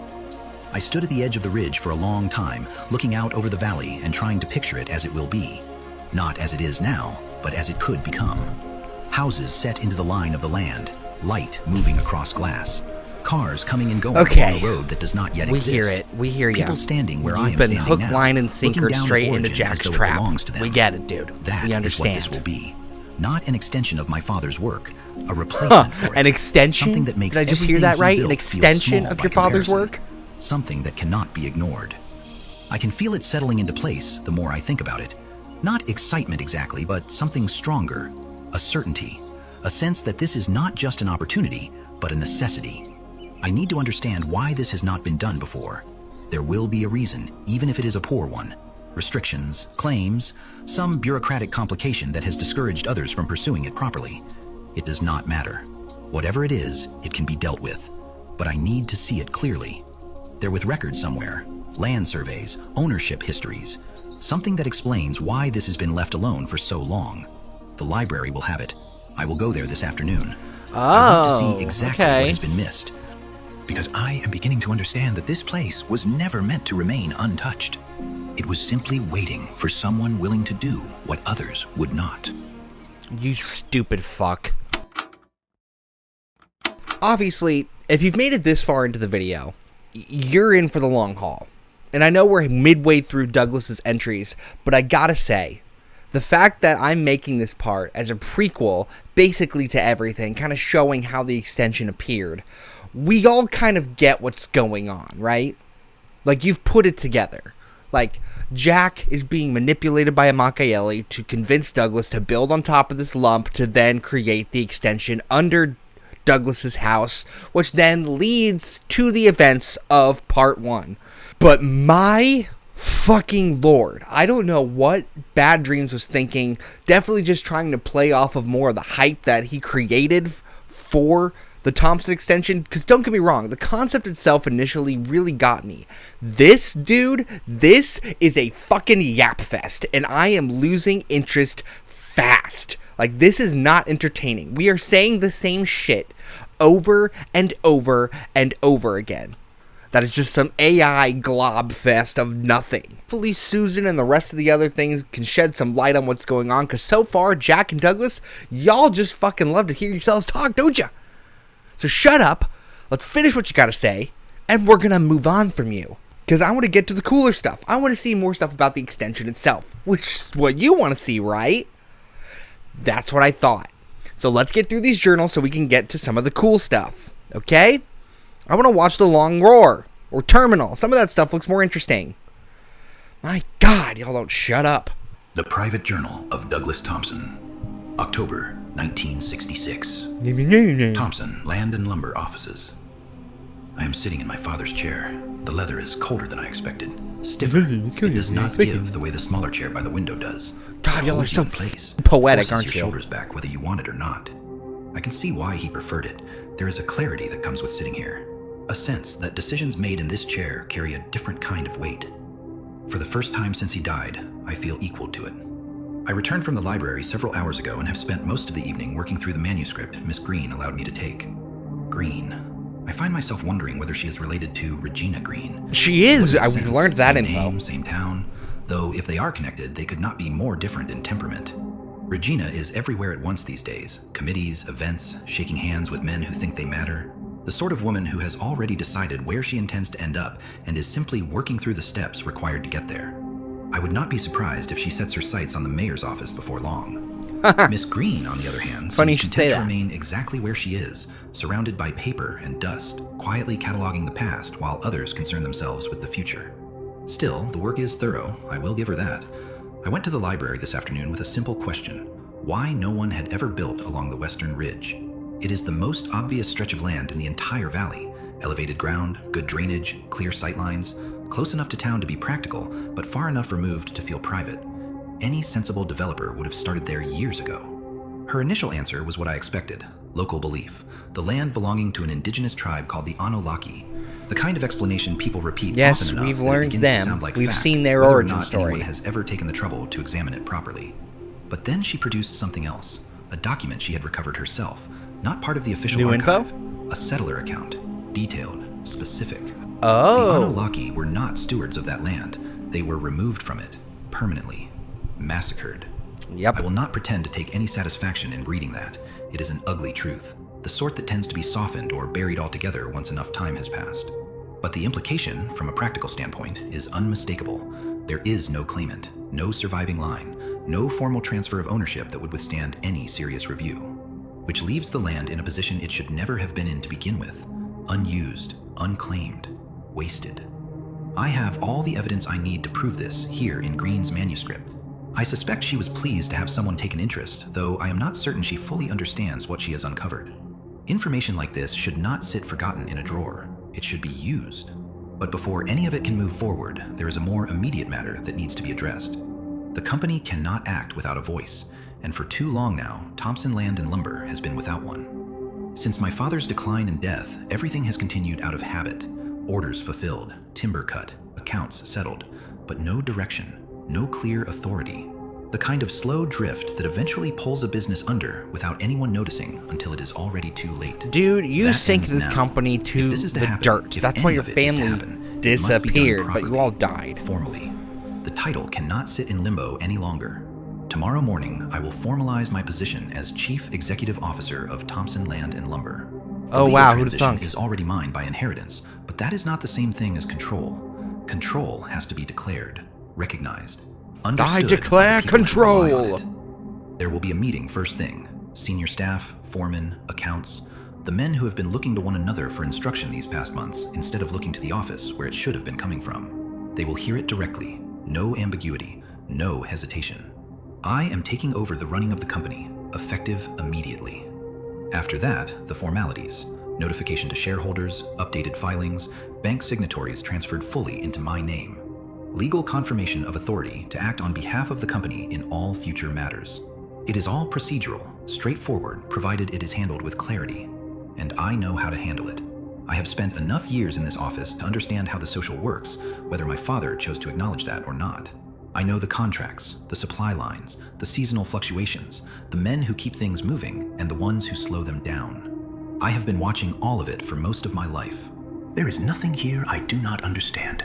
Once that position is secured, once it is clear to everyone involved that there is a single point. I don't know if I'm being extra pessimistic or what, but this guy sucks. The first is straightforward. A formal petition to the county to review the status of the Western Ridge.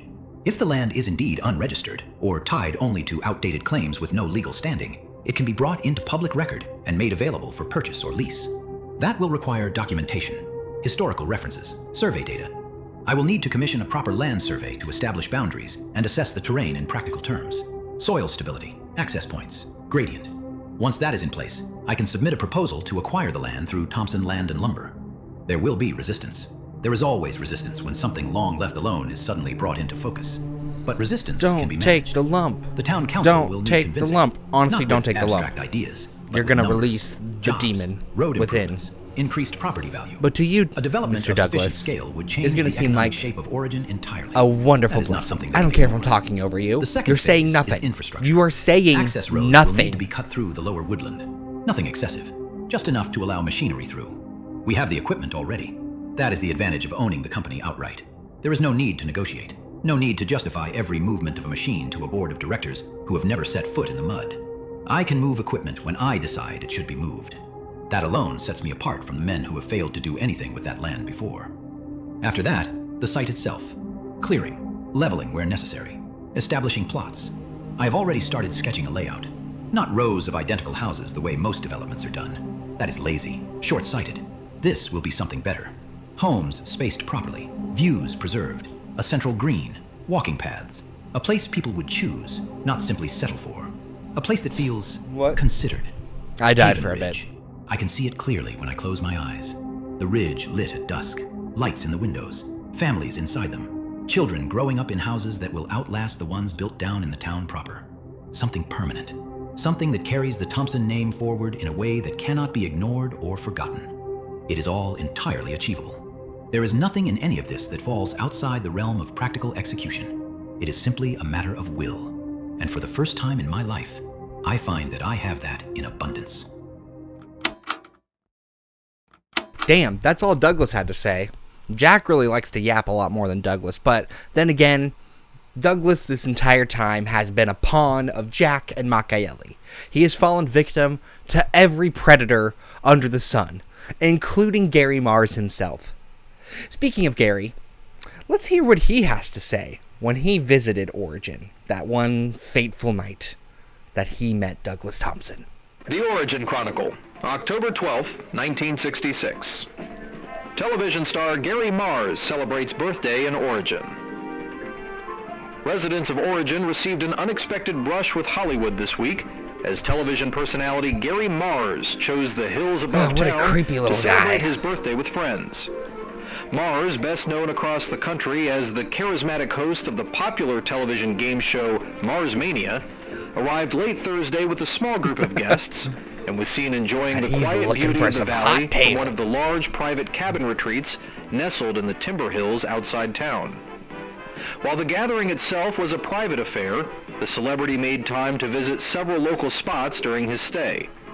On Friday morning, Mars stopped by the T-Top Diner on Highway 6, where We've heard his about that appearance one. quickly caused quite a stir among diners and staff alike. Waitress Aurora Quinn reported that the television star was extremely friendly and happily signed autographs for several customers while enjoying a plate of the diner's famous buttermilk pancakes. Ooh. He was just as nice That as sounds he seemed delicious, on honestly. television, Quinn said. Very polite, very funny. Everyone in the place was A smiling. little echoey there for a sec. Several patrons remarked that Mars appeared to be in high spirits as he chatted with locals about the region's forests and scenic views. Now where's Owner that Martha young buck Ingram Douglas? said the diner has seen its share of travelers over the years, but I love never a him. nationally recognized He's my television husband. personality. Gary Not and every day a Douglas fellow sitting like in the back that hall. wanders into your place for breakfast, Ingram said with a laugh. Mars and his guests were also seen driving through downtown Origin later that afternoon, drawing waves and smiles from passers-by. Though the actor's visit was brief, residents were delighted to see the nationally known entertainer enjoying the Pre-latch flip. hospitality of the valley. As one diner patron put it, It's nice to know a big star like that still likes small towns. Honestly, I love small town vibes. Small town vibes are the way to go. Now we know Gary just wanted to celebrate his birthday in Origin, and he found a hot piece of ass, being Douglas Thompson. If you take anything away from this episode, know that Gary is a bisexual king, and we hate him. Not for that reason, but for the terrible atrocities he commits. But I do ship Gary and Douglas. I hope they have a happy life together in hell. Or in the inversion space. We don't actually know. But now that we've covered why Gary's wanting to visit, and the few entries from Douglas, let's hear what, Regina and Veronica and maybe even Mayor Croft have to say before we get to the finale of this part. Susan. She is the main star of the series after all, and the heroine we all deserve, and a mother who cares for her children deeply. Let's keep going through this yap fest. God be with me.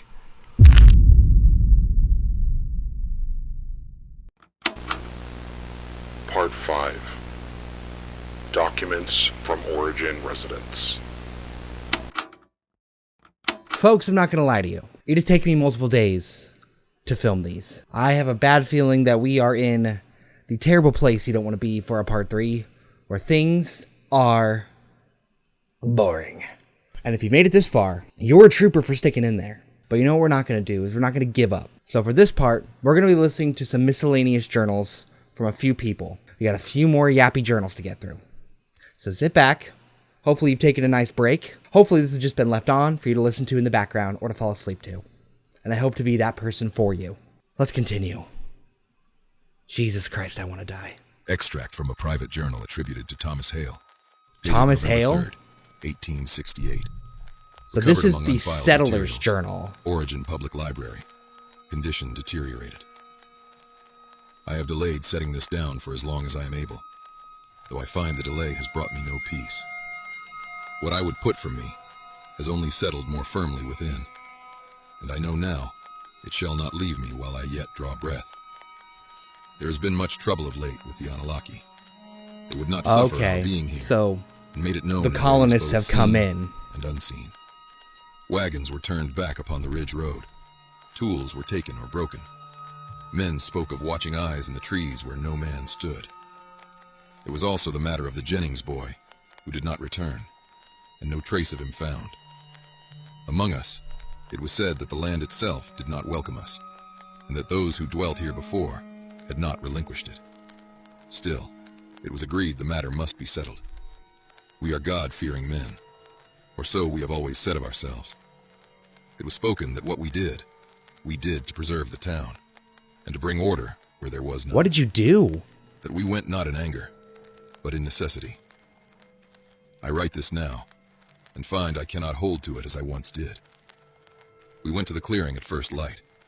The place was as it had been described, yet I tell you, there was something in it that sat wrong upon the senses. No birds sang, no wind moved. The trees stood as though listening. The stone was there at the center. It did not seem a thing of nature, though I cannot say why. Was it a gray mass that was nor stone nor flesh, but something of the sort? Everybody's described it differently. What followed was not. There was no command that I heard. No man gave word. Yet something passed amongst us all the same. I know not what to call it, only that it came upon us, and in its coming, we were not as we had been before. Men who had spoken of restraint showed none. Men who had prayed the night before did not pray then. I do not remember raising my hand, only that it was raised. The what? There are things I cannot set down. I will not set them down. I can no longer I know sit. only that what was done there was not the work of men acting in their right minds, nor was it the settling of any dispute. It was something carried beyond all reason. Some among us laughed. I swear before God, there was no cause for laughter. The sound of it has not left me. There was a noise beneath it all, low and without cease, though I cannot say from where it came. The humbuzz? I thought it the wind, yet the trees did not stir. When it was done, there was no victory in it, no relief, only a silence that weighed upon us, as though we had brought something back with us. We stood a long while before any man spoke. It was Harris who said it first, though quietly, as if afraid of being overheard, even then. That nothing of this was to be told. Not to our wives, not to our children, not to any soul in the town. It was agreed upon without dispute. We would say instead that terms had been met, that the Anunnaki had agreed to leave us be, so long as we kept from the clearing, that the land beyond the ridge was theirs, and would remain so. This was judged the better account. It would keep men from going there. It would keep questions from being asked. And it would spare us from speaking of what we had done. Did you burn it down? Come, yet I do not believe any man among us left it behind. I have prayed on this matter, and found no comfort. If what took hold of us was of God, then I do not understand his will. And if it was not, then I fear we did not go alone into that place.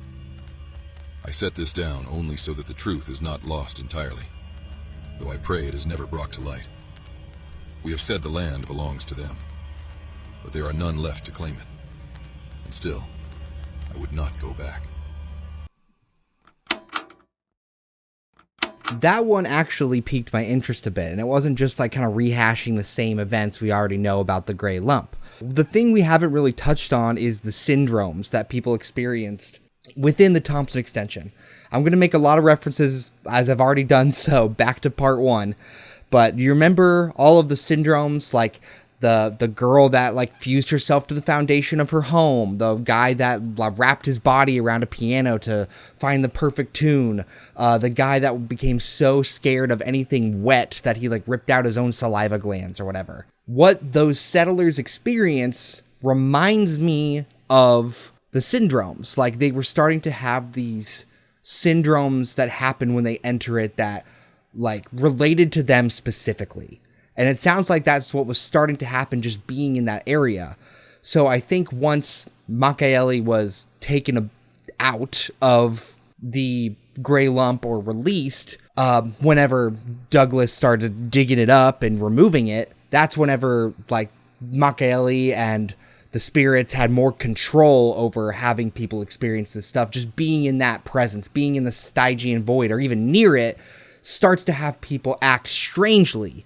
But it wasn't until you like go directly into the source whenever it like directly targets you. But these people like it was acting like opposite. Like people who were godly men were no longer like praying. People who weren't godly men were praying. Like it acted upon like your primal fears. And of course like settlers' fears would be like God-fearing fears. Like honestly, if most of us were in colonial times, and me being the white man, we all know what part I would play, unfortunately. But, like, people feared God because you tend to elate stuff you don't understand to works of God, which makes sense. Like, if things happen beyond explanation, you're like, that's a God. That is a God's doing. Like, no doubt about it. I don't get it. We don't get it. We don't have an answer for it. It's God. Like, back then, it's all you could do. But now that we have modern science and stuff, these demons got to get a little more creative. Thus the backrooms. All right. Next journal. Okay, so now we're going to hear from Veronica Green. So now, don't get her confused with Regina Green, the mayor, the evil lady. This, I'm guessing, is just going to be her twin sister, because they look identical. I mean, come on. They got to be twin sisters at this point. The Journal of Veronica Green, October 1966. So she's the librarian. The library has been somewhat busier this week than is usual for this time of year.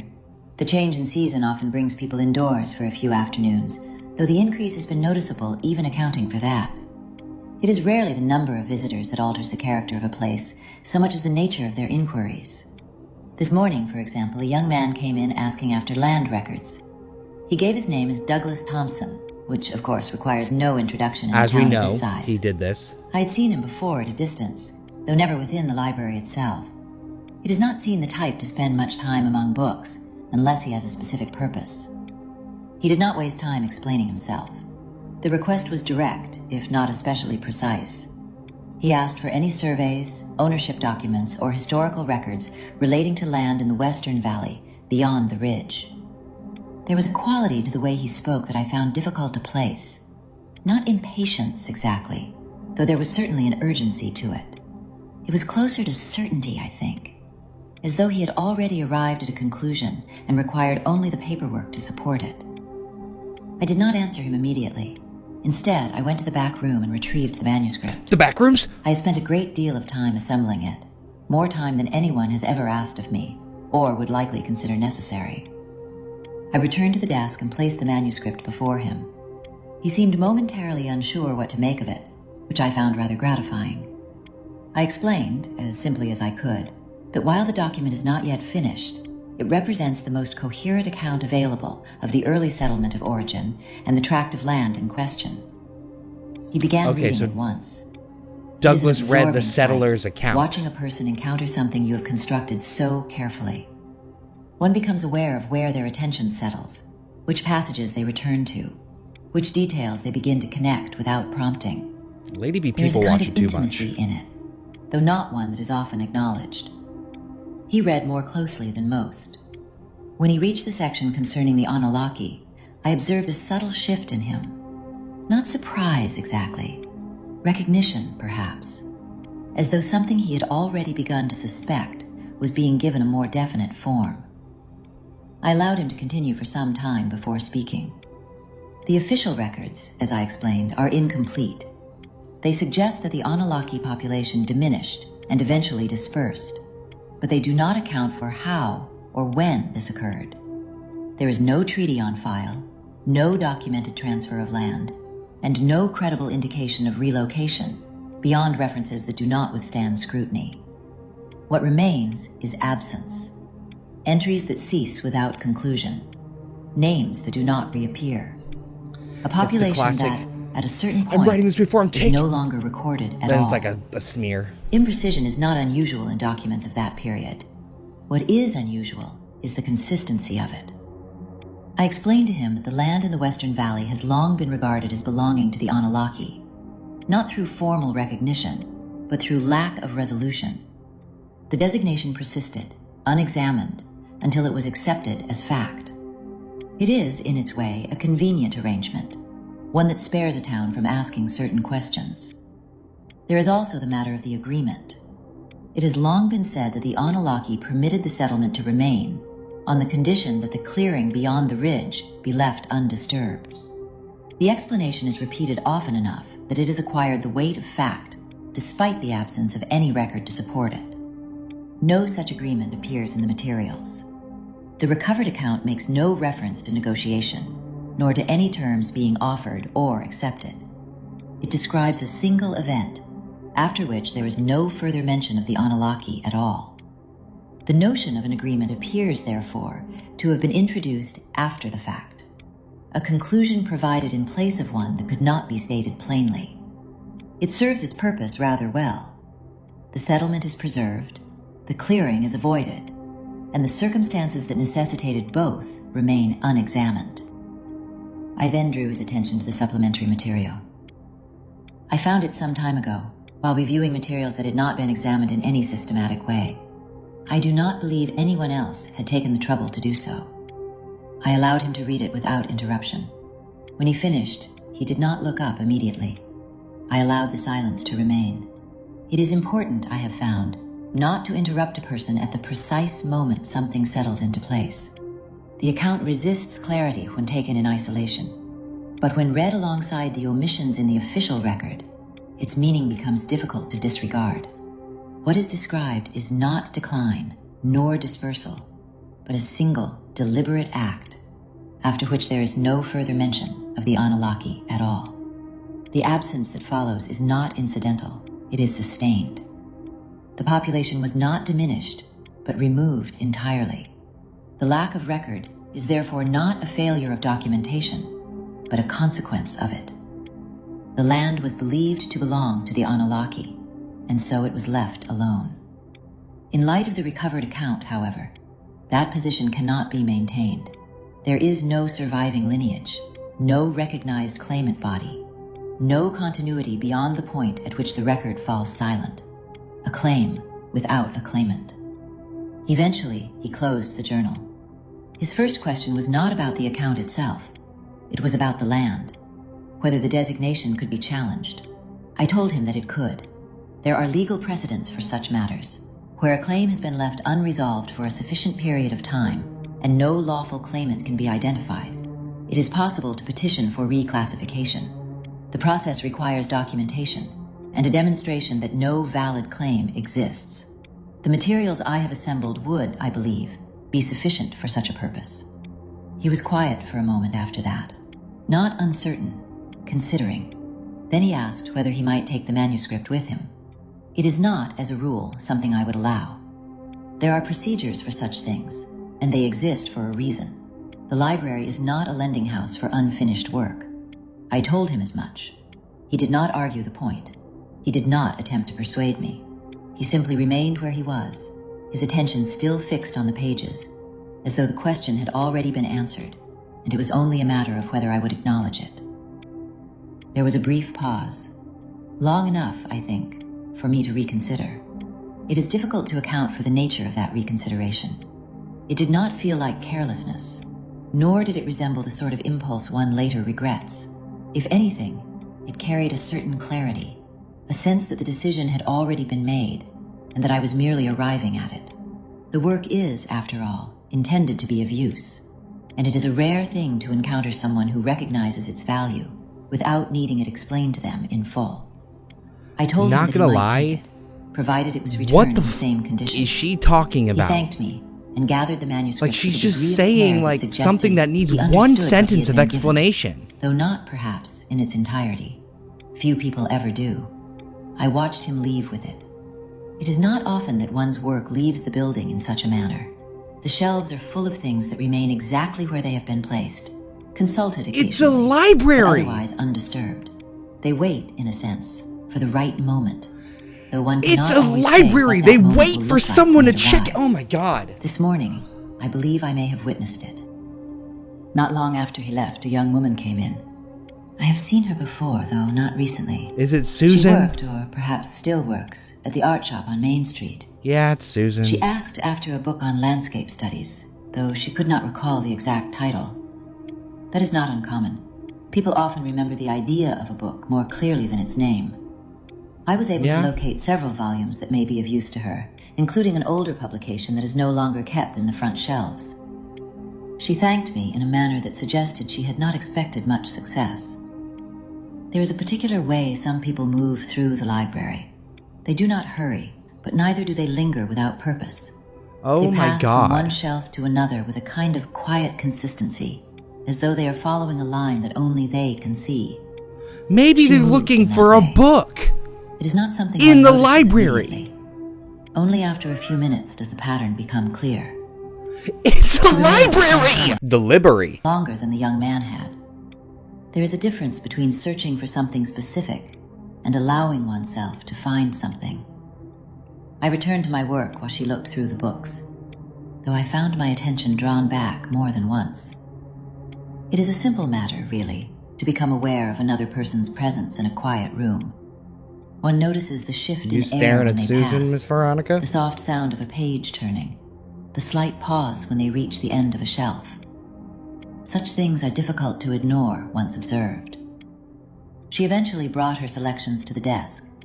Our hands did not touch when I passed the books to her. Oh, but you wanted them Though to. there was a moment in which they might have. She did not appear to notice. It is Wait a always minute. interesting to consider what people do and do Maybe not Veronica register. did pick up on She said Susan. she might return later in the week if she was Just unable saying. to find what she was looking for. Just saying. I told her she would be welcome to do so. There are, as I have noted elsewhere, certain patterns that emerge in a place over time. People arrive, ask their questions, and leave again without altering anything of consequence. Others return. They establish a rhythm without intending to. It will be of interest to see which kind she proves to be. Y'all, I don't know how to say this, but this one right here is probably the most pointless one I've ever heard. All this told us was that Douglas read the Settler's Journal, took it with him, and then Susan came in, and that's it. Her flowery language about talking about people in the library describes normal behavior for a library. People are following a line to find specific titles. That's called the Dewey Decimal System. It was designed to organize books. My God! Holy shit. I don't know. Next one. Go away. That one pissed me off. Now that we got Veronica's pointless entry out of the way, now we get to hear from the lovely counterpart, Regina, in her only journal entry. The Journal of Regina Green, December 1966. The Christmas lights are going up on Main Street tomorrow. I spent most of the afternoon at the council office going over the final arrangements. It is a small thing, really, but these are the moments people remember. The turning on of the lights, the sense that something has been marked. It's a community that the year event. Is closing in a way that feels You want to see the lights come on Main accidental. Street? Is it that much of a crime? Croft insists on attending, of course. He always does. He understands the value of being seen in the right places at the right time. Standing in the cold with everyone else, shaking hands, smiling for longer than is strictly necessary. It gives the impression of closeness, of accessibility. People like that. They mistake it for sincerity. To be fair to him, he plays the role well. There is a steadiness to him that reassures people, even when they cannot quite say why. In a town like this, that is often enough. I will be there beside him. That too is understood. There has already been some quiet suggestion that I may consider standing in the next election. Nothing formal, nothing that could be repeated without embarrassment, but it has been said often enough that it has begun to take on a kind of shape. Oh, you become the mayor, but... Nor have I encouraged it. Yeah. It is not yet time. Croft will stand again. He always does. And as things currently stand, he would win. That is not the same thing as saying he cannot be replaced. Only that it must be done correctly. There are... And maybe with the growth on his neck that you have to take off of him. Some of them are of my own making. I have known for some time that there are things in this town that do not bear looking at too closely. That is not unusual. Every place has its blind spots, its quiet arrangements. Most of them exist because they are easier to maintain than to confront. This is different. A number of women have gone missing over the past few years. Not enough taken individually to draw real attention. It is only when you place them side by side that they begin to lose their shape. The same gaps, the same absence of detail, small inconsistencies that repeat in ways they should not if everything were as straightforward as it appears. I did not arrive at that conclusion all at once. It came gradually. A name here, a date there, and then Veronica. I will not write more than that. There are things I know, things I suspect, and things I have chosen up to this point not to confirm. At the time, I believed I was acting in the best interests of everyone involved. I went to Croft. I did not make accusations. That would have been unwise. I simply made it clear that there were certain matters that would be better left unattended. That the attention they might draw would serve no one, least of all the town. He understood immediately. That perhaps should have concerned me more than it did. Since then, nothing has been pursued. No questions asked that could not be answered easily. No connections drawn that might require explanation. And so, in time, people stopped asking altogether. In a place like this, it does not take much. Absences are absorbed quickly. Someone leaves, and the space they occupied closes around it without difficulty. It is always something ordinary. A job elsewhere, a disagreement at home, a decision made quickly and followed through without explanation. A few months ago, there was an incident involving a man named Jack Caversham. He was brought in after making a number of remarks about the woods, enough that someone felt it warranted attention. There was talk of him behaving strangely, saying things that, taken out of context, might have been made to fit. For a brief moment, I allowed myself to believe that this might resolve itself, that whatever thread I had begun to follow had led, by chance, to something contained, something separate. It did not. He was released, an alibi, sufficient, it would seem, to satisfy those who were inclined to be satisfied. And so we are where we were before. Croft knows what I know, or enough of it, and I know what he is. We have, between us, arrived at an arrangement neither of us would choose, but neither of us can undo without consequence. A kind of balance. It is not a comfortable one. Veronica remains where she is, at the library. We do not speak unless we have to. When we do, it is brief. What? Civil, if that is the word for it. There is something in the way she looks at me that suggests she understands more than she lets on. Whether that is true or simply my own projection, I cannot say. I would prefer she were not here at all. That is not something I have the ability to change. Tomorrow, the lights will be switched on. The town will gather, as it always does. There will be speeches and applause and the brief illusion that everything is as it should be. I will stand beside Croft while he smiles and nods and tells them what they expect to hear. And for a little while, it will even feel true. Okay, y'all, that threw me by surprise. And there's a certain reason why. She said it all leads back to Veronica. Remember how I was just joking about, like, oh, Veronica's staring at Susan now. So, with that being said, I want to point out one thing. A comment on this TikTok video specifically that the creator said in response to somebody's question. Now, the creator doesn't really communicate with the audience that much other than just to say thank you or heart some things. But this one right here, he helped cover up Veronica's crimes so that he has leverage over Regina. Regina knows how corrupt Croft is. The pair are stuck in a stalemate. Disregarding Croft's weird growth twin thing in part 1, was I right in assuming that Veronica is actually the one kidnapping these women? What? Because you're like, it all leads back, like, her creepy staring in the public library I thought was just some sweet lady who was like the counterpoint to Regina. And maybe Veronica's a lot more f***ed up than we know. From this point, it sounds like Veronica is staring at these ladies. There's a lot more sinister homosexual undertones in this part than I thought there would be. And I'm here for it. It's spicing things up. Let's go to the next journal. What the This threw a wrench in things. We're going to hear from Mayor Croft himself. What is he going to say in regards to Veronica? Maybe his own blackmail? Because we do know he's not a good person either. Nobody in this town is, especially the government officials. Private notes. Brian Croft, December 1966. All right, Brian. Mayor's office. Origin. Douglas Thompson came to see me this afternoon. He arrived with a folder under his arm, and the kind of energy that suggests he has not yet learned how these things are usually done.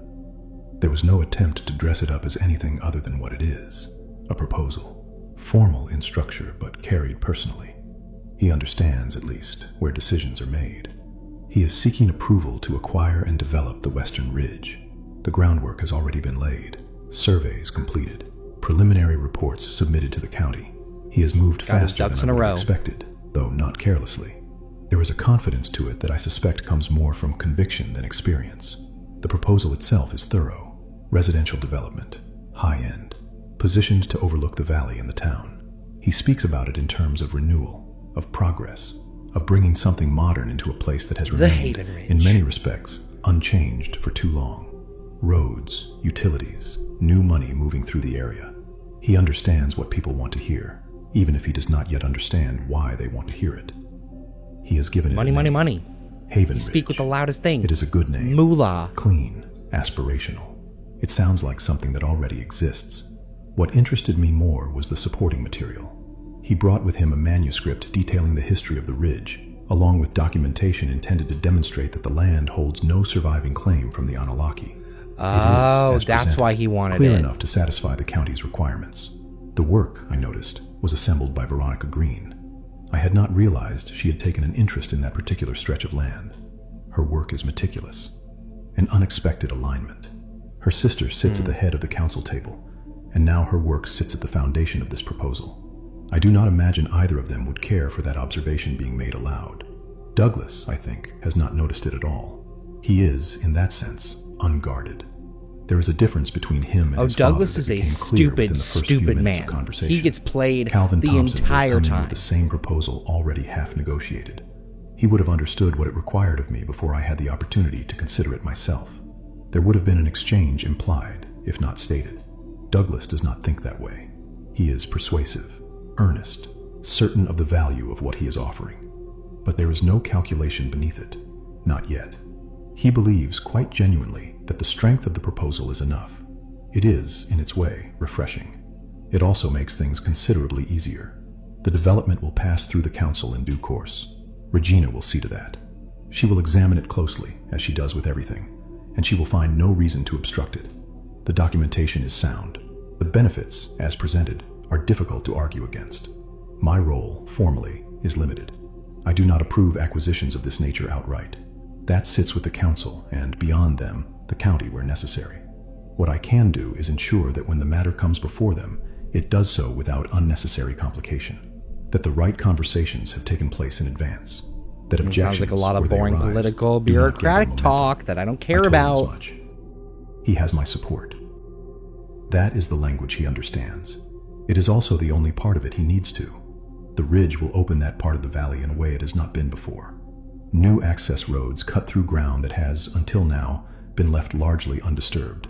Timber moved out, materials moved in, increased traffic over routes that have never carried it in that volume. Things begin to move more freely under those conditions. Crates are checked less closely when they resemble all the others. Manifests become routine. Weight discrepancies pass as oversight. A town grows, and in growing, it learns to look in the direction it is told to. There are advantages to that. Calvin understood them. He made use of them when it suited him. We did not always agree on how. Douglas will not see it, which is, in this case, preferable. He has agreed to attend the lighting tomorrow corrupt evening. as hell. He is providing You don't a even tree, need a Douglas fir, of course, large enough that I forgot the people will horse's talk name. about it. It will stand in the square. You don't even lit need up, the horse. Visible from the main road. The sort of gesture that costs very little and buys a great deal. He will be introduced properly. People will begin to associate his name with something other than his father. My back has been worse today.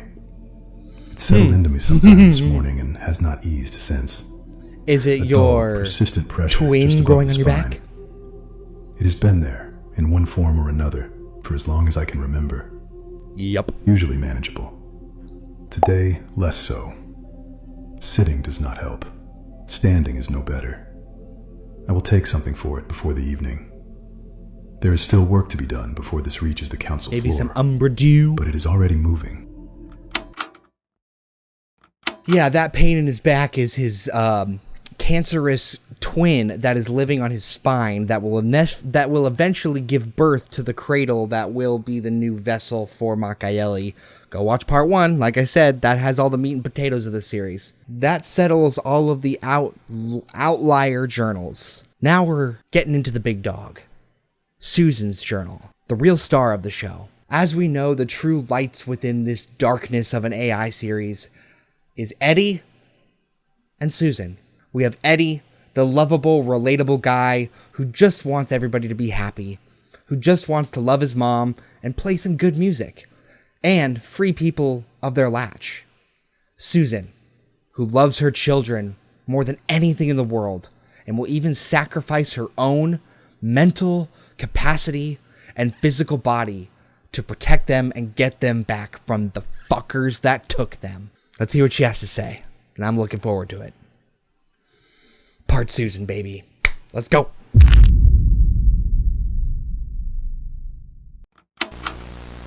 Part 6. Susan. Is this the end? I don't know. You see the chapter select of the timeline.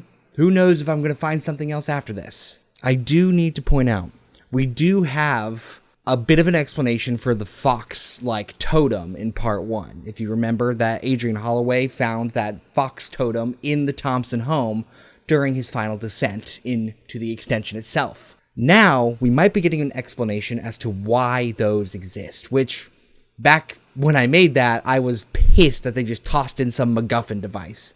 But now we might actually get some story implication as to why it is there. Because we do know, according to Jack's journal, when he was astral projecting, he did see those white fox spirits protecting Susan until they started eliminating him. But let's see what Susan has to say about that. Susan's journal, August 1966. I suppose I should begin by saying this book was a birthday gift, though I am only now getting around to writing in it. My brother Daniel gave me the journal in June when I stayed with him at the lake. His cabin sits right at the edge of the water, and the whole place smells like pine and wild strawberries. The lake. The bushes grow everywhere That's along her the shore, favorite and when the place. sun warms them, the scent drifts right across the dock. I spent most of love that weekend Susan. sitting out She's there with my great. sketchbook. The lake stays so still in the mornings that the trees reflect perfectly in the water. I kept trying to draw the way the light moves across it, though I'm not sure I ever quite managed it. Daniel mostly sat in one of the wooden chairs reading the newspaper and pretending not to watch what I was doing. His wife, Margaret, says he does that when he's proud of someone. She wasn't able to sit outside for long because she's expecting twins and gets tired very quickly now. We spent most of the afternoons inside, talking while she knitted little things that looked impossibly small to me. The whole place felt very peaceful. I think it may have been the happiest birthday I've had in a long time. Aww. Daniel said a painter ought to keep a journal of things she notices, and that if I'm serious about applying to art school someday, I should start practicing now. What a great I told brother. him I would try. 2 months later, the pages are still mostly empty, which probably says something about my ability to keep promises. But today felt like a good day to begin. The weather has been warm all week, and the garden behind the house is growing faster than Mother can keep up with. I spent most of the afternoon sitting near the back fence with my sketchbook. From there you can see the line where the garden ends and the forest begins. It is a pleasant place to sit because the light changes constantly. The leaves catch it in different ways depending on the wind. Sometimes the whole edge of the woods looks almost silver. I tried to paint it, but I can never quite get the colors right. There is always one shade missing. The art shop has been quiet this week. Mr. Harlow lets me stay late sometimes if I want to work on my sketches after the customers leave. I like the smell of the place once the door is locked. Paper and wood and paint all mixed together. Huffing that paint. It feels like a room where things might begin. Mother says I spend too much time alone with my painting and that I ought to go out more. She means well, but I do not mind the quiet. When I am working, I do not feel lonely. It is difficult to explain that to people. They think solitude must be a sad thing. My sister Carol never had that problem. She left Origin 2 years ago with a boy who rides a motorbike and now lives somewhere in Portland. Mother worries herself sick about that machine of his, and Father pretends not to, though I feel can like tell he Carol does. and her She boyfriend writes might from come time into to play time, in a and the letters different always series. sound as though she is having the most exciting life imaginable. I suppose she probably is. We could not be more different if we tried, but I miss her terribly sometimes. This evening, something curious happened while I was outside. I saw the fox again. It appeared just beyond the fence where the trees begin. At first, I thought the light was playing tricks on me, because its coat looked almost white against the shadows. It White stood there foxes. watching for a long time without moving. I spoke to it very softly, the way Father does when he is trying not to scare the birds away from the feeder. Come here, fox. For a moment, I thought it might come closer. Instead, it slipped back between the trees and disappeared. I mentioned it at dinner, and Mother laughed and said I must have imagined the color. She says foxes here are red. Perhaps she is right. Still, I know what I saw. Hey, Tomorrow, I think albino I will animals try painting exist. the woods again. I feel as though there is something there I have not quite managed to capture yet. Wasn't that sweet? Very nice change of pace, Susan. Carol and like the motorbike boyfriend, that sounds like important characters. I don't remember if we've met Carol before. We possibly have. We jumped from the 60s to the 80s, so this is definitely a prequel story. All right, Susan, what else you got? Susan's Journal, October 1966. I had meant to keep writing in this after June, though it seems I have been less successful at that than I told Daniel Class I of would 61, be. damn. The pages in between are still blank, which feels like something I ought to apologize for, even if there is no one here to read it. I suppose the trouble is that most days are very much the same. Not in a bad way, only in the sense that nothing in them seems important enough to write down.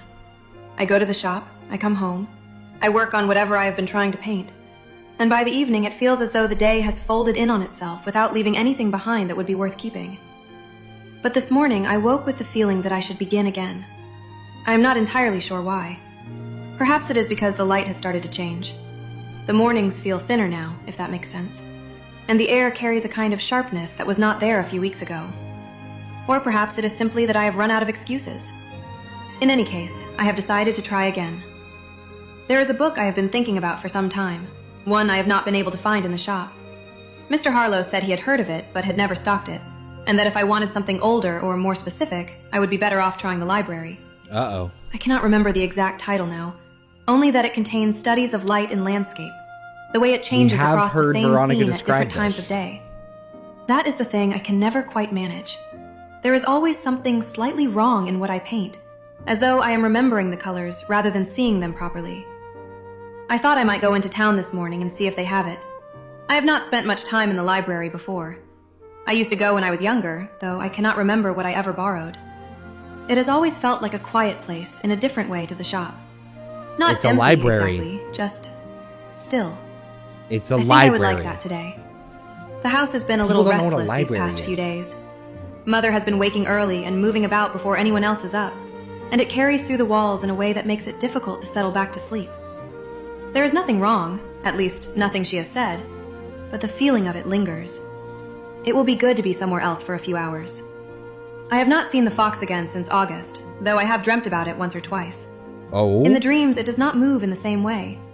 It stands closer than it did before, just beyond where the light reaches. Guardian as though spirits. it is waiting for something. Guardian spirits. I'm not sure what. Guardian spirits. When I wake, it always feels as though I have forgotten something important, though I cannot say what that might be.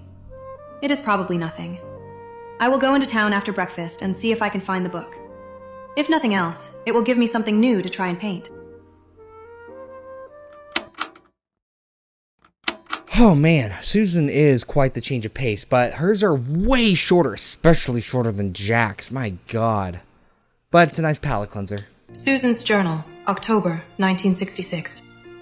I had spent longer at the library than I meant to, and thought I should call home before Father started to worry. This all takes He place does in not like the say it same outright, like but I few know the way he months. watches the clock when things take longer than expected. There is a payphone just off Main Street, set back slightly between the post office and the grocer's, the kind that always smells faintly of damp metal, no matter the weather. Father answered. He sounded distracted at first, as though I had pulled him away from something, and then softer when he realized it was me. He said Mother had gone Man, back to sounds bed like she with has a one of good her headaches. family.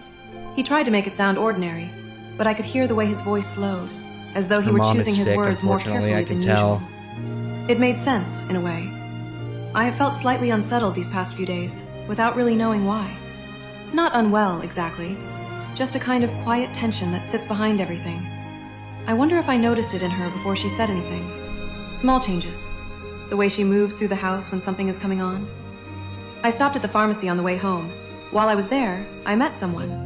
Jack Caversham, the owner's son. Oh. I remember him, or at least I think I do. From when I was younger, standing at the counter while Mother spoke to his father. I never spoke to him, but I remember noticing him in the way you notice certain people without quite knowing why. There is something a little ugly. untidy about him, I went, though ugh. not in a careless way. A little untidy. His hair is longer than most men would wear it, tied back loosely at the nape of his neck. He is handsome, though not in the obvious way people usually mean when they say that. Jesus. Something quieter, sharper. We spoke for a little while. He asked about the books I was carrying, and I told him about the portfolio. I felt slightly foolish saying it out loud, though he did not make it feel that way. He said he writes. Poetry, I think. I liked that. It is rare to meet someone who admits to that sort of thing without embarrassment. At least There was in the something 60s, easy yeah. in the conversation, not forced. I did not feel the need to explain myself in the way I sometimes do with people I have known much longer. I am not sure what Father would make of him. I can almost hear what he would say if I brought him home. Something about him looking like a drifter, or worse. Though I suppose it is not my concern what he would think. Still, the thought made me laugh a little on the walk back. I did not find the book I was looking for at the library, though the woman at the desk was very helpful in suggesting alternatives. She spent quite a long time going through the catalog with me, more than I expected. She was kind, but there was something a little intense about her. I feel slightly ungrateful writing that. She did nothing wrong, quite the opposite. I think it was just the way she looked at me when she spoke, as though she were trying to place me in some way I could not see. It made me feel oddly self-conscious, which is silly. I will have to go back and return these in a few days. I find myself hoping she will not be there when I do. That sounds unkind. I do not mean it that way. The books I did manage to borrow are good, though. There are a few sections on color that I think will be useful.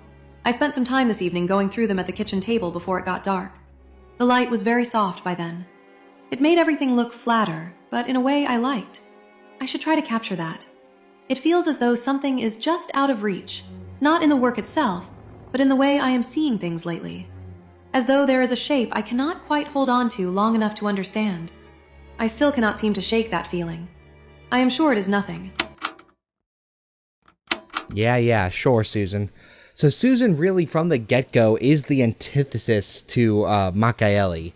The total opposite. Like, sees the beauty in everything, just like Eddie. Like, it seems like the inverse of the inverse is just beauty.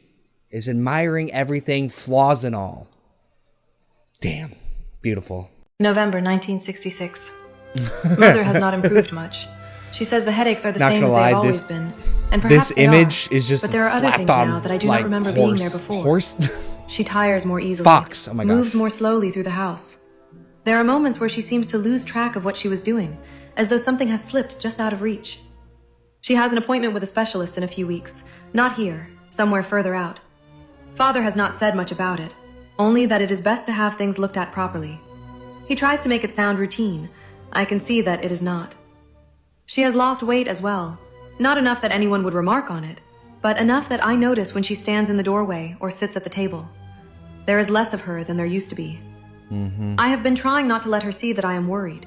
I think she is doing the same for me. Carol came home for a few days. She had broken things off with the boy she was seeing, the one with the motorbike. Mother never liked him, though she tried not to say so too often. Carol spent most of her time upstairs, or moving quietly from room to room, as though she were waiting for something to change. She left again 3 days ago. He came to the house with a bundle of roses, which looked slightly out of place against the front step. They spoke outside for a while. I did not hear what was said, only the tone of it. Softer than I expected. She packed her things that afternoon. The house felt different after she left. Quieter, though not in a peaceful way. Daniel wrote to say he is hoping to visit soon with his wife and the twins. They were born in August, and I still have not seen them. I try not to dwell on that too much, but I do find myself thinking about it at odd moments. What they look like, whether they cry, whether they are easy or difficult. It feels strange that something so new exists, and I have not yet been a part of it. I hope Mother is feeling better when they come. It would be good to have the house full again. I have been grateful for the distraction of work, and for Jack. I have been seeing him most days now. He comes into the shop while I am working, sometimes with no real reason to be there, though he always finds something to comment on.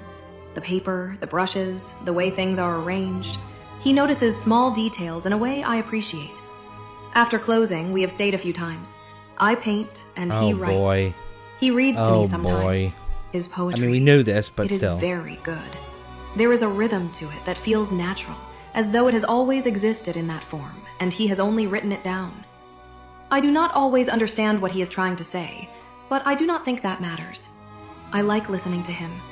I find myself wondering, occasionally, if I have feelings for him. I think he might for me, though he has not said anything directly. There are moments where it feels as though he is about to, and then something in him pulls back. I am not sure what I feel. That sounds unkind. I enjoy his company very much. I look forward to seeing him. But when I try to place it into something clearer than that, I cannot seem to. I wish I could. It would be easier. I do not want to give him the wrong impression by spending so much time together if I am not certain. I have not seen the white fox in some time now. It used to pass along the edge of the garden in the evenings, just beyond the fence. Not every night, but often enough that I came to expect it. There was something steady about it, the way it moved, the way it kept its distance without ever feeling far away. I still find myself looking, sometimes without thinking, toward that same stretch where it used to appear. It feels strange that it has not come back. I used to dream about them once or twice. Not clearly. Well, Jack and the horse got rid of those. Several of them moving somewhere nearby, just out of sight. There was nothing unpleasant in it. If anything, it felt calm. I have not had those dreams in a while. I wake often during the night now without knowing why. There is a feeling that comes with it that I find difficult to describe. Not fear, exactly. Something closer to exposure. As though I am not entirely alone when I am dreaming. It is not the same as before. It passes quickly once I am awake, but something of it remains. I do not like it. Good. Good intuition, Susan. Here we are. The end of part 3. There's no big ending, no big reveals. We've gone through the journal. Now, we need an explanation of where the story is so far. Also, if you're joining me here at this point in the story, you're looking for an explanation. Glad you're here to join us. If you want to sit through the entire maddening journey, feel free to start back at part 1. But if you want a recap of the Thompson Extension and the human latch and how those intertwine, let's follow me into the other room. and I'll explain it for you. Let's go. Who else took bets that we were on the bisexual Douglas timeline? I mean, I lost. Out of all the things, especially to revel in this one, I was not expecting the shipping of Gary Mars and Douglas Thompson, even though that is exactly where we are, with hints of Veronica Green also being a woman serial killer. The ending of this one is definitely a more melancholic, filling in the gaps that we didn't know we needed filling, and did we really need them? I'll answer you that. No, we didn't need this part. But you got it, didn't you? You little sickos. At this point, it's probably obvious to see that this falls into the realm of AI slop. It may have been fun at first, it has slowly fallen into the realm of unservable slop. There is much more to cover in the Bad Dreams extension verse, don't get me wrong, and we will be going back to those. The earlier series that Bad Dreams has covered, like Terminal, The Long Roar, They Look Like Trees, Daddy Longlegs, the Calhoun extension, and a few others, all do connect in some way, but not all of them. We have other archons to explore. He's currently working on a sequel to The Human Latch called Tales from the Inversion Space, which is fully AI video generated. I don't know about those ones, y'all. But after these, we will be saying goodbye to Bad Dreams. I've reached out to him multiple times in order to just maybe get him on an interview. Talk to him. Understand where he came from to come up with the series. And I have a feeling my worst fears have been met. None of this came from his brain. All of this came from AI. It's unfortunate. I know. I've taken the cardinal sin for you. I've made sense of the slop.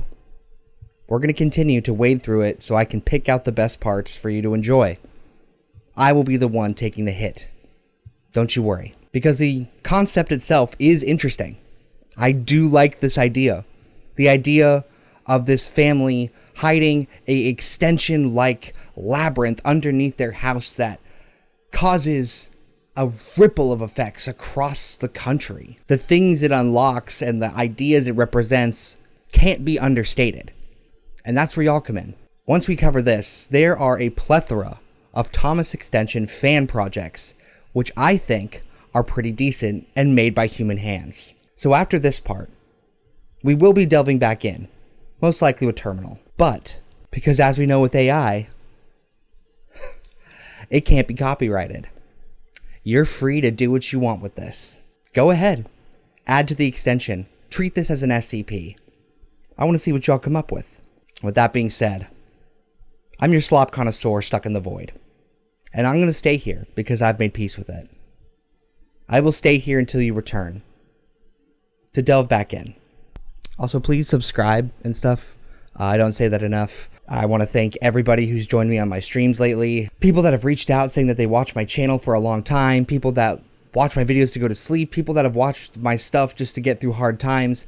The fact that y'all have said those things truly makes me grateful just to do things like this. This has never been about growing a channel or getting those numbers or making a bunch of moolah, baby. I really just enjoy covering things like this, and now that I finally have a small community of people that I get to do that for, truly means a lot.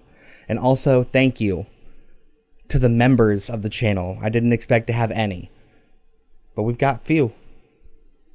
Thanks, guys. It really means a lot.